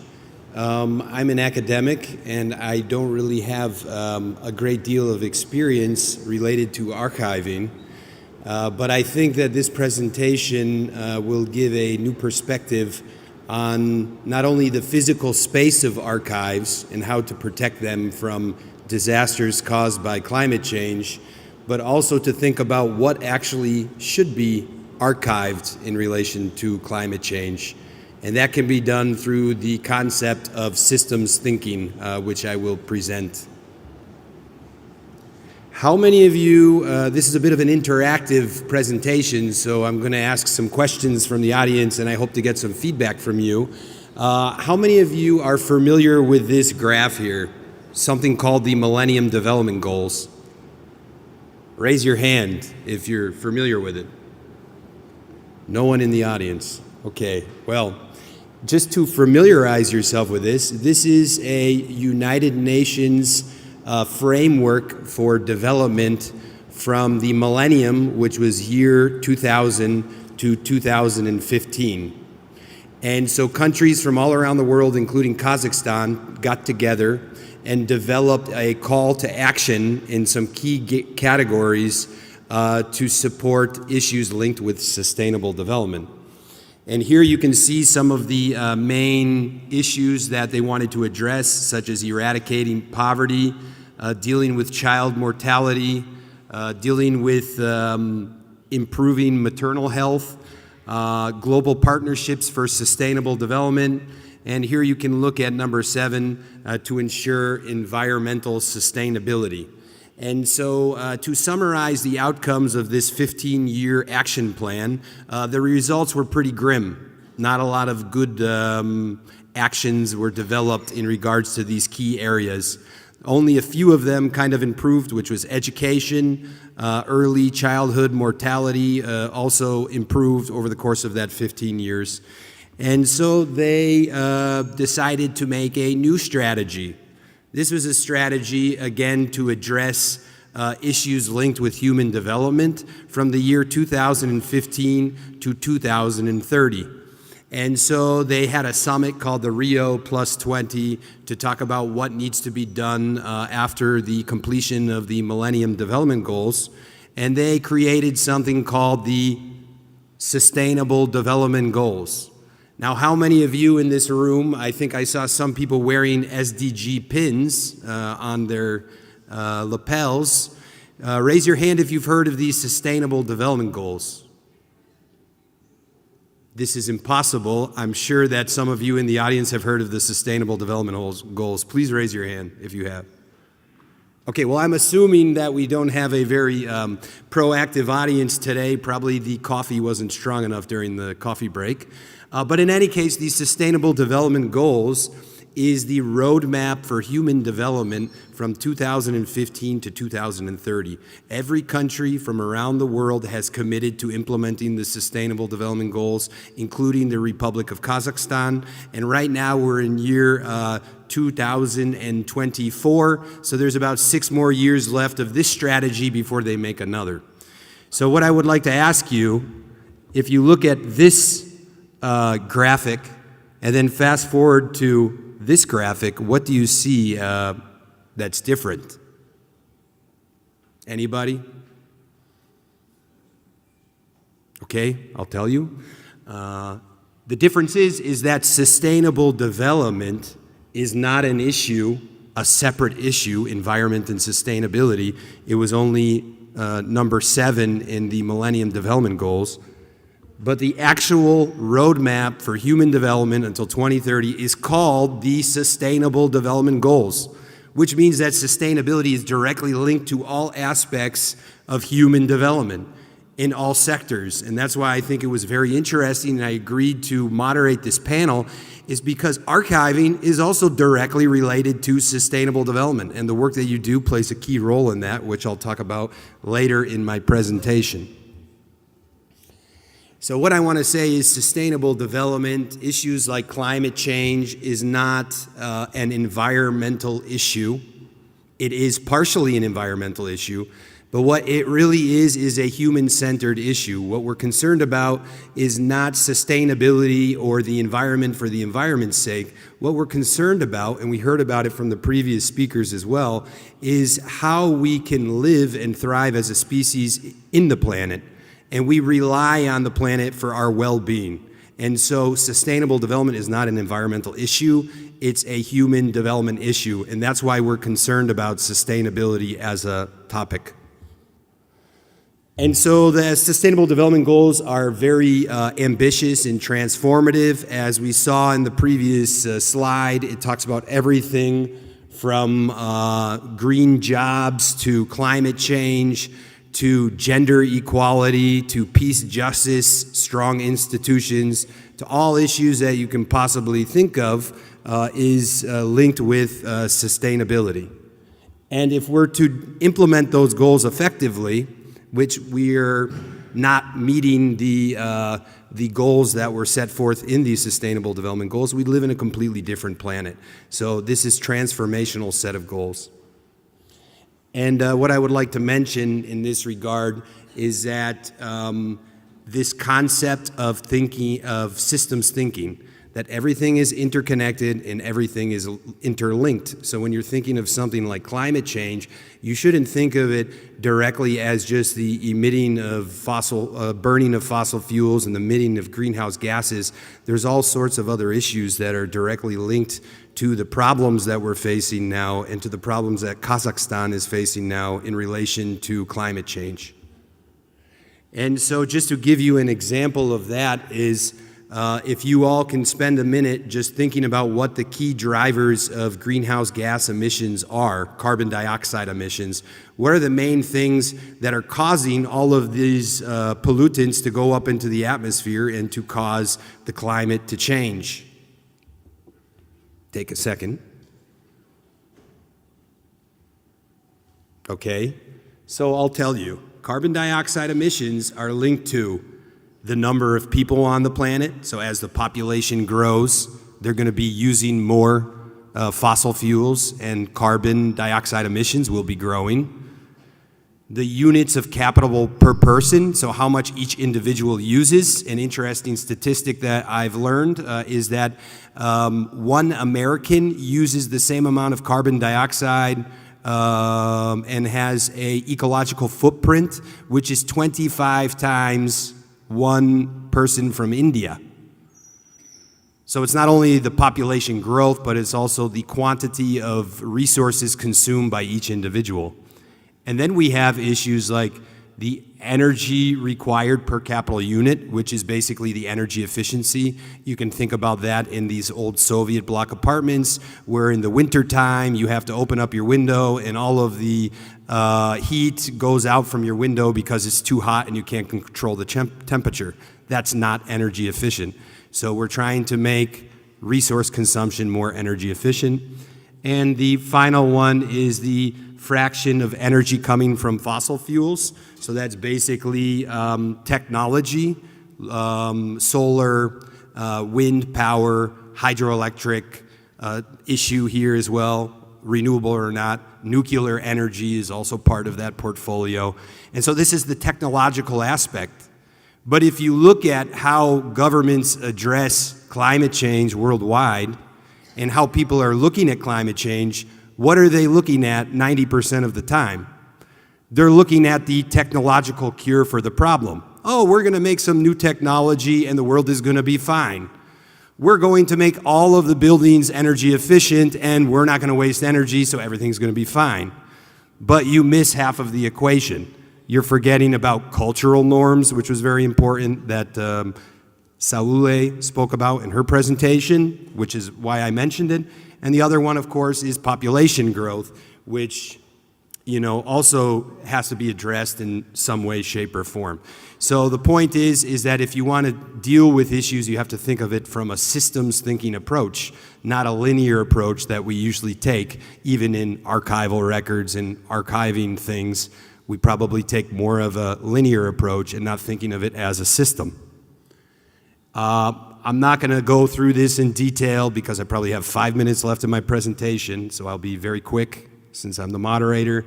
Is here you can see the richest countries in the world and the amount of fossil fuels they use. So you have countries like the United States, Germany, European Union, Canada. They're all very rich and they use a lot of fossil fuels.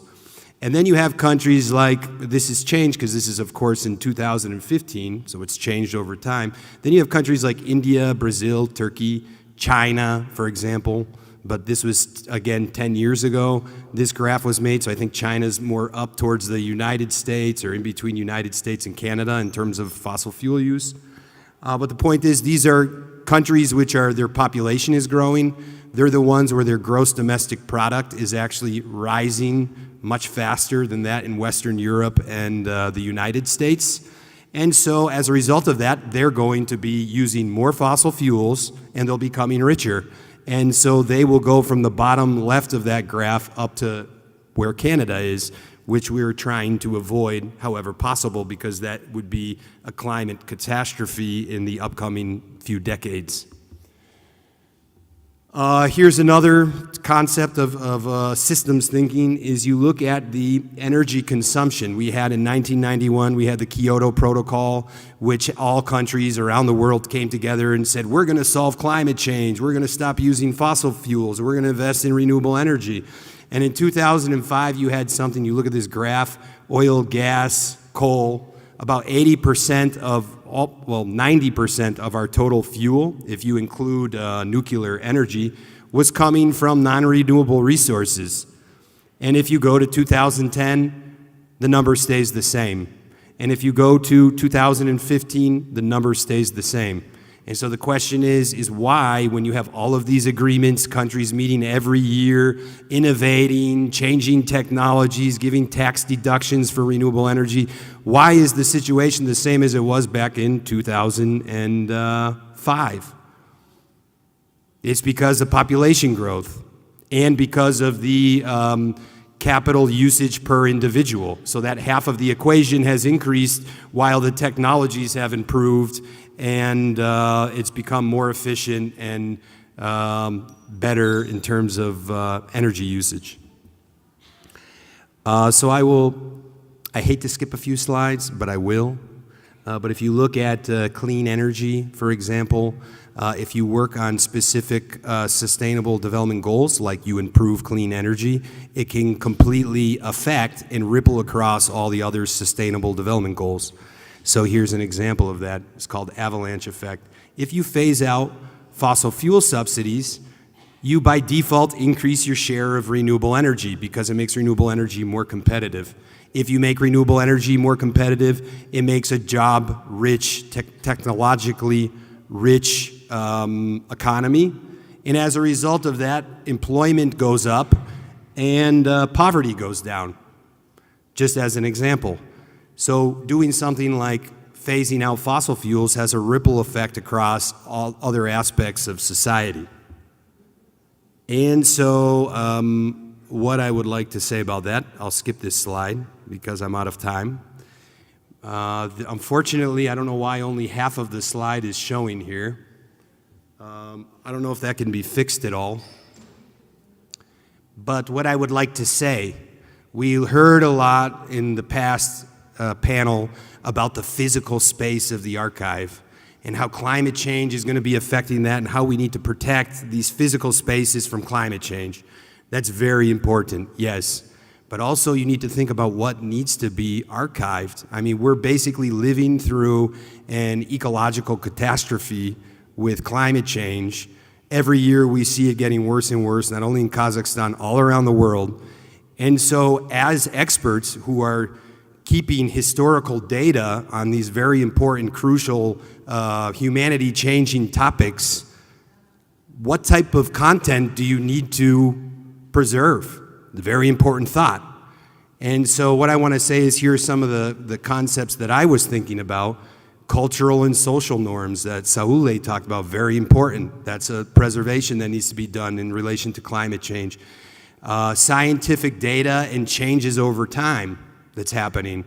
What were the legal and regulatory, historical legal and regulatory frameworks that led to the situation that we're in now, good or bad? What are some of the changes in demographics that's happened over time? That type of data needs to be preserved. Changes in environmental and geological processes. So if you look at, like, for example, the Tuyuksu Glacier, you know, I present this, I teach in my course. You've had almost 50% of it rapidly melting over the past 50 years because of climate change. You know, you need to collect that data. You need to archive it for future generations so they understand how this current situation happened and how to change for the future for the better. And that could be, for example, going back to old historical norms and values that you had in the past before, quote unquote, development. And then the final one is you should archive for the system, not for the particular issue. And that's what I want to bring up, is we talk about climate change, that's a topical issue, but it's interlinked and interconnected to everything else, and that's something that we really need to preserve for future generations through archives. So that's my presentation, and now I'll put my cap off as presenter, and I'll be the moderator, facilitator for the next few presentations. If you're interested in this type of stuff, you can follow us on Instagram, SKRI_Narhos.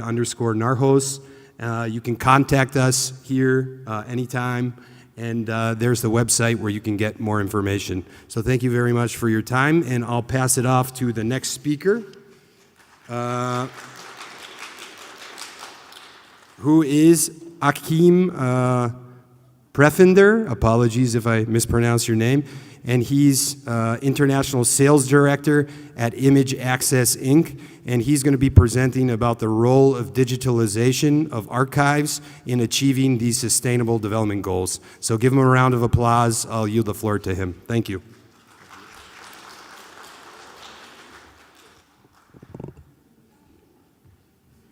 Okay. Yep. So Hello, everybody. So first of all, also thank you very much for inviting me to speak here on this conference. So my name is, as you said, Achim Pfrinder. I'm from Germany, and I want to give you what we just heard in the last presentation, Sustainable Development Goals, some tools or whatever which we think we could use in the digitization of archives as a building block for them. So it's a bit easy. Sorry, I just have to look because it looks a bit different as I'm used to it. So if we go into sustainable heritage digitization, I want to go to 4 blocks. I want to show you about 4 blocks. It's the digital transformation of archives. So that's what we are talking about. That's why we're here.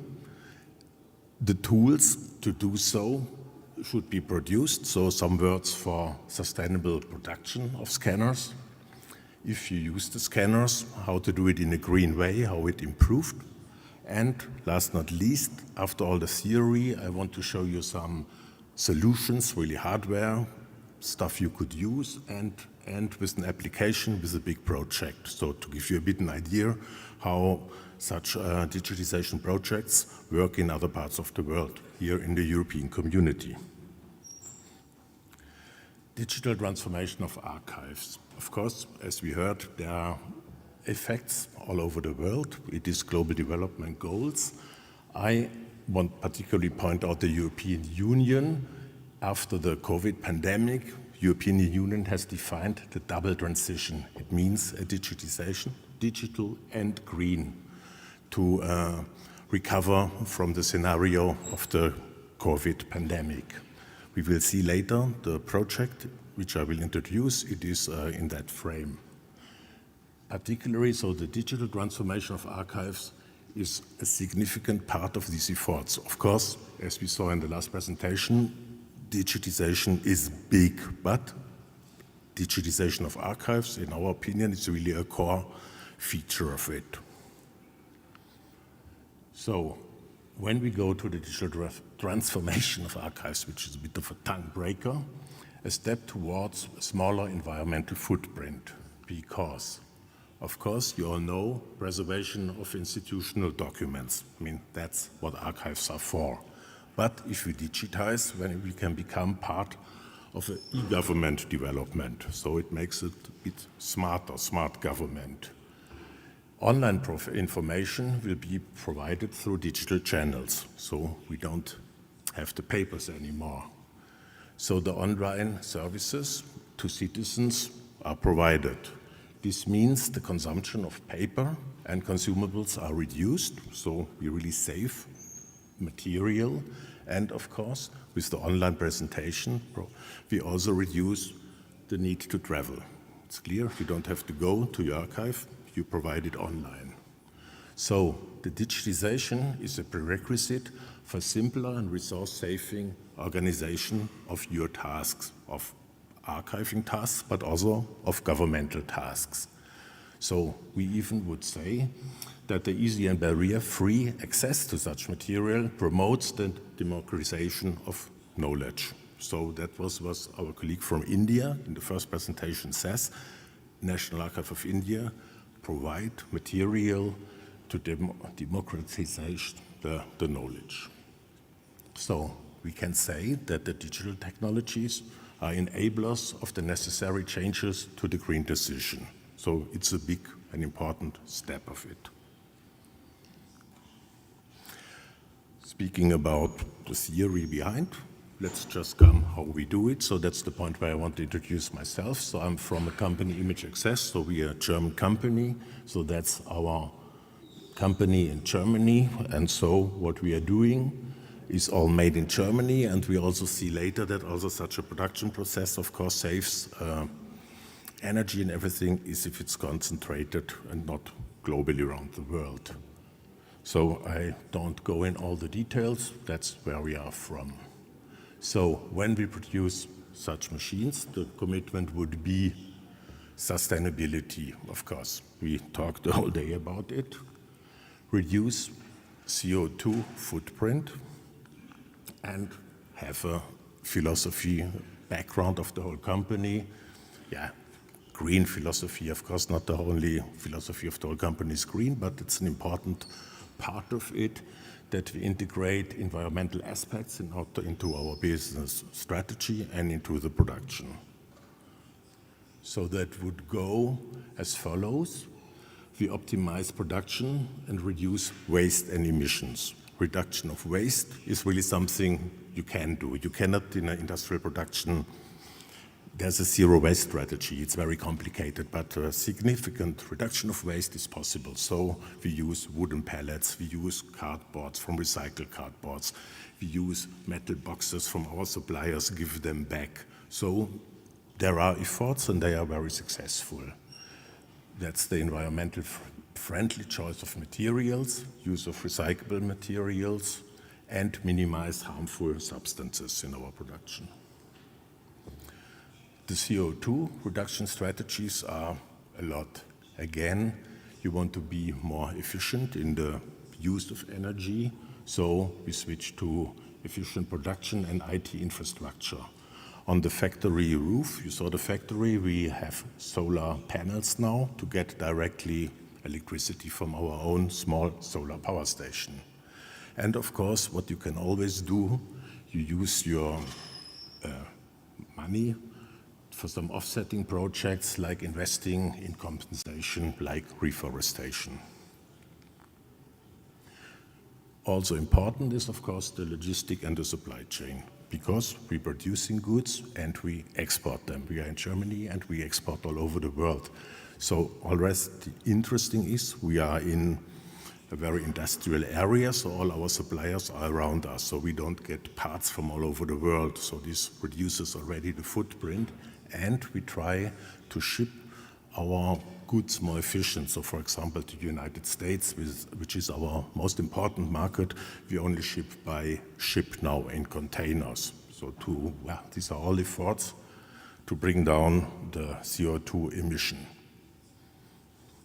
If we go to after the production of the scanners to the digitization process, of course, we can again look how we can save energy. So this is mainly by optimized energy consumption. So for example, of course, all our scanners are LED as lighting source, which is low power. Then you have intelligent standby modes to save also energy. So system will switch off after you use it. We follow eco standards. We have no consumables, so you don't have to change. You don't have to buy ink and whatever, like with other machines. We have no wear parts, so the system comes as it is. You can use it. And we will try to extend the end of lifetime. Until now, economically, we calculate 5 years. So that's normally you calculate it for 5 years, but technically the system will live much longer. So, and we will see how we bring this also in the business plan if customers buy it. So, and in the end, of course, recyclability. I said already before, it's always important that the components can become recycled after use again. Use them long and later recycle them. So we come to some solutions, what hardware you would need to do the digitization. So if you think of your archive to digitize in a perfect quality, it is important to have a camera. Of course, you have something, you want to digitize it, you need a camera. I would suggest a CCD line camera. This gives the most brilliant results. We talked about the light. If you imagine you make a picture, it's always important to have the surrounding to control the light. So we suggest to use LED lights. LED, of course, we just heard before, are low energy consumers, and they have cold light. So it means on your historic documents, it's no impact with ultraviolet or infrared. So they are neutral cold light lamps, light sources. And of course, you should take care that you have a system with a correct color accuracy and color space. So this is the frame that you can reach a very good quality. If you think vice versa on your originals, so I have this picture, so you see that's how you would read a book. So we thought about You read the book, so let's try to digitize the book in the same way as somebody is reading it. So that means the book is face up, of course, for scanning. We think it's nice to have also the V position, because if you have very old books, you don't break the binding. When you open them, you can place them in the so-called book cradle to have a V position, and so you scan it in the reading position, similar as if you would read the book. And of course, you need a versatile book cradle, that the book is not damaged, because that's your original, these are your documents, that's what you want to keep. After thinking about the design, we will come to some machines. You see, it's depending on the originals you have. There's a variation, a selection of solutions. So you can start very small if you have small things, self-service, up to more complicated machines for larger formats or for thick material, and so on. So we see in the detail, for example, we discussed before saving consumers, saving paper. A simple thing is you just don't use anymore a photocopier. Just ban the copier and use a scanner instead. The advantage is clear. You have no consumer, you have no toner, you don't have to pay for it, you don't waste the environment with the waste. You can directly scan to USB, you can scan to email, scan to the cloud, or scan directly to a mobile device. So that's something we suggest, and which is done in archives not so much, because archives normally, there is not so much public in the archive, but in libraries, in the United States a lot, but also in Germany a lot, to save the resources. So if you have public visitors, that's an interesting thing. For the digitization, we suggest a versatile scanner. So here are samples of scanners. Again, as I showed you, you can scan in the V position, but you can also use the cradle for a newspaper in a horizontal way. So it is an A2 machine, which covers, in my 80–90% normally of goods you have in such an archive. So it's a bit larger than A2. You scan up to 600 dpi. You probably have a regulation. Normally in Germany, archives scan with 400 dpi's. LED light again, and the flexible book cradle. All the systems have a computer inside, a Linux system, so they are independent. You could use them standalone, but you also can integrate them very easy into a network. So this is A2. A1, I don't have to go in all the details now. A1 naturally is a larger format, mainly used for bound newspapers, for example. So if you have the bound newspapers, we have them as a sample, maybe you know from the format, in Russia a lot for the old Pravda. So they just match on it and you can scan it. You have again a glass plate or a V cradle, so that is quite flexible. You can control, of course, with the touchscreen, cradle, pressure, speed to open it, and have a full flexible A1 system. If it's even thicker, that's a tabletop machine. This is the same machine up to 50 centimeter lift. So that's also, I have included the slide here in this presentation because we sold this machine a lot in ex-Soviet archives and areas. So this is running in Georgia, in Estonia, in Lithuania, in Russia, because there is obviously, you know it better than I, what kind of material you have, but there are these very heavy, thick books, which require such a solution of a flexible floss-stand 50 centimeter scanner. So that was already an overview of the hardware. Now I promised at the beginning, I want to say you some practical sample. So that's a digitization project which is currently running in Europe, in Greece. So European Commission, as I told you, initiated the green and digital transition.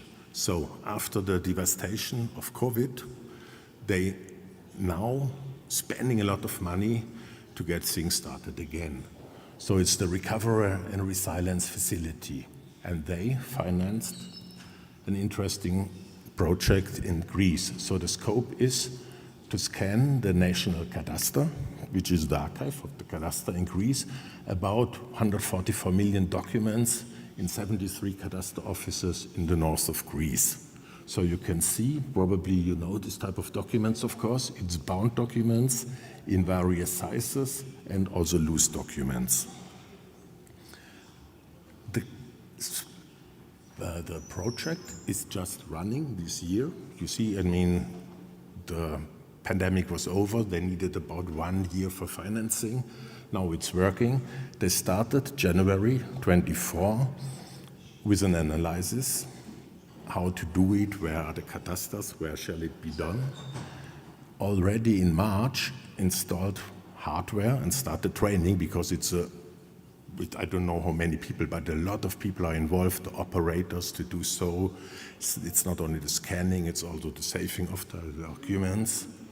So that was finished in April, and now in June they started the scanning already. And we will see how it looks. So before it was, how much? It was about 73 offices. So they made 7 digitization hubs out of them, where more than 100 book scanners are installed, implemented, and you see what they have. So it's A1 format is not so much. So they scan it centrally, so all in one scan center. But for the A2 bound books and for the unbound books in folders, they have the decentral scan hubs and go through it now with full capacities, and they are, until now, I just had a call with them the last week, they are in full compliance with the schedule. So that's, I would say, interesting as the real working project these days, which could give you a bit an idea as an eye-opener for what such a technology can be used. Yeah, wow, I was so fast because I said I had only 50 minutes, so I come already to an end. So yeah, with these impressive pictures, I will end my presentation. So thank you very much.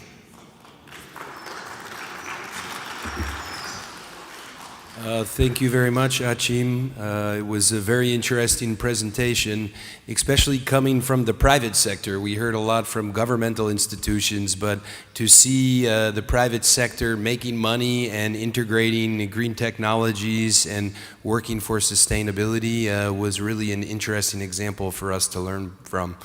So now I would like to present the next speaker, Delong Chen.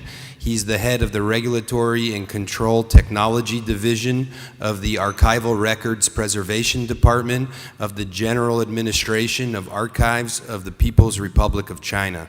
And he's going to present today challenges for Chinese archives related to climate change. So thank you very much, and please proceed with your presentation. 尊敬的各位档案工作者，大家下午好。我来自中国国家档案局。我今天发言的题目是气候变化对档案馆带来的挑战，以中国档案部门克服气候变化对档案馆带来的挑战为例。近年来，全球变暖加速推进，全球气候变化加剧，极端天气越来越频发，在对地球生态系统、人类社会以及全球经济产生广泛影响的同时，也给档案馆带来了更多的风险与挑战。以中国为例，地形多样，拥有多个高原和平原，大陆海岸线长，这些地貌特征提供了21种气候类型，复杂的地形和多变的气候条件，造成气象灾害多发、易发和频发。同时，中国的地震活动频度高、强度大、震源浅、分布广，是一个震灾比较严重的国家。气象灾害和地质灾害等自然灾害均为档案馆的实体和信息安全带来了威胁。中国的档案管理部门和保管机构为应对这些风险、挑战与威胁，做了大量的应对与准备工作。一是通过不断健全完善相关的法律法规，为档案馆更好地履行职责提供法理依据。一、中国人民共和国档案法的修订与完善。1987年9月，全国人民代表大会通过了《中华人民共和国档案法》，后经2次修订。现行的档案法明确要求，在档案的管理中，第26条明确要求，国家档案主管部门应当建立健全突发事件应对活动相关档案的收集、整理、保护、利用工作机制。第6章监督检查中第42条明确，档案主管部门依照法律、行政法规有关档案管理的规定，可以对档案馆和机关、团体、企业事业单位以及其他组织的下列情况进行检查，包括档案工作责任制和管理制度的落实情况，档案库房设施设备的配置和使用情况。二是《中华人民共和国档案法实施条例2023》中对于档案保护的明确要求。在第3章档案的管理中，第22条要求，档案馆应当对所保管的档案采取下列管理措施：一、建立健全科学的管理制度和查阅利用规范，制定有针对性的安全风险管控措施和应急预案。二、配置适宜安全保存档案、符合国家有关规定的专门库房，配备防火、防盗、防水、防光、防尘、防有害气体、防有害生物以及温湿度调控等必要的设施设备。三、根据档案的不同等级，采取有效措施加以保护和管理。我们认为，上述重点叙述部分与气候变化带来的挑战息息相关，这些手段与措施是化解风险挑战的有力举措。二、加强档案保护理论与档案保护技术设备的开发与研究，为应对气候变化提供学术和设备基础。一、高等教育与理论研究方面，目前中国约有39所院校开办了档案学专业，他们提供了档案学的本科教育，培养了大量的档案管理人才。这些专业旨在培养学生对档案信息的收集、整理、保护和利用等方面的能力，以适应社会对档案专业人才的需求。在中华人民共和国国家档案局的推动下，诸如档案馆建筑设计规范、档案馆建设标准、绿色档案馆建筑评价标准、档案馆高压细水物设计规范、档案馆照明系统设计规范、档案馆空调系统设计规范等一系列100多项国家标准和行业标准规范陆续出台，为档案馆建筑和设备建设的标准化与规范化做出了积极的作用。以档案馆建筑设计规范为例，在第1章建筑设计中明确要求，选址方面，档案馆应选择在交通便捷、地质稳定、环境良好的地方，避免选择在易受自然灾害和人为灾害影响的区域。布局方面，档案馆应分为库房、办公、阅览、展览等区域，并合理布局，确保功能明确、流线清晰。结构方面，档案馆的结构应能抵御地震、台风等自然灾害，保证建筑整体的稳定性。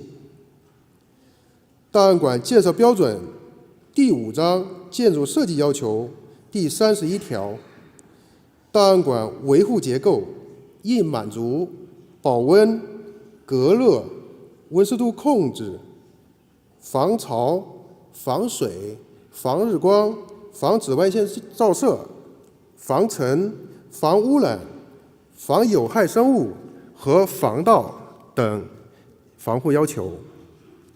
2、档案保护设备研发方面，近些年，中国有关企业在档案的治理体系和档案的资源体系、档案的利用体系、档案安全体系建设4个方面建设过程中，投入了大量的人力、物力和财力，研发出了形成系列、功能完备、涵盖多种需求的档案保护设备，如消毒设备、杀菌设备、修复设备、脱表设备、脱酸设备、除尘设备、数字化加工系统、目录检索系统、空气调节设备等等。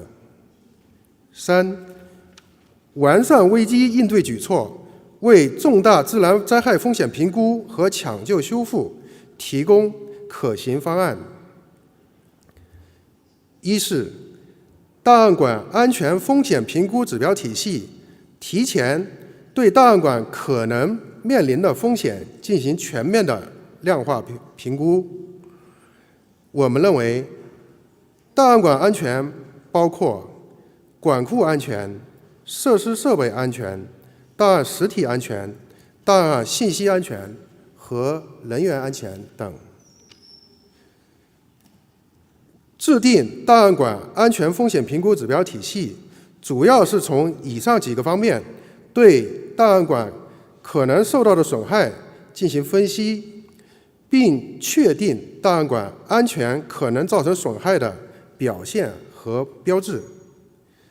档案部门通过本指标体系，对档案馆安全风险进行系统的分析评价，确定档案馆可能面临的风险，并根据风险的可能危害程度及防控条件，确定风险隐患控制的优先顺序，进而有效降低安全风险发生的概率，最大限度确保档案安全。2是档案馆防治灾害工作指南为各级档案部门开展防灾减灾工作提供了有益的智力支持和技术保障。近些年来，我们开展了各种自然灾害及其对档案影响的系列课题的研究和受灾受损档案的转移、抢救、修复、保护等一系列全流程的实践，主要包括地震、台风、泥石流、火灾、水灾等。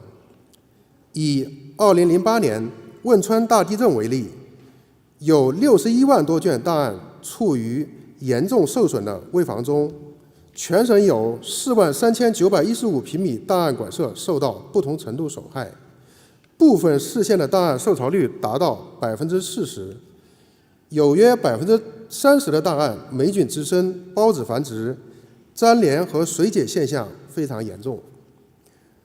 地震灾害发生后，我们第一时间组织档案转移工作，将档案抢运至安全地带，对于受损严重的放入冷冻库暂存，其余的运至安全档案库房。随后开展了受损档案的抢救修复工作。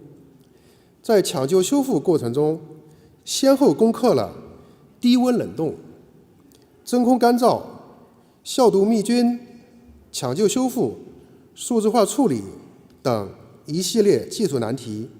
这些抢救修复的档案最终被运送回灾后重建的新档案馆中。重建的档案馆具有抗震能力更强、设施设备更完备等特点。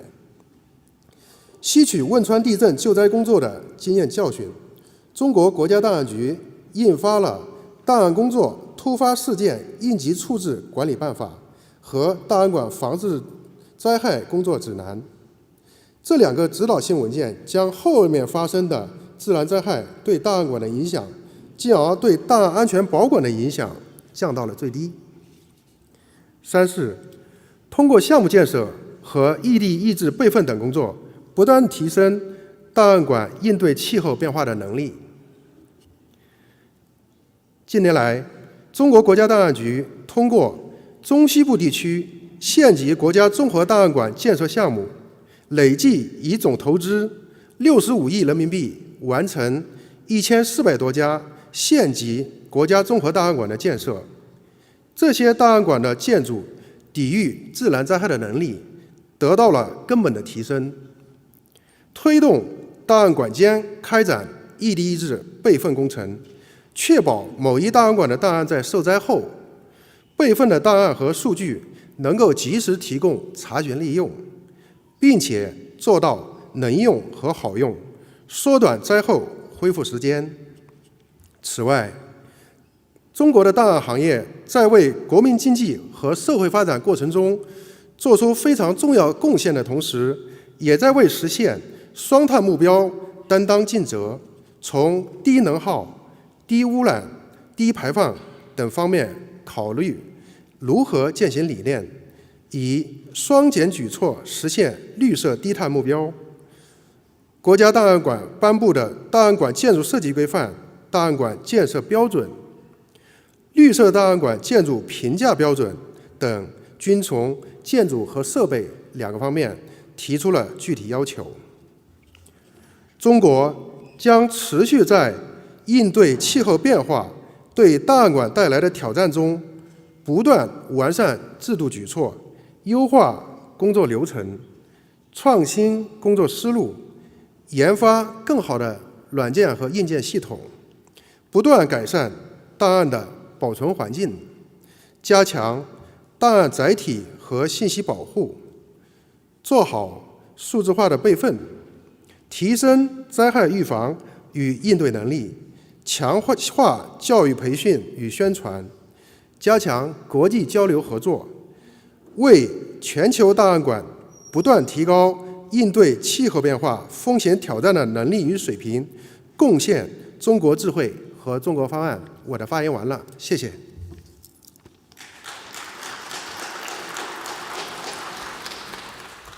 Thank you very much for that interesting presentation.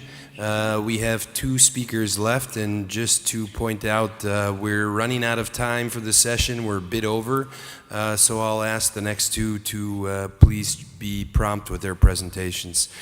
So the next speaker is Pavel Chekin. He's the technical director of the company VIAR, and we're lucky to have him with us, and we look forward to hearing his presentation. Thank you very much.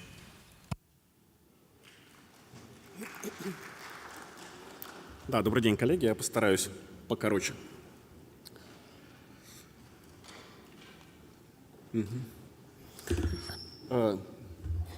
Сначала небольшое вводное слово. Я соглашусь с Брэндоном, что действительно культурные принципы, которые исповедуются обществом, они всерьез влияют, в том числе и на экологию.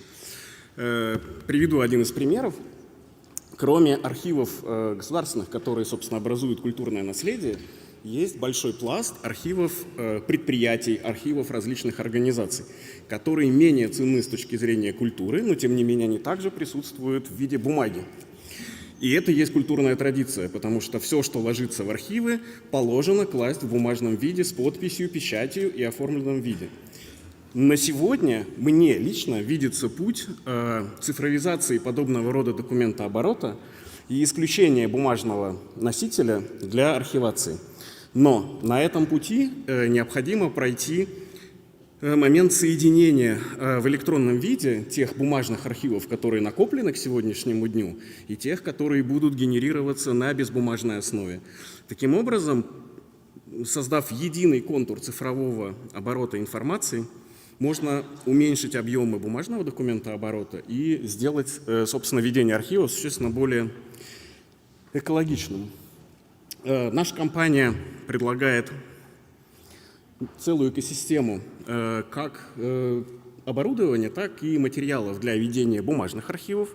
Здесь такая у нас экологическая линейка, которая подразумевает, во-первых, использование специальных материалов, как то бисфенольный картон для долгосрочного хранения, материалы бескислотные для переплета. Это обеспечивает долгосрочное хранение без необходимости переоформления дел. Ну, это снижает в том числе и нагрузку на расходные материалы и собственно, на экологию. Кроме того, здесь мы рассматриваем еще такой аспект, как работа конкретных сотрудников в архиве. Сотрудники, находясь в архиве, вдыхают те грибки, которые есть на бумажных документах, они вдыхают те выделения, которые выделяют, собственно, сами документы. Поэтому использование, например, бисфенольного картона – это точно так же забота о тех сотрудниках, которые работают непосредственно с бумажными документами. Кроме того, у нас есть обеззараживающий сейф, который позволяет убить грибки и тем самым снизить риск для здоровья сотрудников архивов.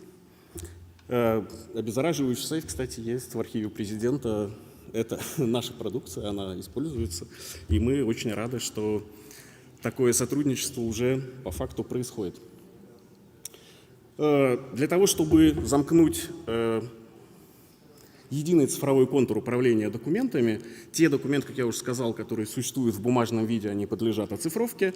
В данном случае, поскольку мы ближе к работе с архивами предприятий и организаций, то там вряд ли потребуется такое сложное и дорогое оборудование, которое позволяет сохранить аутентичность документов.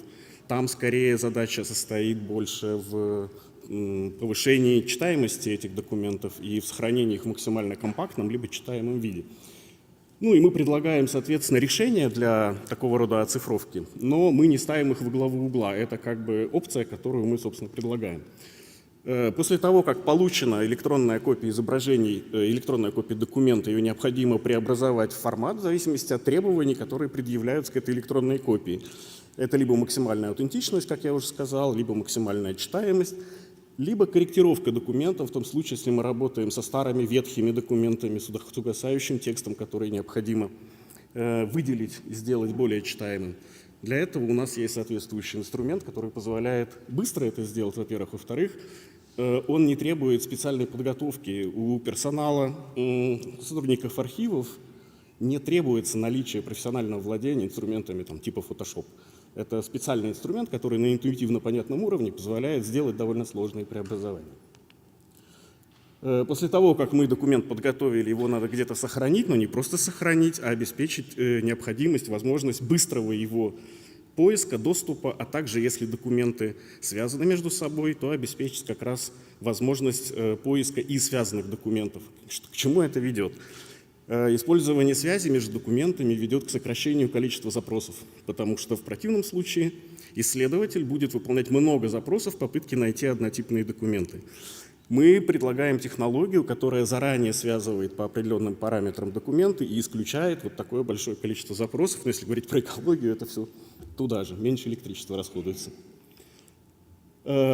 И мы не ограничиваем работу с документами только границами тех инструментов, которые мы предлагаем. Мы позволяем, после того, как эти документы собраны, систематизированы, правильным образом обработаны, предоставляем возможность выгрузки в те целевые системы, которые их будут в дальнейшем использовать. Это могут быть государственные информационные системы, это могут быть информационные системы предприятий, организаций, любые.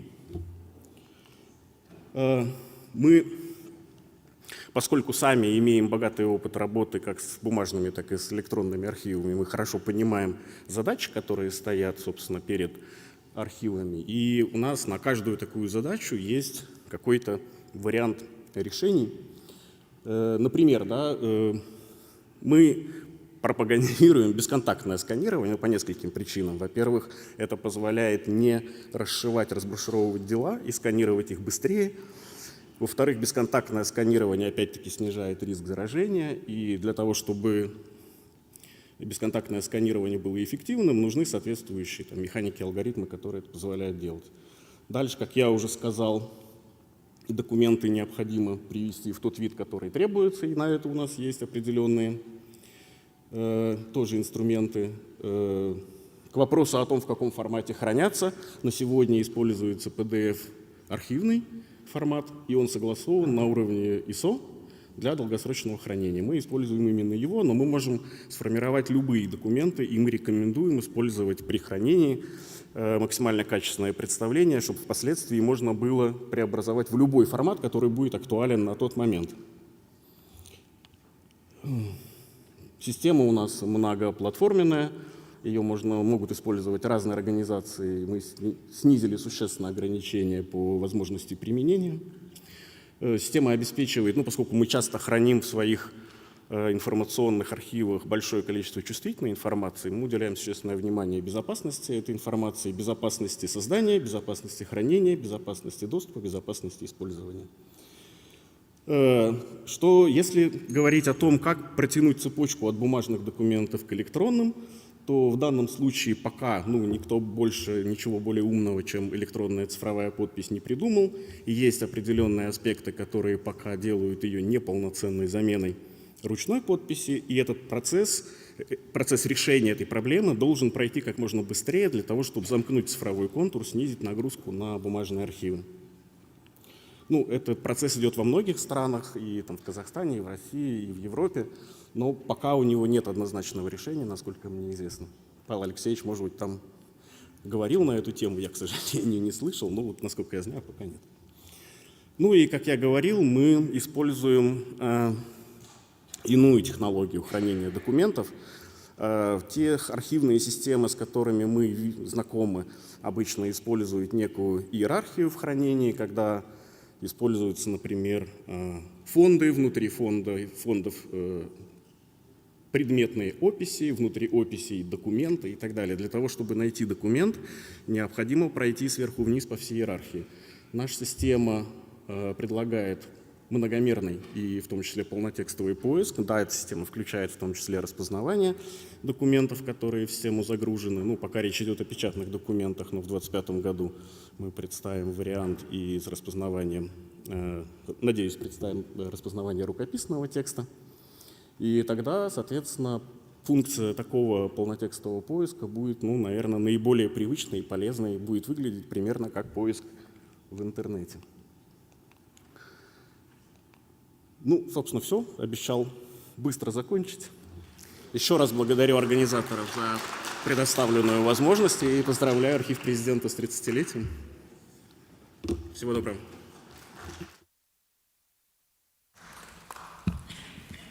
Thank you very much for that interesting presentation, Pavel.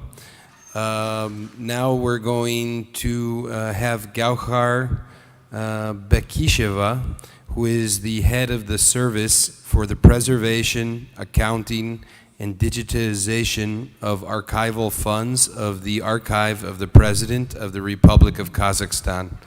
And her presentation will be on the influence of external and internal factors on the preservation of paper documents in the context of modern challenges. Thank you.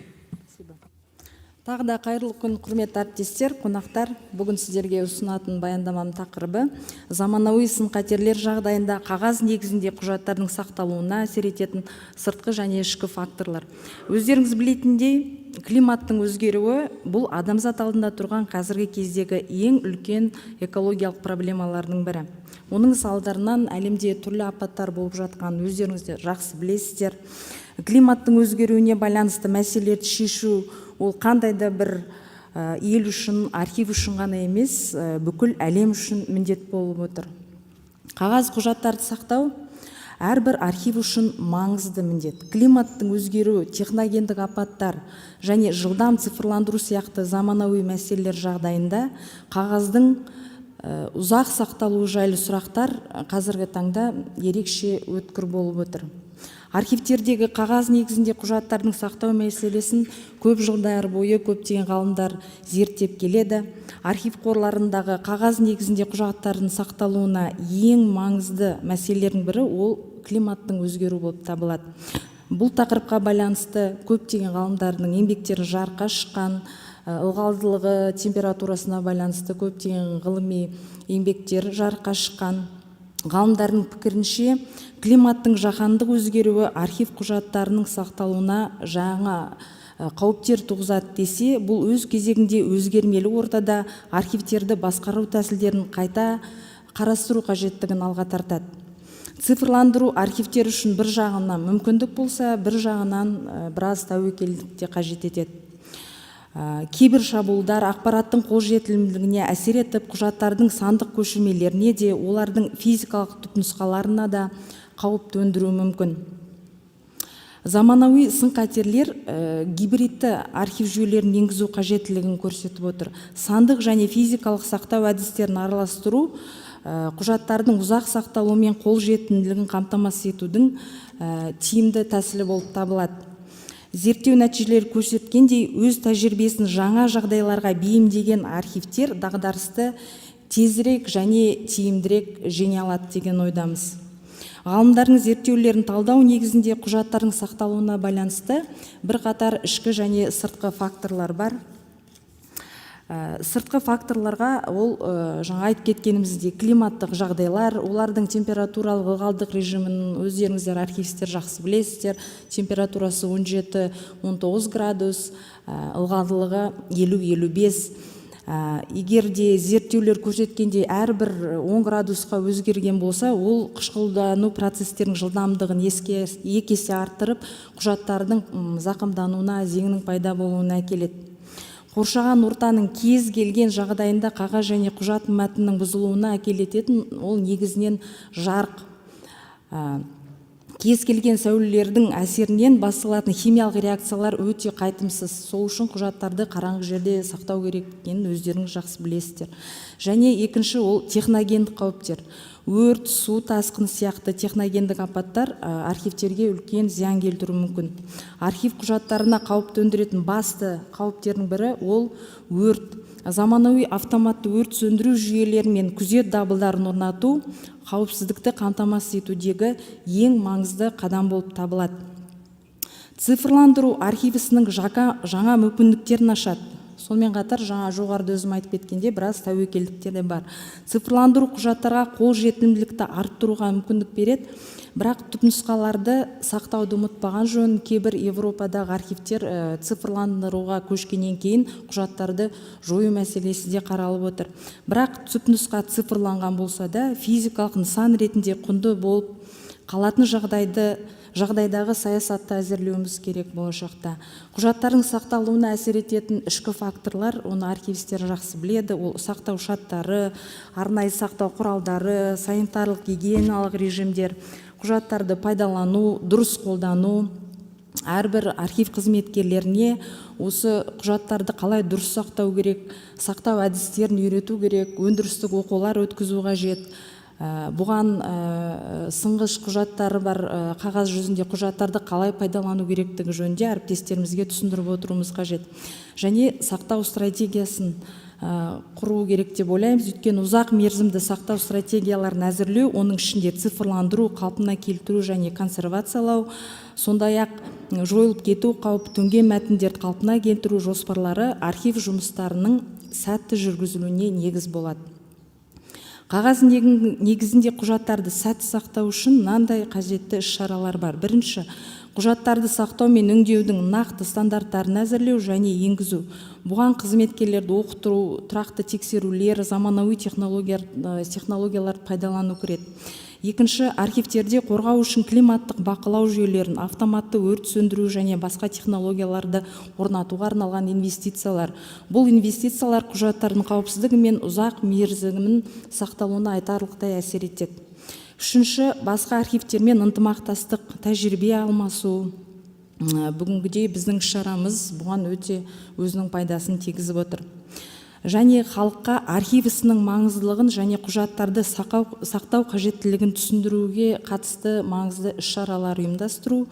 Бесінші, төтенше жағдайлар жоспарларын әзірлеу, су тасқыны сияқты ықтимал қауіптерге жылдам әрекет ету үшін нақты іс-қимыл жоспарларын құру болып табылады. Осылайша архив мекемелерінің алдында келесі заманауи сын-қатерлер тұр. Ол жаңа цифрландырудың рөлі, жаһандық климат пен әлеуметтік өзгерістердің әсері. Жаһандық жылыну, басқа климаттық өзгерістер құжаттарды сақтау шарттарына және қолданыстағы әдістерге бейімдеу қажеттілігін тудырады.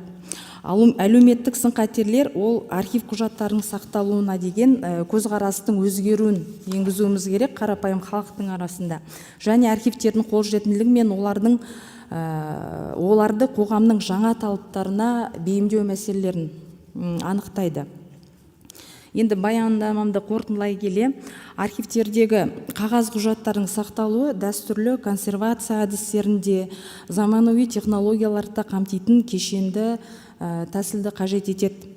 Қағаз құжаттарды сақтау бұл барлық деңгейде ерекше назар аударуды және күш салуды қажет ететін көп қырлы және күрделі процесс. Климаттың өзгеру, технологиялық қауіптер және цифрландыру сияқты заманауи сын-қатерлер жағдайында құжаттардың сенімді қорғалуын және оның қолжетімділігін қамтамасыз етуіміз қажет. Бұл ұжымдық күш-жігерді, стратегиялық жоспарлауды және барлық қолда бар ресурстарды пайдалануды қажет етеді. Архив мекемелері жаңа жағдайларға бейімделіп, заманауи технологияларды игеріп, мәдени мұрамызды қорғау мен сақтауда белсенді жұмыс істеуге дайын болуы керек.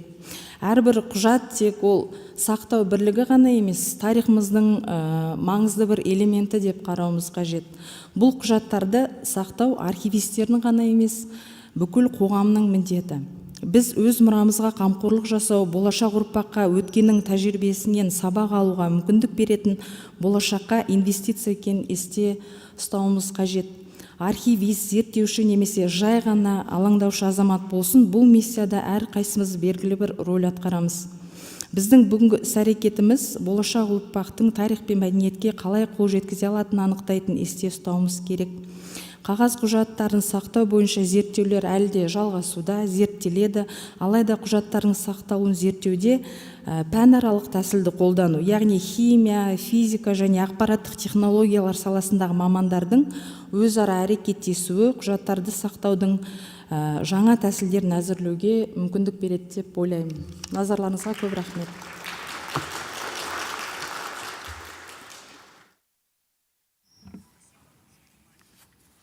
Thank you very much for that interesting presentation, Gaukar.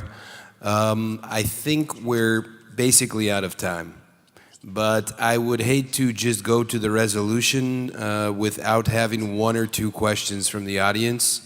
So I would like to ask if you have a pressing question for any of the speakers in the first part of the panel or the second part of the panel, please ask. We can take one or two questions maximum from the audience. So if you have a question, please raise your hand.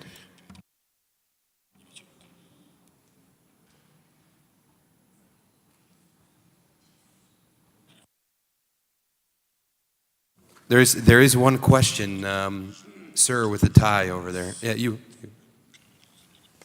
Nope, behind.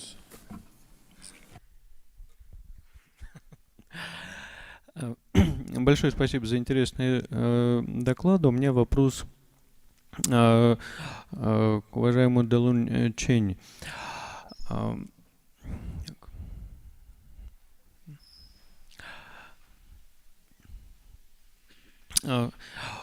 Вы рассказывали о тех стандартах, которые разработаны в Китае по строительству архивных зданий. Разрабатывали ли вы типовые проекты архивных зданий? Типовой проект строительства здания. 就是咱们就是您刚才谈到制定了这个档案馆建设的标准，那么我们有没有建造一些类似的这样档案馆的项目？就是作为一个这个标准的档案馆。是这个样子的，我们的任何一项法律法规标准在出台之后，新建和改造的项目都必须完全符合现行的文件和标准的要求。谢谢。Так после обнародования новых стандартов и потом все созданы новые здания обязательно соответствующие этому стандартам.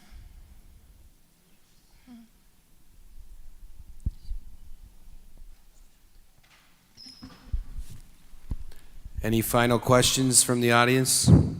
Question? We can take one more. If no, oh wait, no, there's one. Please go ahead. Да, здравствуйте. Казахстан, Жамбылская область. Спасибо за интересные доклады. У меня вопрос к мистеру Экиму Файндеру. Можно на английском, есть, да? Thank you, Mr. Ekim, for your interesting report. I have a question. You were talking about the CCD sensor is better than others, but scanner pictures in your slide, то есть scanner book I 5V2 V3 has a CMOS sensor. Can you clarify the point? Of course, we scan the image which we keep with the CCD camera, and the CMOS sensor is only for a preview, so that you, if you want to place the document on the scanner, so that you see where you are. So it's a live video camera, but it's not the image you get. It's only for the preview, and the productive, the real image you get by the CCD camera, because of course the quality is much higher. Thank you.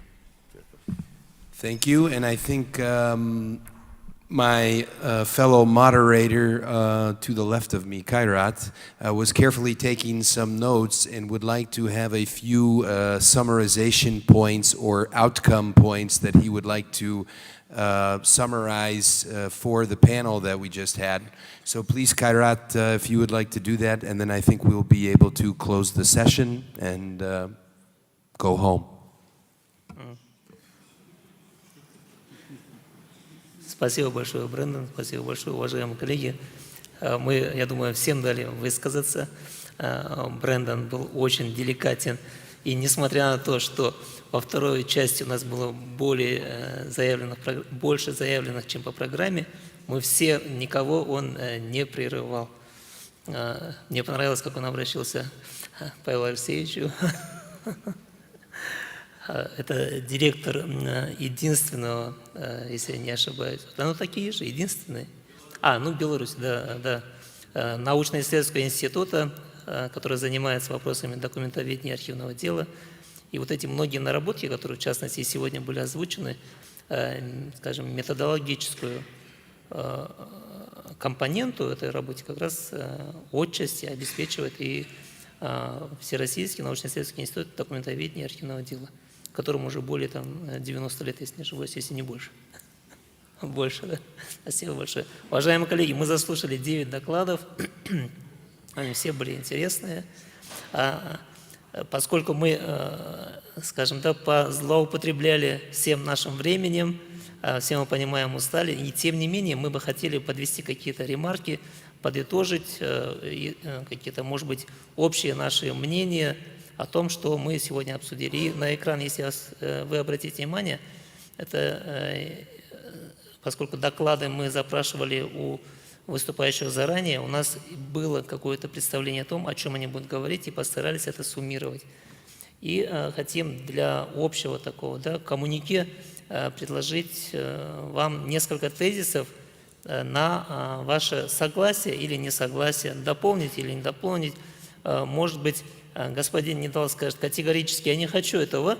Вполне возможно, это касается особенно последнего тезиса, который он сейчас услышит. Но, тем не менее, мы его выносим. Если позволите, я зачитаю, а мы все с вами подумаем. Да? По направлению нашему, я думаю, сегодня работа сессии состоялась, и к чему мы можем прийти, скажем. Да? Ну, прежде всего, я думаю, согласиться с тем, что страновой опыт, я надеюсь, что это общее мнение, решение вопросов сохранения документов об изменении климата, возникновении и борьбы с техногенными природными катаклизмами полезен в работе архивов, музеев, библиотек других стран. Далее. Предложить научно-исследовательским институтам, а конкретно глубоко уважаемому профессору, совместно с архивами изучить вопросы архивации документов в условиях изменяющегося климата. Далее.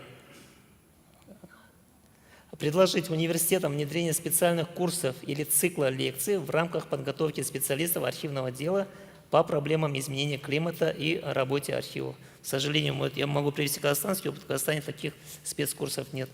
Далее. Предложить обсуждение вопросов, связанных с современными вызовами архивам в рамках предстоящих тематических, научных мероприятий, конференций, круглых столов, семинаров, в которых будут принимать участие и участники настоящего Конгресса. Я думаю, что этим обсуждением мы не можем поставить точку в этом нашем, скажем, разговоре, и если оно получит пролонгацию, продление на каких-то других мероприятиях, обсуждений, если какие-то наши общие с вами идеи вы будете озвучивать там, в том числе какие свои идеи, это не будет считаться плагиатом, я думаю, это будет нам всем полезно. Далее, считать важным изучение организации работы архивов в военное и мирное время, особенности сохранения и использования в исследованиях исторических документов, содержащих информацию об изменениях климата, а также вопросам влияния климатических изменений на работу архивов. Коллеги, мы сочли вот этот тезис, он более такой, скажем, немного четкий, да, обратить на это, заострить на это внимание ввиду того, что в докладах мы часто или акцентируем внимание на том, что это все-таки природные какие-то катаклизмы. Но и в частности сегодня в докладе прозвучало то, что все-таки есть и человеческие факторы, которые возможен как один из факторов, который определяет утрату нашего исторического документа. Почему бы не задуматься и об этом? А почему я упомянул господина Недала? В частности, у нас с ним был диалог о том, что те стандарты, о которых мы все тут с вами говорили, температурно-влажностного режима и так дальше, возможно, в условиях изменяющегося климата нам нужно пересмотреть эти стандарты. Насколько целесообразно соблюдать температуру в вашем государстве, где летом очень жарко, зимой еще жарче, и выдерживать температуру 18-17, тогда как увеличение температуры на 1-2 градуса вашему государству сэкономит энную миллионную сумму долларов, а эффект от этого вместо 500 лет мы будем хранить, условно говоря, 480 лет, и мы даже не будем знать о том, что сохранились эти документы или нет, ввиду объективной причины того, что мы уже с вами и не будем. Коллеги, если нет каких-то... я так и знал. Так, пожалуйста, Павел Алексеевич.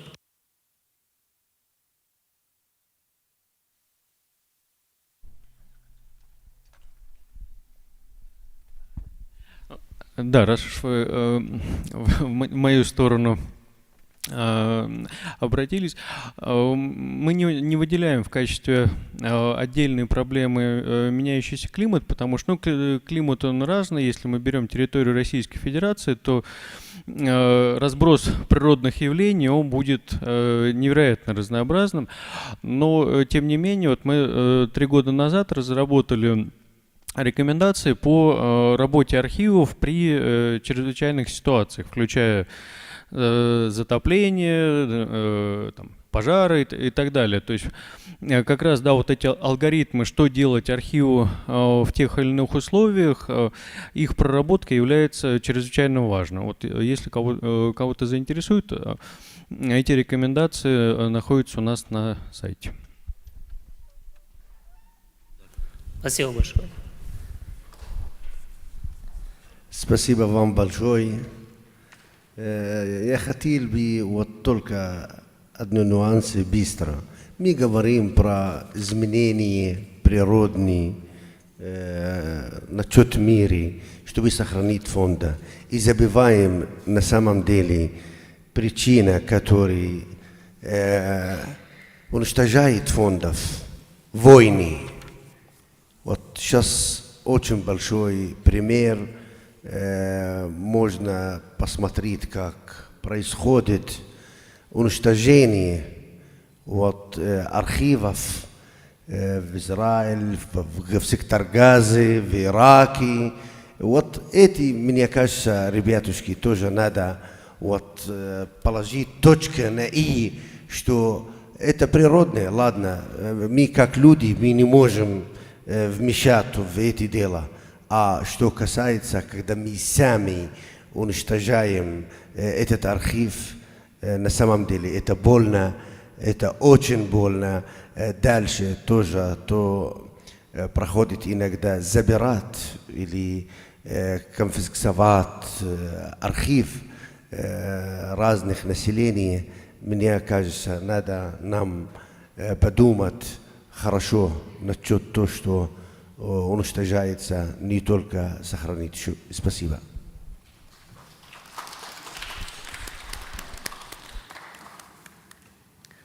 Брэндон, возможно, у вас что-то будет?